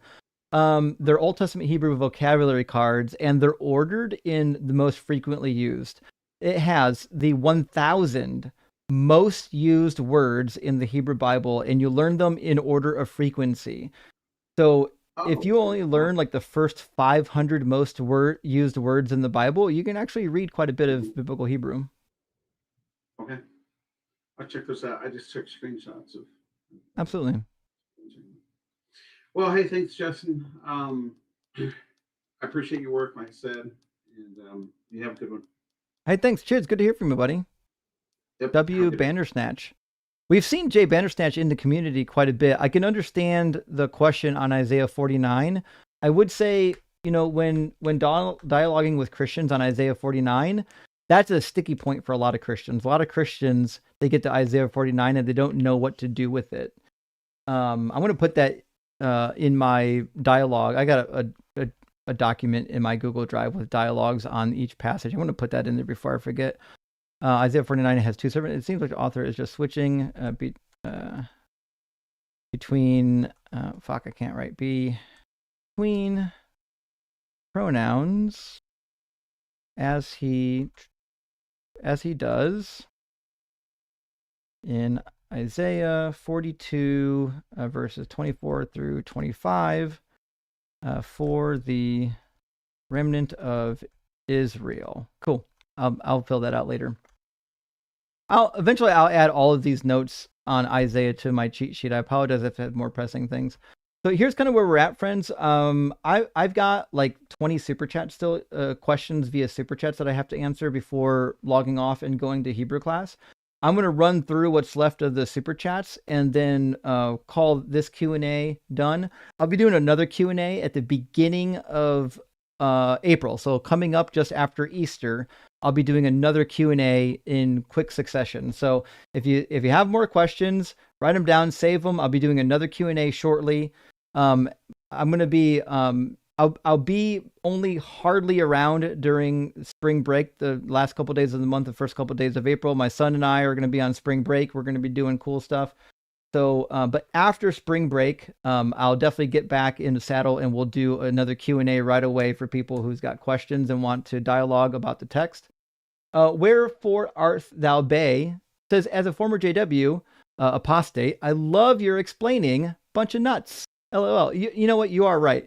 Most of these denominations are a little bit nutty. I think the JWs are quite nutty, to be fair. But you know what? At least they give us stuff to talk about, right? Black Hole Sun, thank you for the super chat, friends. Says, Justin, you need to have baking gloves nearby for future debates. Got to be safe when cooking. You know what? I should do that sometime. Mr. Friendly, if you remember Mr. Friendly, he used to go live, and when he was really cooking, he'd have like a frying pan nearby. He'd put on like a chef's hat and get a frying pan and start like sauteing in the middle of the debate. It was really funny.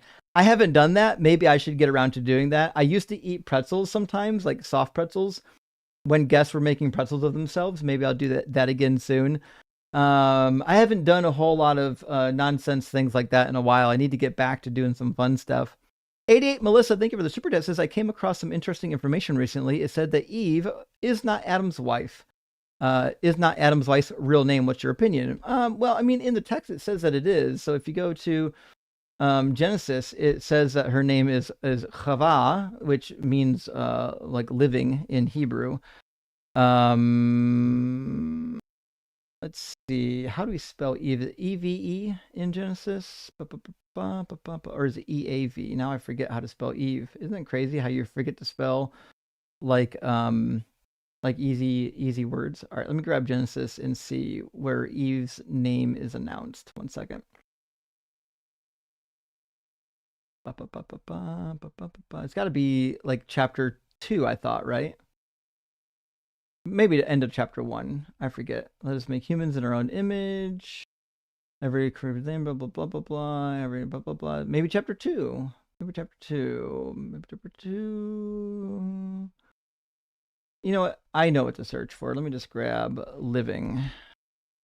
Because it says she was named Eve because she is the mother of all living. So that should come up pretty quick. Blah, blah, blah, blah, blah, blah, blah, blah, blah. Let the forth bring living creatures. Birds of the air became living being. Whatever man called living creature. There we go. Genesis 3:20. Shit. I don't know why I thought that was in chapter 2. Okay. So Genesis 3:20. It just says here that the man named his wife Eve because she was the mother of all living. Now, her real name in Hebrew is Chava, because, you know, it got transliterated multiple times before it got to English. So her real name isn't actually Eve. That's just how we say it in English. But to answer your question, yes, Eve was the mother of all living, meaning she was the wife of Adam. Adam and Eve were the mother and father of all living creatures. I don't know where your friend got that from. It sounds like some Kabbalistic bullshit.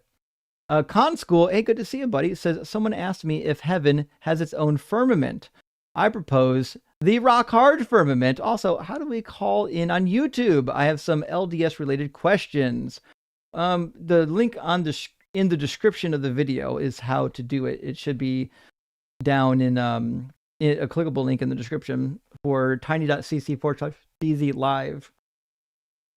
Nevertheless, I think you actually might have found it. I see it in there. I'll grab you last here then. If we should have a couple minutes left over. I'll be late to Hebrew class, but they don't care. Tudor, thank you for the super chat. It says eventually we all should get a colonoscopy. I agree, actually. In fact, I've got one coming up soon because I'm old. Isn't the disappearance of consciousness under anesthesia proof that there is nothing after death, or do apologists just have their head up their anuses? I think so. Like, listen, if we get anesthesia and we lose consciousness, it seems to reason that that's because, in fact, our consciousness doesn't reside or only resides in the brain. It doesn't reside outside of the brain, or else it would live on. We'd be conscious somehow during the surgery, right? And Meg, thank you for the super chat. Friend says, some Christian told me that when you go to heaven, you have no memories or family or friends that won't be sad if they aren't there. Isn't that violating free will? It is violating free will, but there is one verse. Let me grab it real quick. I thought it was in Revelation.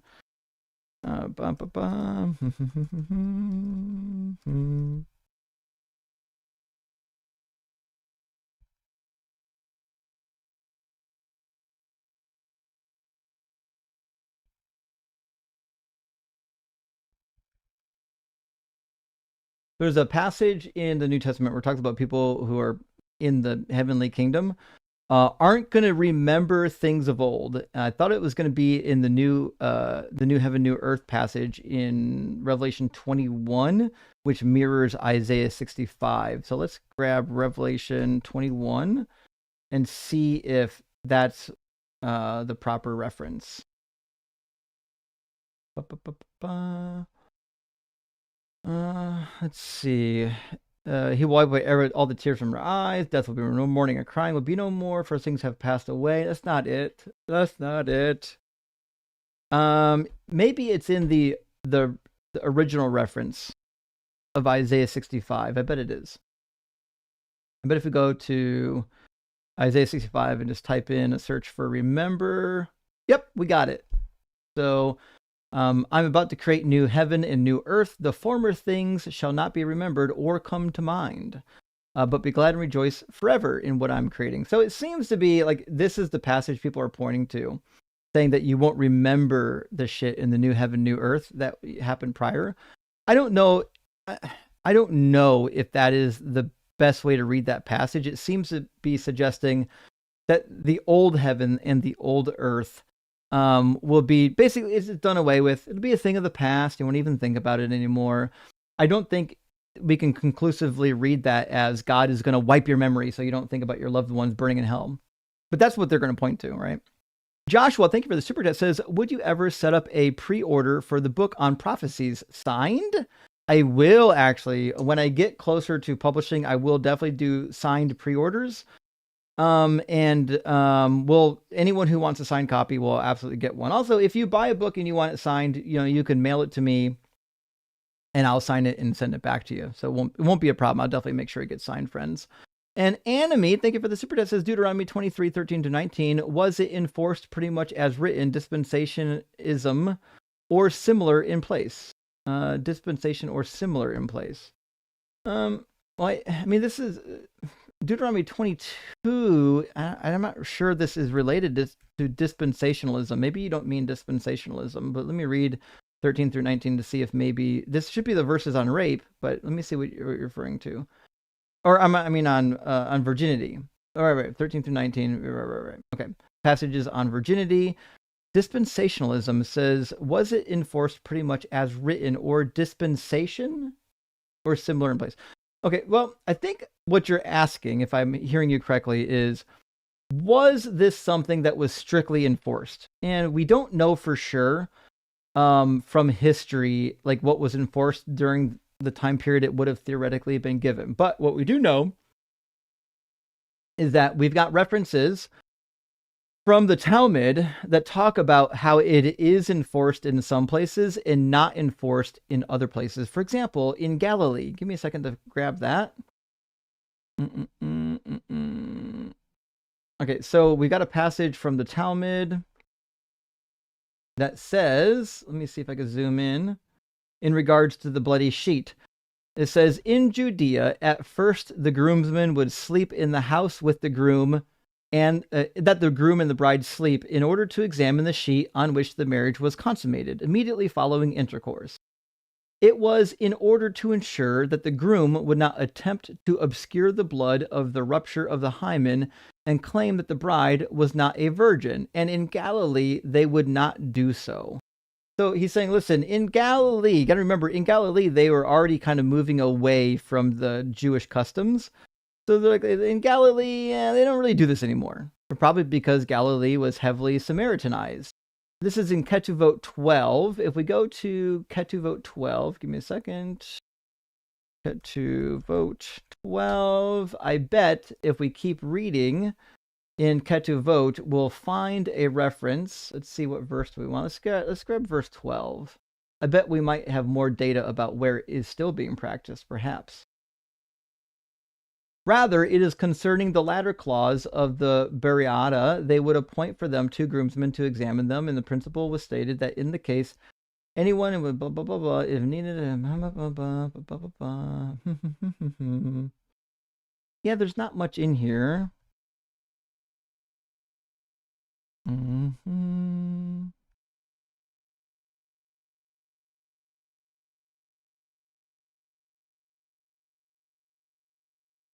Yeah, there's not much in here about to the extent in which it was practiced, like whether or not they did in fact murder the women. Give me a second to check one other reference.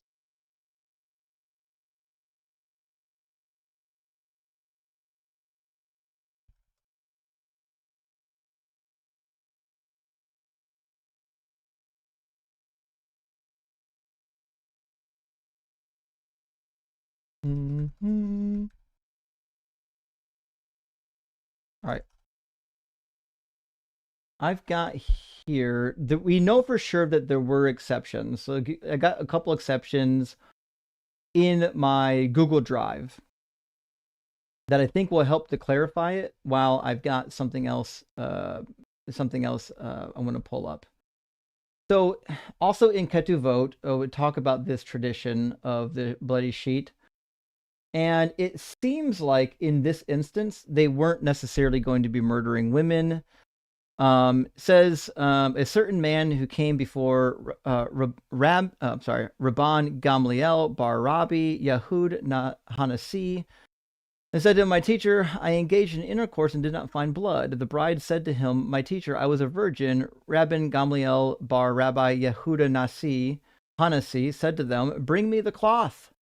So, okay, Now we got the cloth being brought for the evidence on which you consummated the marriage. They brought him the cloth, and he soaked it in water and laundered it, and found upon several drops of blood from the rupture of the hymen. Rabban Gamliel bar Rabbi Yehuda Hanasi said to the groom, "Go take possession of your acquisition, as she is a virgin, and there's no need for concern." And then, shoot, that might not be the right one. Let me grab. I got another one stored in here. It might have been.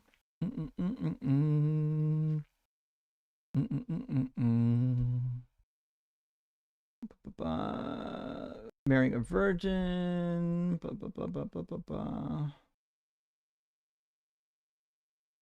Okay, it's going to be in Ketuvot. I apologize, because it talks about the bride price in Ketuvot, and it says at one point that there's a bride price that is going to be changed if, in fact, the virginity was not present, which means they might not be killing the woman, they might just be adjusting the bride price.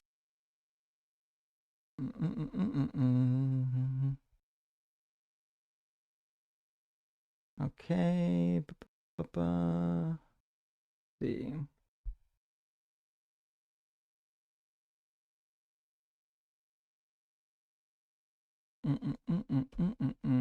Not there either. About here. Interesting. Okay, this will get you a little closer. We'll do more as needed. So here's a case. It says a high priest may not marry a widow, whether she is a widow from betrothal or a widow from marriage. He may not marry a grown woman. He may marry only after a minor or a young woman. Rabbi Eleazar and Rabbi Shimon declare a grown woman fit to marry a high priest, and he may not marry a woman whose hymen was torn accidentally, meaning she didn't bleed. So there were cases in the ancient world where a woman's hymen could be torn accidentally. And if that was the case, and she was found to not be a virgin, and she could prove that it was torn accidentally, then they wouldn't murder her. They just would make her marry someone who wasn't an actual priest. So that's one instance. And let's see, here's another one from Ketuvot. If an adult male had sexual relations with an underage girl, or an underage boy with an adult female, or one injured by wood, they're Ketuvot. There we go. This is what I was looking for. Fantastic. If an adult male has sexual relations with an underage girl or an underage boy with an adult female, or one injured by wood, meaning the hymen was accidentally ruptured by wood, their ketuvot, or their bride price, is 200. The words of Rabbi Meir, but the sages say that the ketuvot of one injured by wood is a mina. So they're debating in the Talmud about what is the price of one who is lacking virginity upon marriage, which means there seems to be some cases where if a woman could find evidence that it was an accident that she didn't bleed, that they wouldn't stone her. That being said, I'm under the impression that there are instances of women who were stoned, but I don't know if I recall where they're at or if I documented them in the Talmud. This might be a really good question for Rabbi Bert, if the Talmud documents or even commands the stoning of women based on her virginity. But let me check real quick through some sources. If a husband falsely accuses his wife, he gets lashes. Sure.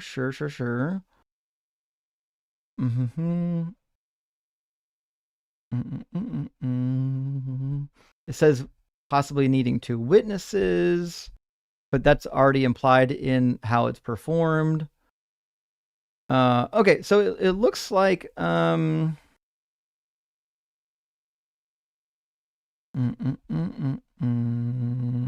there is a discussion on it. Let me find this.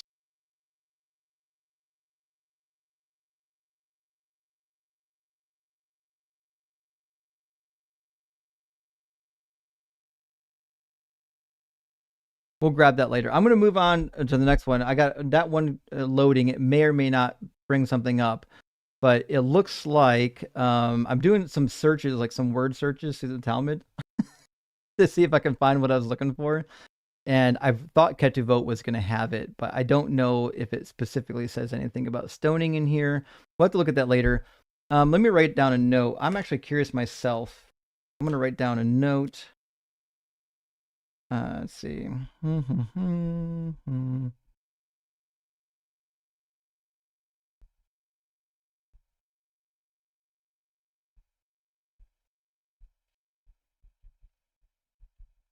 My understanding from talking to my Jewish friends on this is that the Talmud will allow you to stone a woman for not bleeding, but they try to make the last resort, based on there's other things that hopefully they will have to do.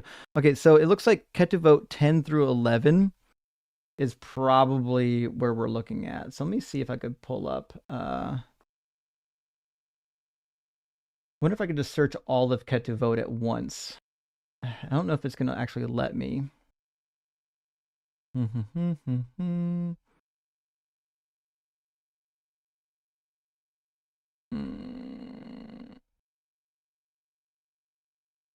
Ketuvot 11. Search for stone. No. Ketuvot 10. Is there a stoning in here? Okay, let's see. No, there's no stoning in Ketuvot 10 or 11. I'll have to do more searching on it. Somewhere I'm sure there's a discussion on whether or not you can stone these women in the Talmud. I don't know it offhand. I'll have to find that for you. Next time it comes up, next time Deuteronomy 22 comes up, I'll have it saved for everyone. Contra Deity says, what is the actual process for officiating a king during Jesus' time? Like steps he would have to go through to be a real king of the Jews? Well, in Jesus' time period, to be honest, if you were going to be the king of the Jews, it would have been cleared by the Romans. The Jews had to theoretically accept you as a king, and the Romans had to approve you as king. That's why Herod was so problematic, because Herod was kind of like half Jewish. And so he was like Jewish by marriage, basically. So they barely accepted him as a king. But the Romans didn't give a fuck. So they're like, we don't really care if Herod's the king, and he's like half Jewish. So yeah, those were basically the two things. The Jews, typically the Sanhedrin would be involved in declaring you king. But I mean, to be honest, during Jesus' time period, if the Romans didn't crown you as king over the people group, you wouldn't have been king. So and they might even refrain from calling you king. Sometimes they might refer to you as like some sort of a provincial leader to avoid mistakenly having you be confused with like the Caesar. Zakul says, "What's your plan for April Fool's stream?" I can't tell you, but I have a plan. So it'll be lots of fun. I'm going to take you to a different wooniverse. And not the Bible, Jason. Thanks for the $10 super chat. Friend says, for the every knee shall bow threat that the Jesus groupies like to quote us, how is Paul not a lying liar to apply Isaiah 45 to Jesus? I will not be kneeling or either, for either, by the way. Well, thank you and that's true. So in Isaiah 45, it traditionally says, God says, I will share my glory with none other, and every knee will bow to the name of Yahweh. So, and I've pointed this out, this contradiction is actually on my cheat sheet. If you go to my cheat sheet under the contradictions tab, you'll see this. You'll see this in there because it's just a flat out contradiction.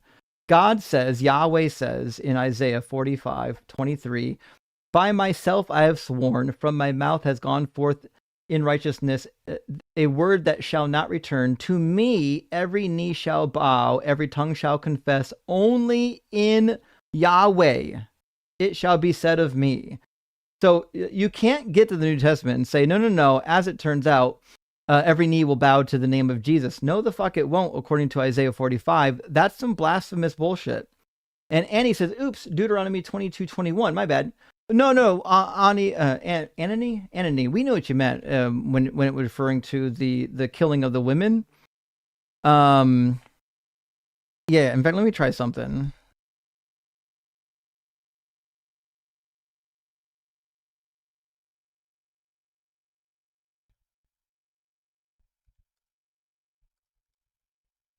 We'll see.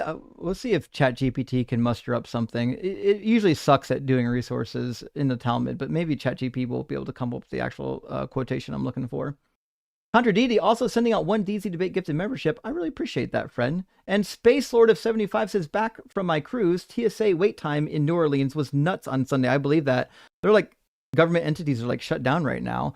You can only drop off luggage 4 hours before the flight, but the wait time was 5 hours.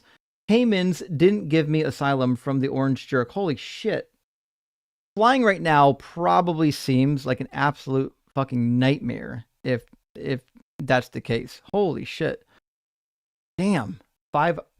Is that just because it's international? Got to be international. Okay. All right. We might actually, so it might actually be, hold on. It might actually be that ChatGPT was able to find us a quote. Give me a second to see if this quote is legit and it's not hallucinating. 1 second. I'd be shocked if it actually could find me the quote I was looking for in the Talmud. Usually it sucks at this kind of thing. Okay. Oh, the 4 types of death. That's true. I forgot about this one. I forget. I think Dalton was the one who brought this up to me one time. There are 4 types of death penalty that was given to the court, according to, this is in the Mishnah. It says, given over to the court, which with those who committed certain transgressions are executed. They are, in descending order of severity, stoning, burning, killing by decapitation, and strangulation. Rabbi Shimon says they are in descending order of severity, burning, stoning, strangulation, and killing. This execution described in the previous chapter is referred to in the mitzvah of those who are stoned, i.e. the process of execution by stoning. So for sure, like there are parts of the Mishnah, that's a pretty early part, where they're like, we do capital punishment. Here are the ways that we're doing the capital punishment. Let me see if there's a specific spot, though, where it talks about women being stoned, but I'm curious. There is a section. I love this. Okay. Sometimes ChatGPT will fucking win. All right, so it says, Rabbi Eliezer said to the rabbis, did Shimon ben Shattath not hang in Ashkelon women who were found guilty of witchcraft, proving that the corpse of a woman who is executed is also hung? So they're saying, hey, listen, there were women practicing witchcraft that were hung, they were executed.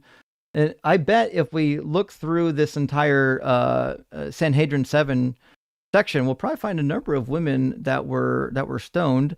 It looks like Sanhedrin 66 to 67 might actually contain some more data as well. Let me see what we find. 66b talks about this. Ooh. Oh, this might be the fucking one we need. We might fucking found it, y'all. All right, in the Mishnah, it says, one who engages in intercourse with a betrothed young woman is not liable to be executed by stoning unless she is a young woman, neither a minor nor an adult, a virgin betrothed but not yet married.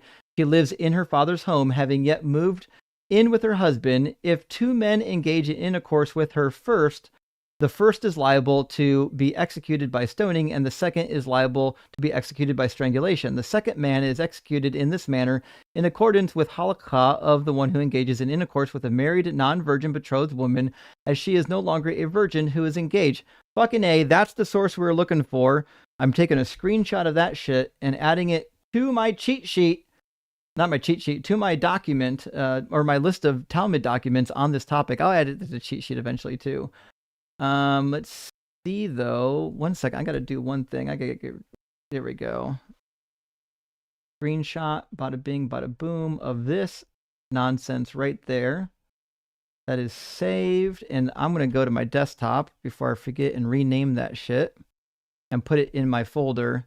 I'll put these references in the cheat sheet eventually. Sorry I haven't done this yet. There's so many good references that aren't in the cheat sheet yet that I've got in my Google Drive.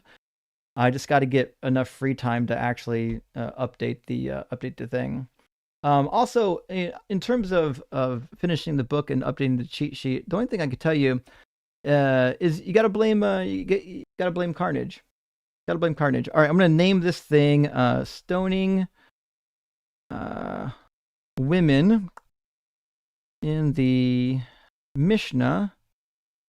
Bada bing, bada boom. And I'm going to open up my Google Doc or my Google Drive and dump that in there for future reference. And then I promise here in the very near future, friends, I will add these references to the deconstruction cheat sheet for this talking point, because I know it's a very popular talking point. So I'll put these references on the cheat sheet so that everyone can have access to them. So we don't have to look for it again, because looking for some of these references is a bit of a nightmare. Okay, Slug Racer says, what was Yahweh the God of what?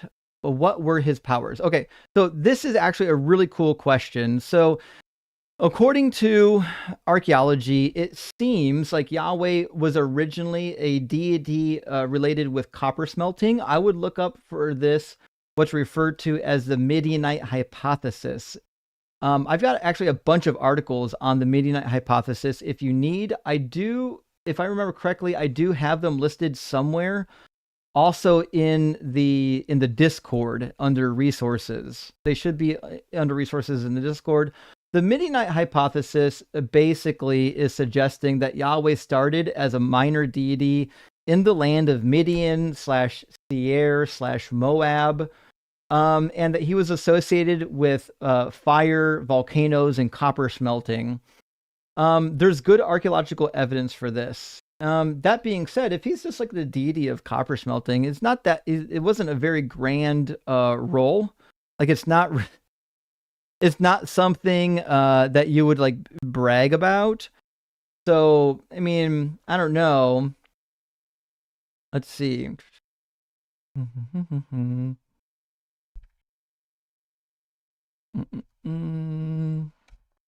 me see. I'm gonna check real quick in our resources if it's there. Give me a second.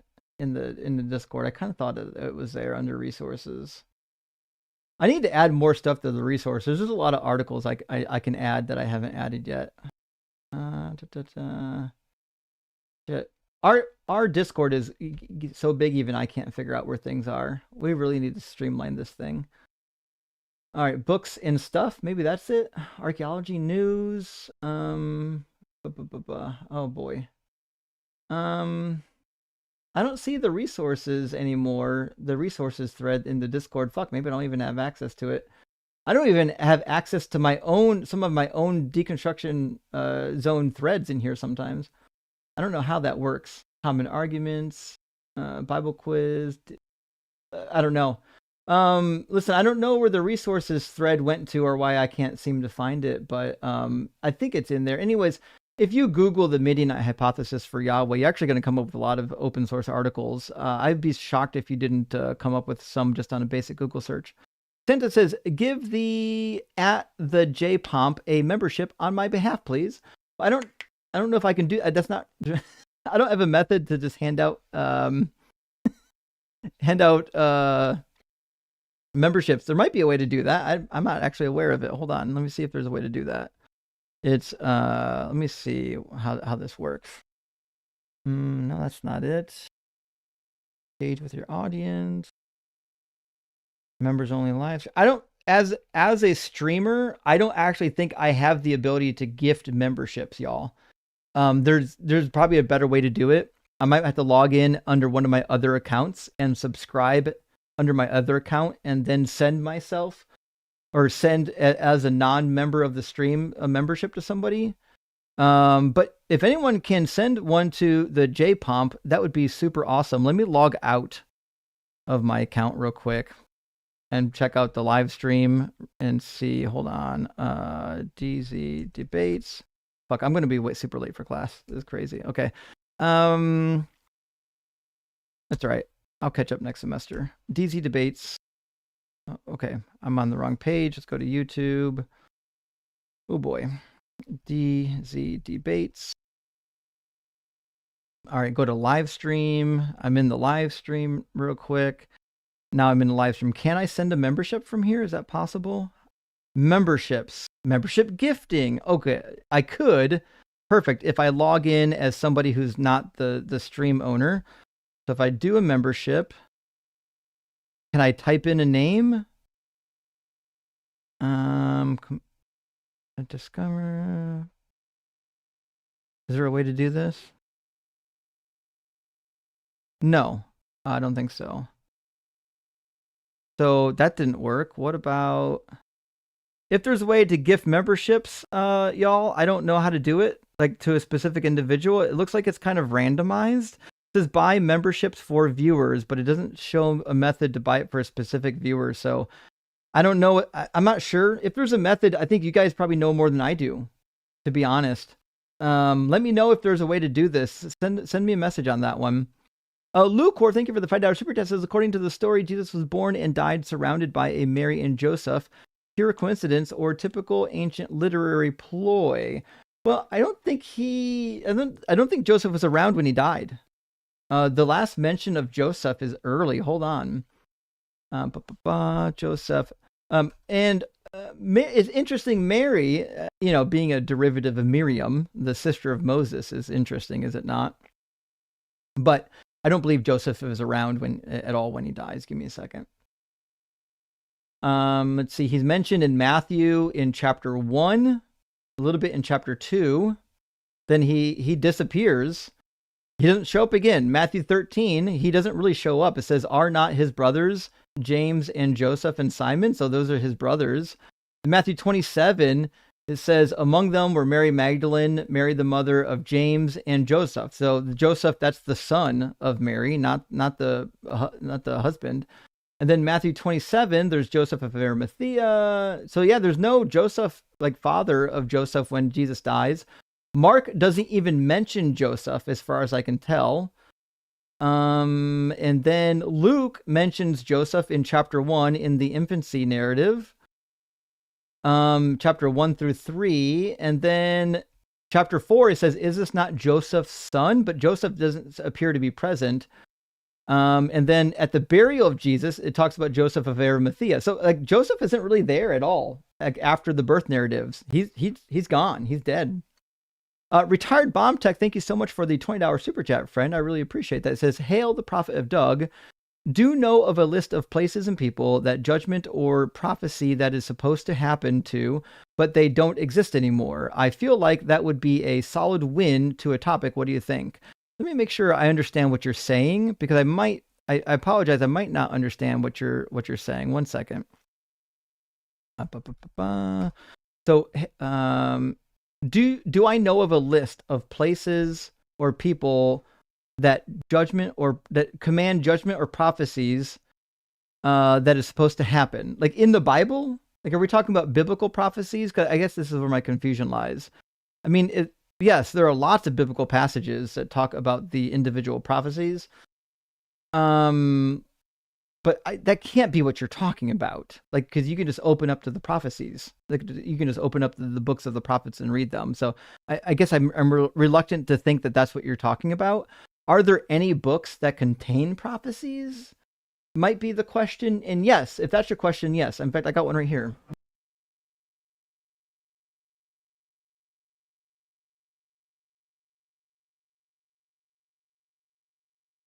You can get the 4-volume set, The Context of Scripture, or you can get this one, which is Ancient Near Eastern Texts Relating to the Old Testament.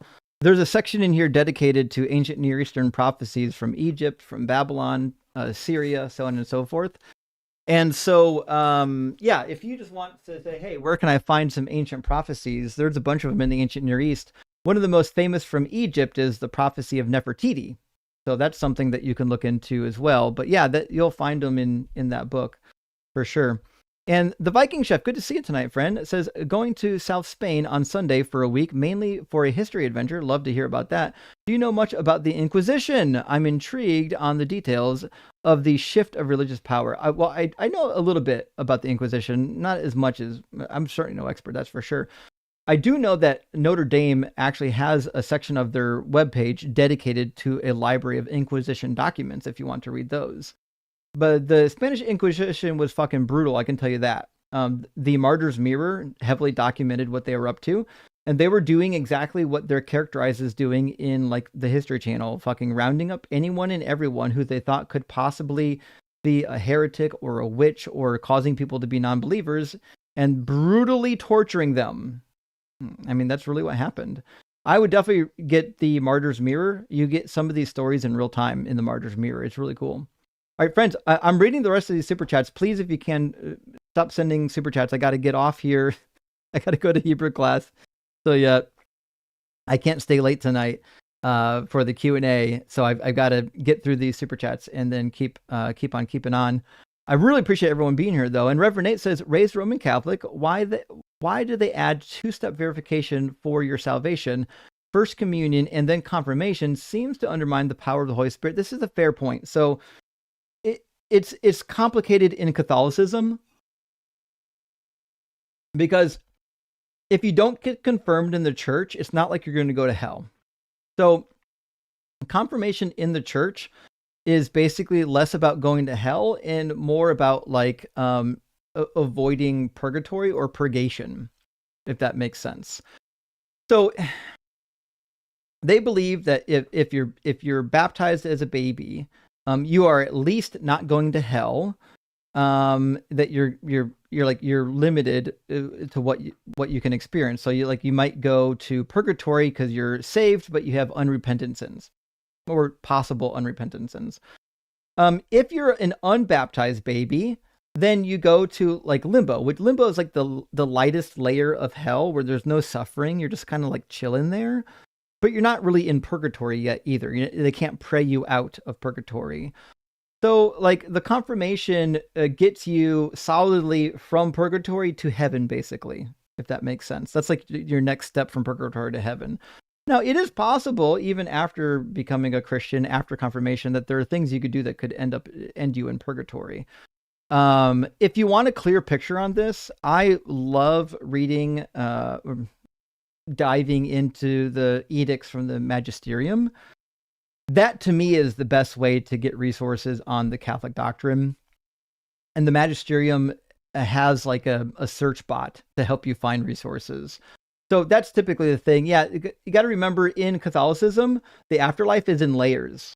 It's not like Protestantism where there's like, well, you go to heaven or you go to hell. No. In Catholicism, there are layers to the afterlife. And so it's not, there's a reason why they've got different milestones. Ogre Debates, thank you for the super chat. Says, I'm an atheist new to the debate space. Just want to thank you for being one of my inspirations to start doing my own streams. Well, hell yeah, Ogre. Glad to hear it. And we can always use more people fighting the good fight in the space. Really appreciate you being here. And hey, join the Discord if you need anything. Let us know where you're going, what your arguments are, and maybe we can offer some help. We got a lot of good debaters doing this in the Discord, discussing and trading resources as well. Low Bar Bill, great to see you. And the Devil Horns, thank you for the super chat. So progressive revelation seems like a pure copium. Couldn't agree more. Couldn't agree more. Why does anyone find it convincing? Would they accept it for any other religion? Keep up the great work. Rock hard for Doug. Well, thank you, Lubar. They do it in other religions, actually. So this is when you have an ancient religion, one of the things you have to do is you have to invent new sources of authority so that you can have a progressive revelation of information.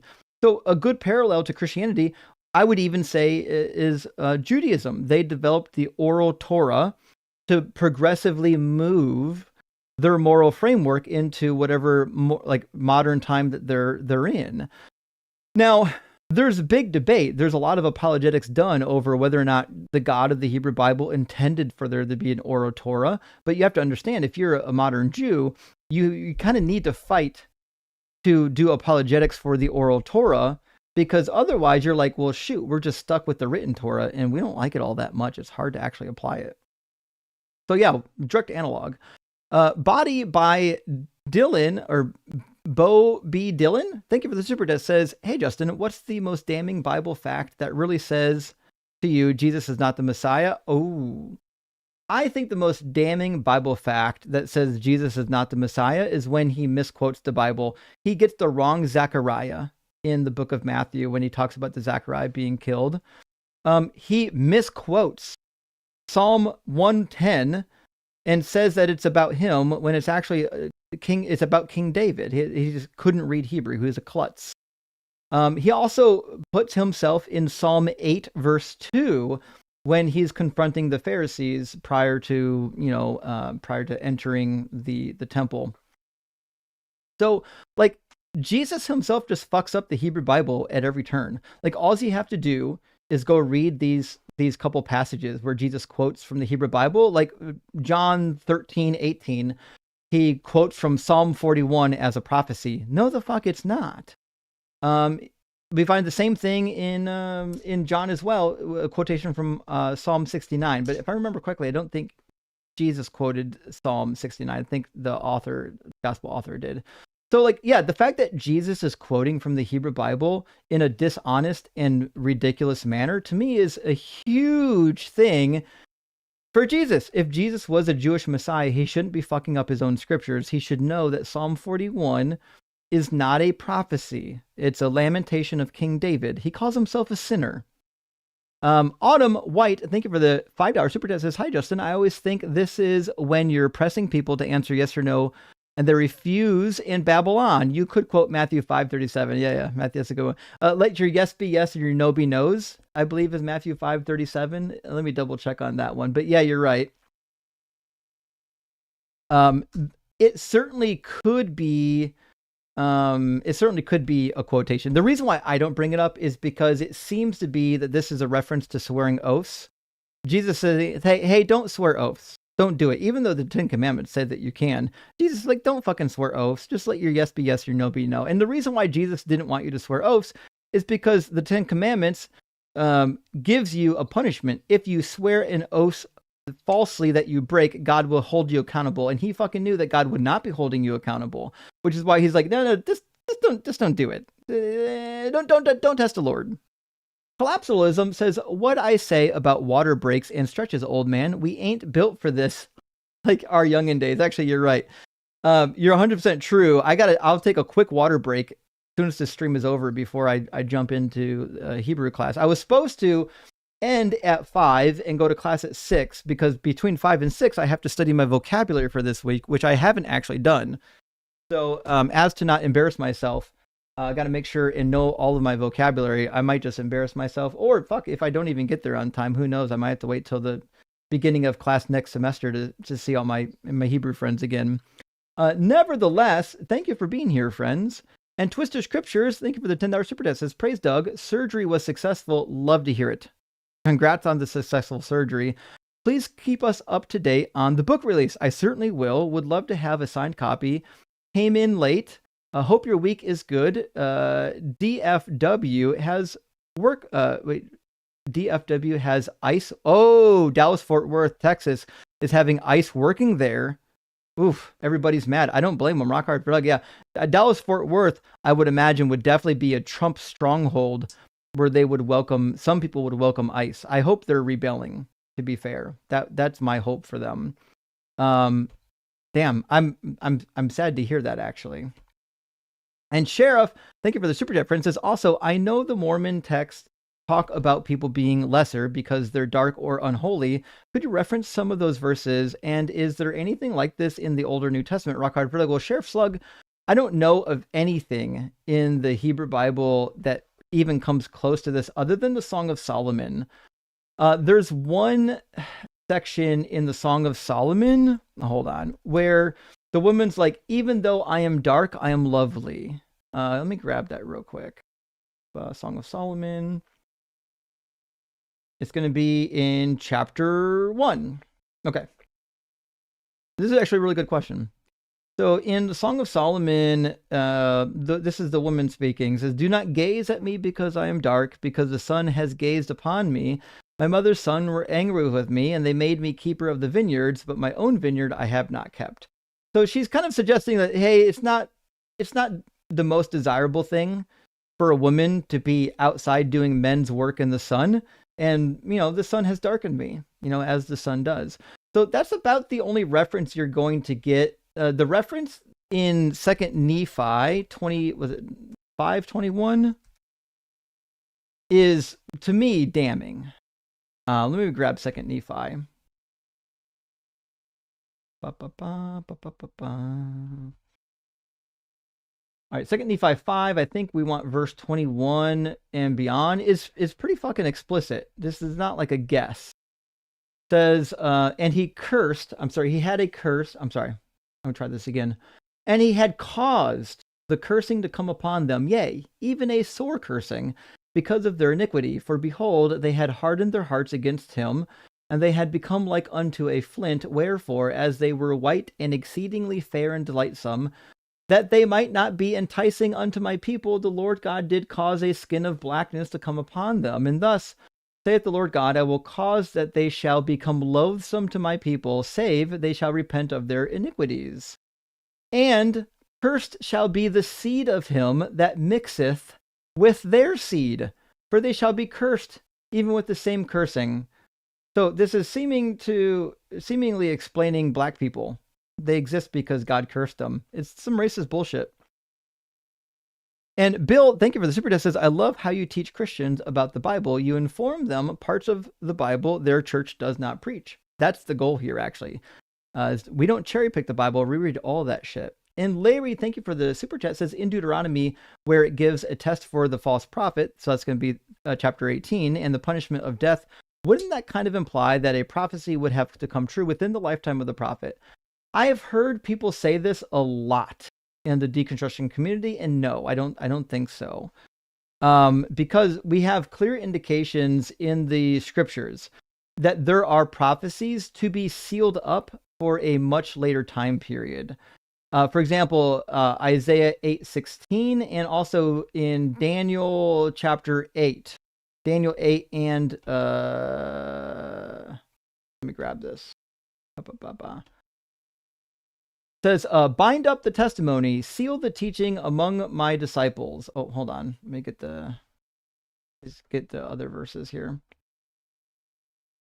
There we go. I will wait for the Lord who is hiding his face from the house of Jacob, and I will hope on him.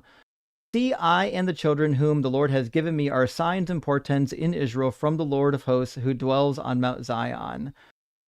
So he's saying, hey, seal this up for a later time period. Now, we don't know how long the time period is, but it seems to be that like God could give you prophecies for the distant future. I don't think it's mandatory that the prophet like is speaking about things in their lifetime.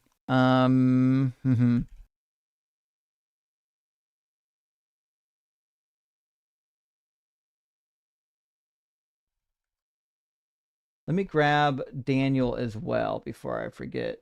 Daniel chapter 8. The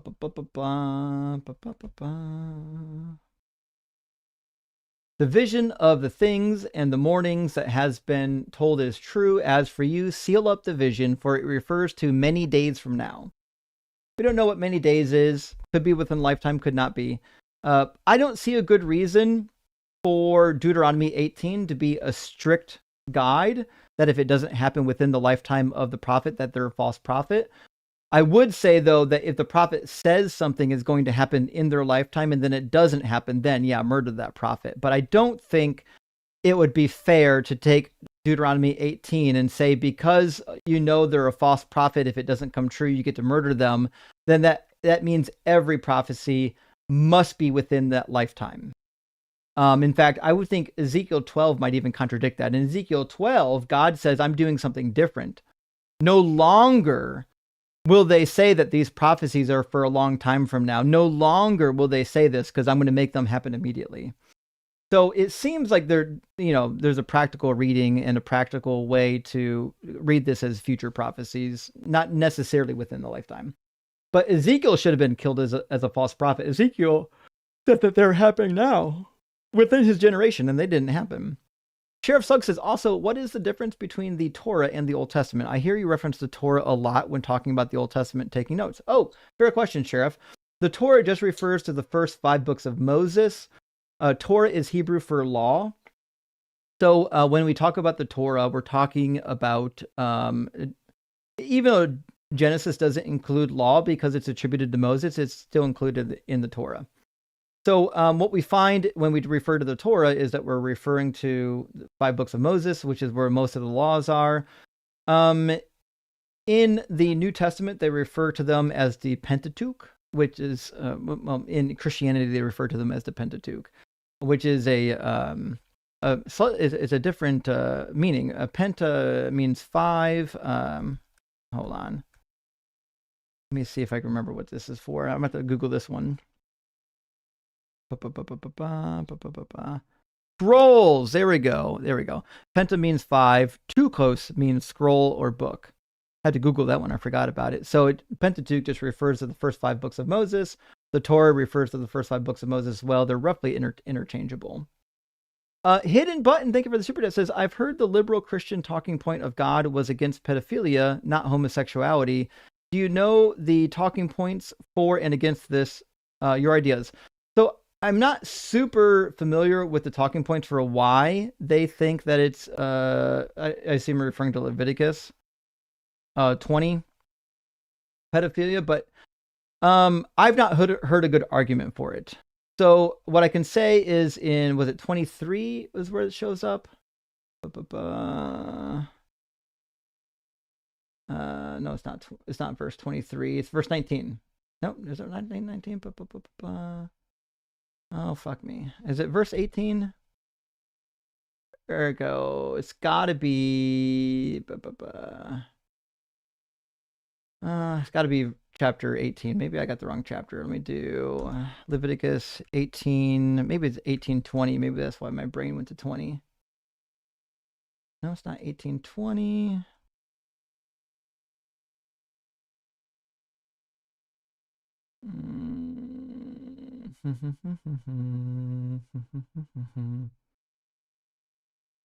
Well, fucking A. Now I gotta Google the goddamn verse. Okay.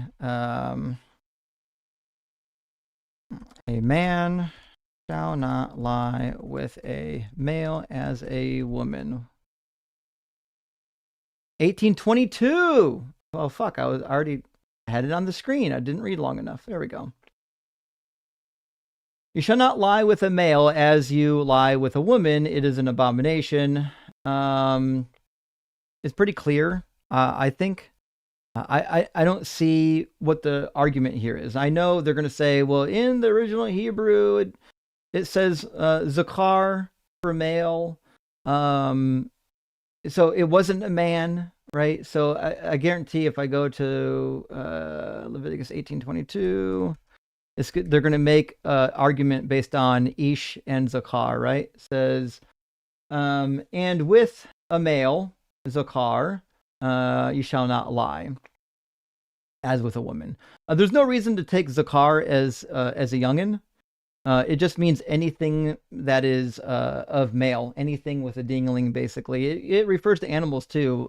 When it talks about unblemished males to be sacrificed, it refers to them in the same word using zakar. So there's not a good argument to say that this is like man on child. There's nothing in the text that would lead one to get that. In fact, I'm looking right now. Let's see let's look at a blog post on it talking about you shall not lie with a male as with a woman is abomination. And let's see, I think they're going to do apologetics. It says, while it is used to condemn homosexuality, we must realize that the term homosexual was not recently coined until the English language. So did this term exist in ancient Israel? No, we don't care about the term homosexuality. The question is the practice okay to do or not according to the Bible? No, according to the Bible, it's not. There is an article saying it might be mistranslated. Let me see why they're saying it would be mistranslated. I have no idea why they would say that this is a mistranslation, but let me see.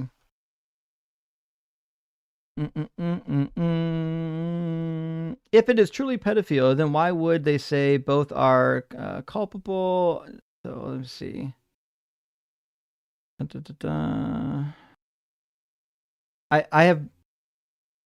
don't know what the apologetic is. Hold, let me just ask.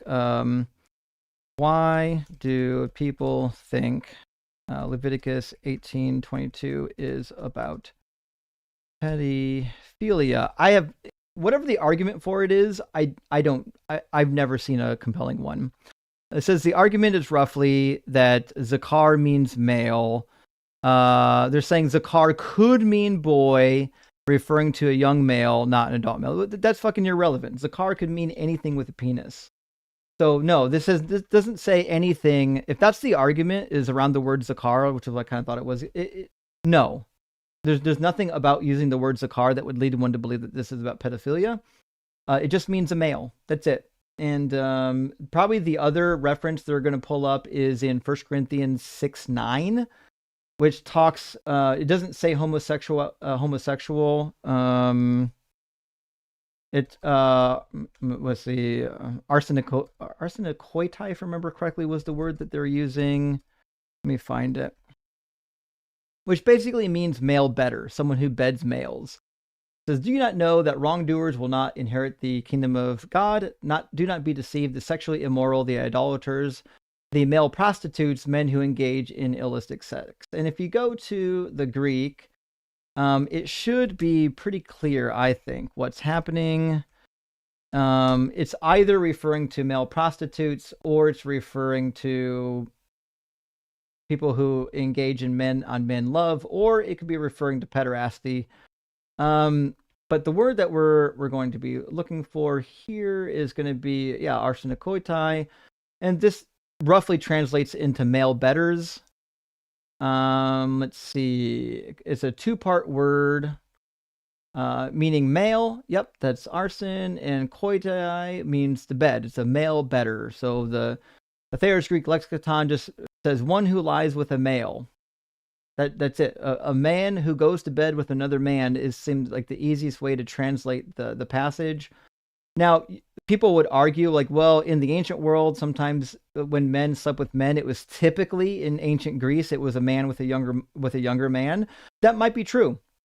This might be a reference to the practice of pederasty. It might not. Unfortunately, it's not clear.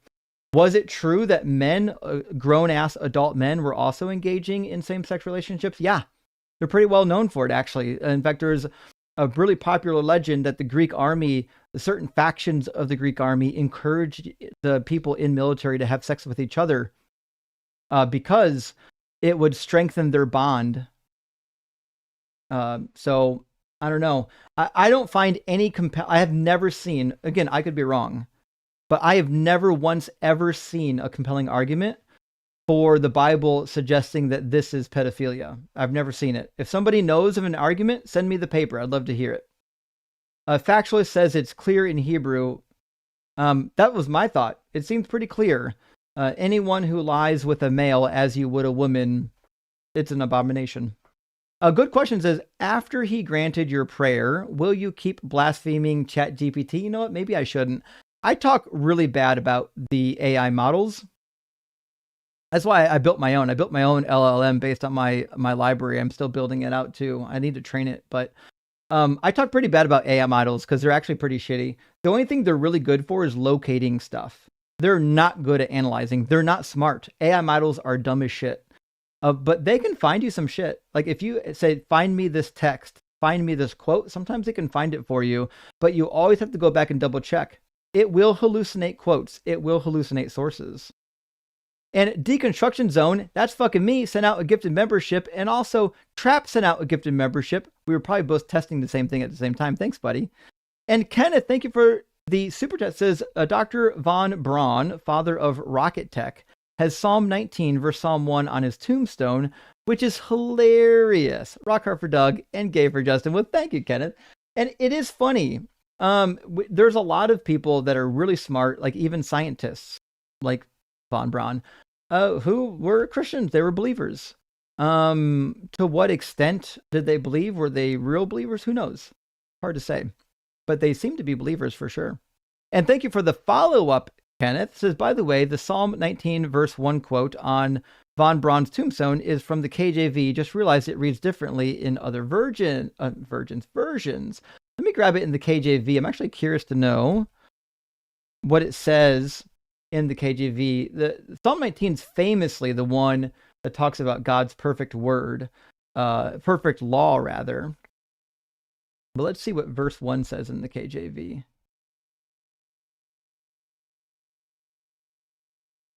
To the leader, a psalm of David, the heavens are telling the glory of God, and the firmament proclaims his handiworks. That's fucking hilarious, Kenneth. That somebody who literally pioneered NASA has the firmament on their tombstone. That's fucking unbelievable. I love it. Thank you for that information. Also, I got 2 more super chats. Please don't send any more, my friends. I love you.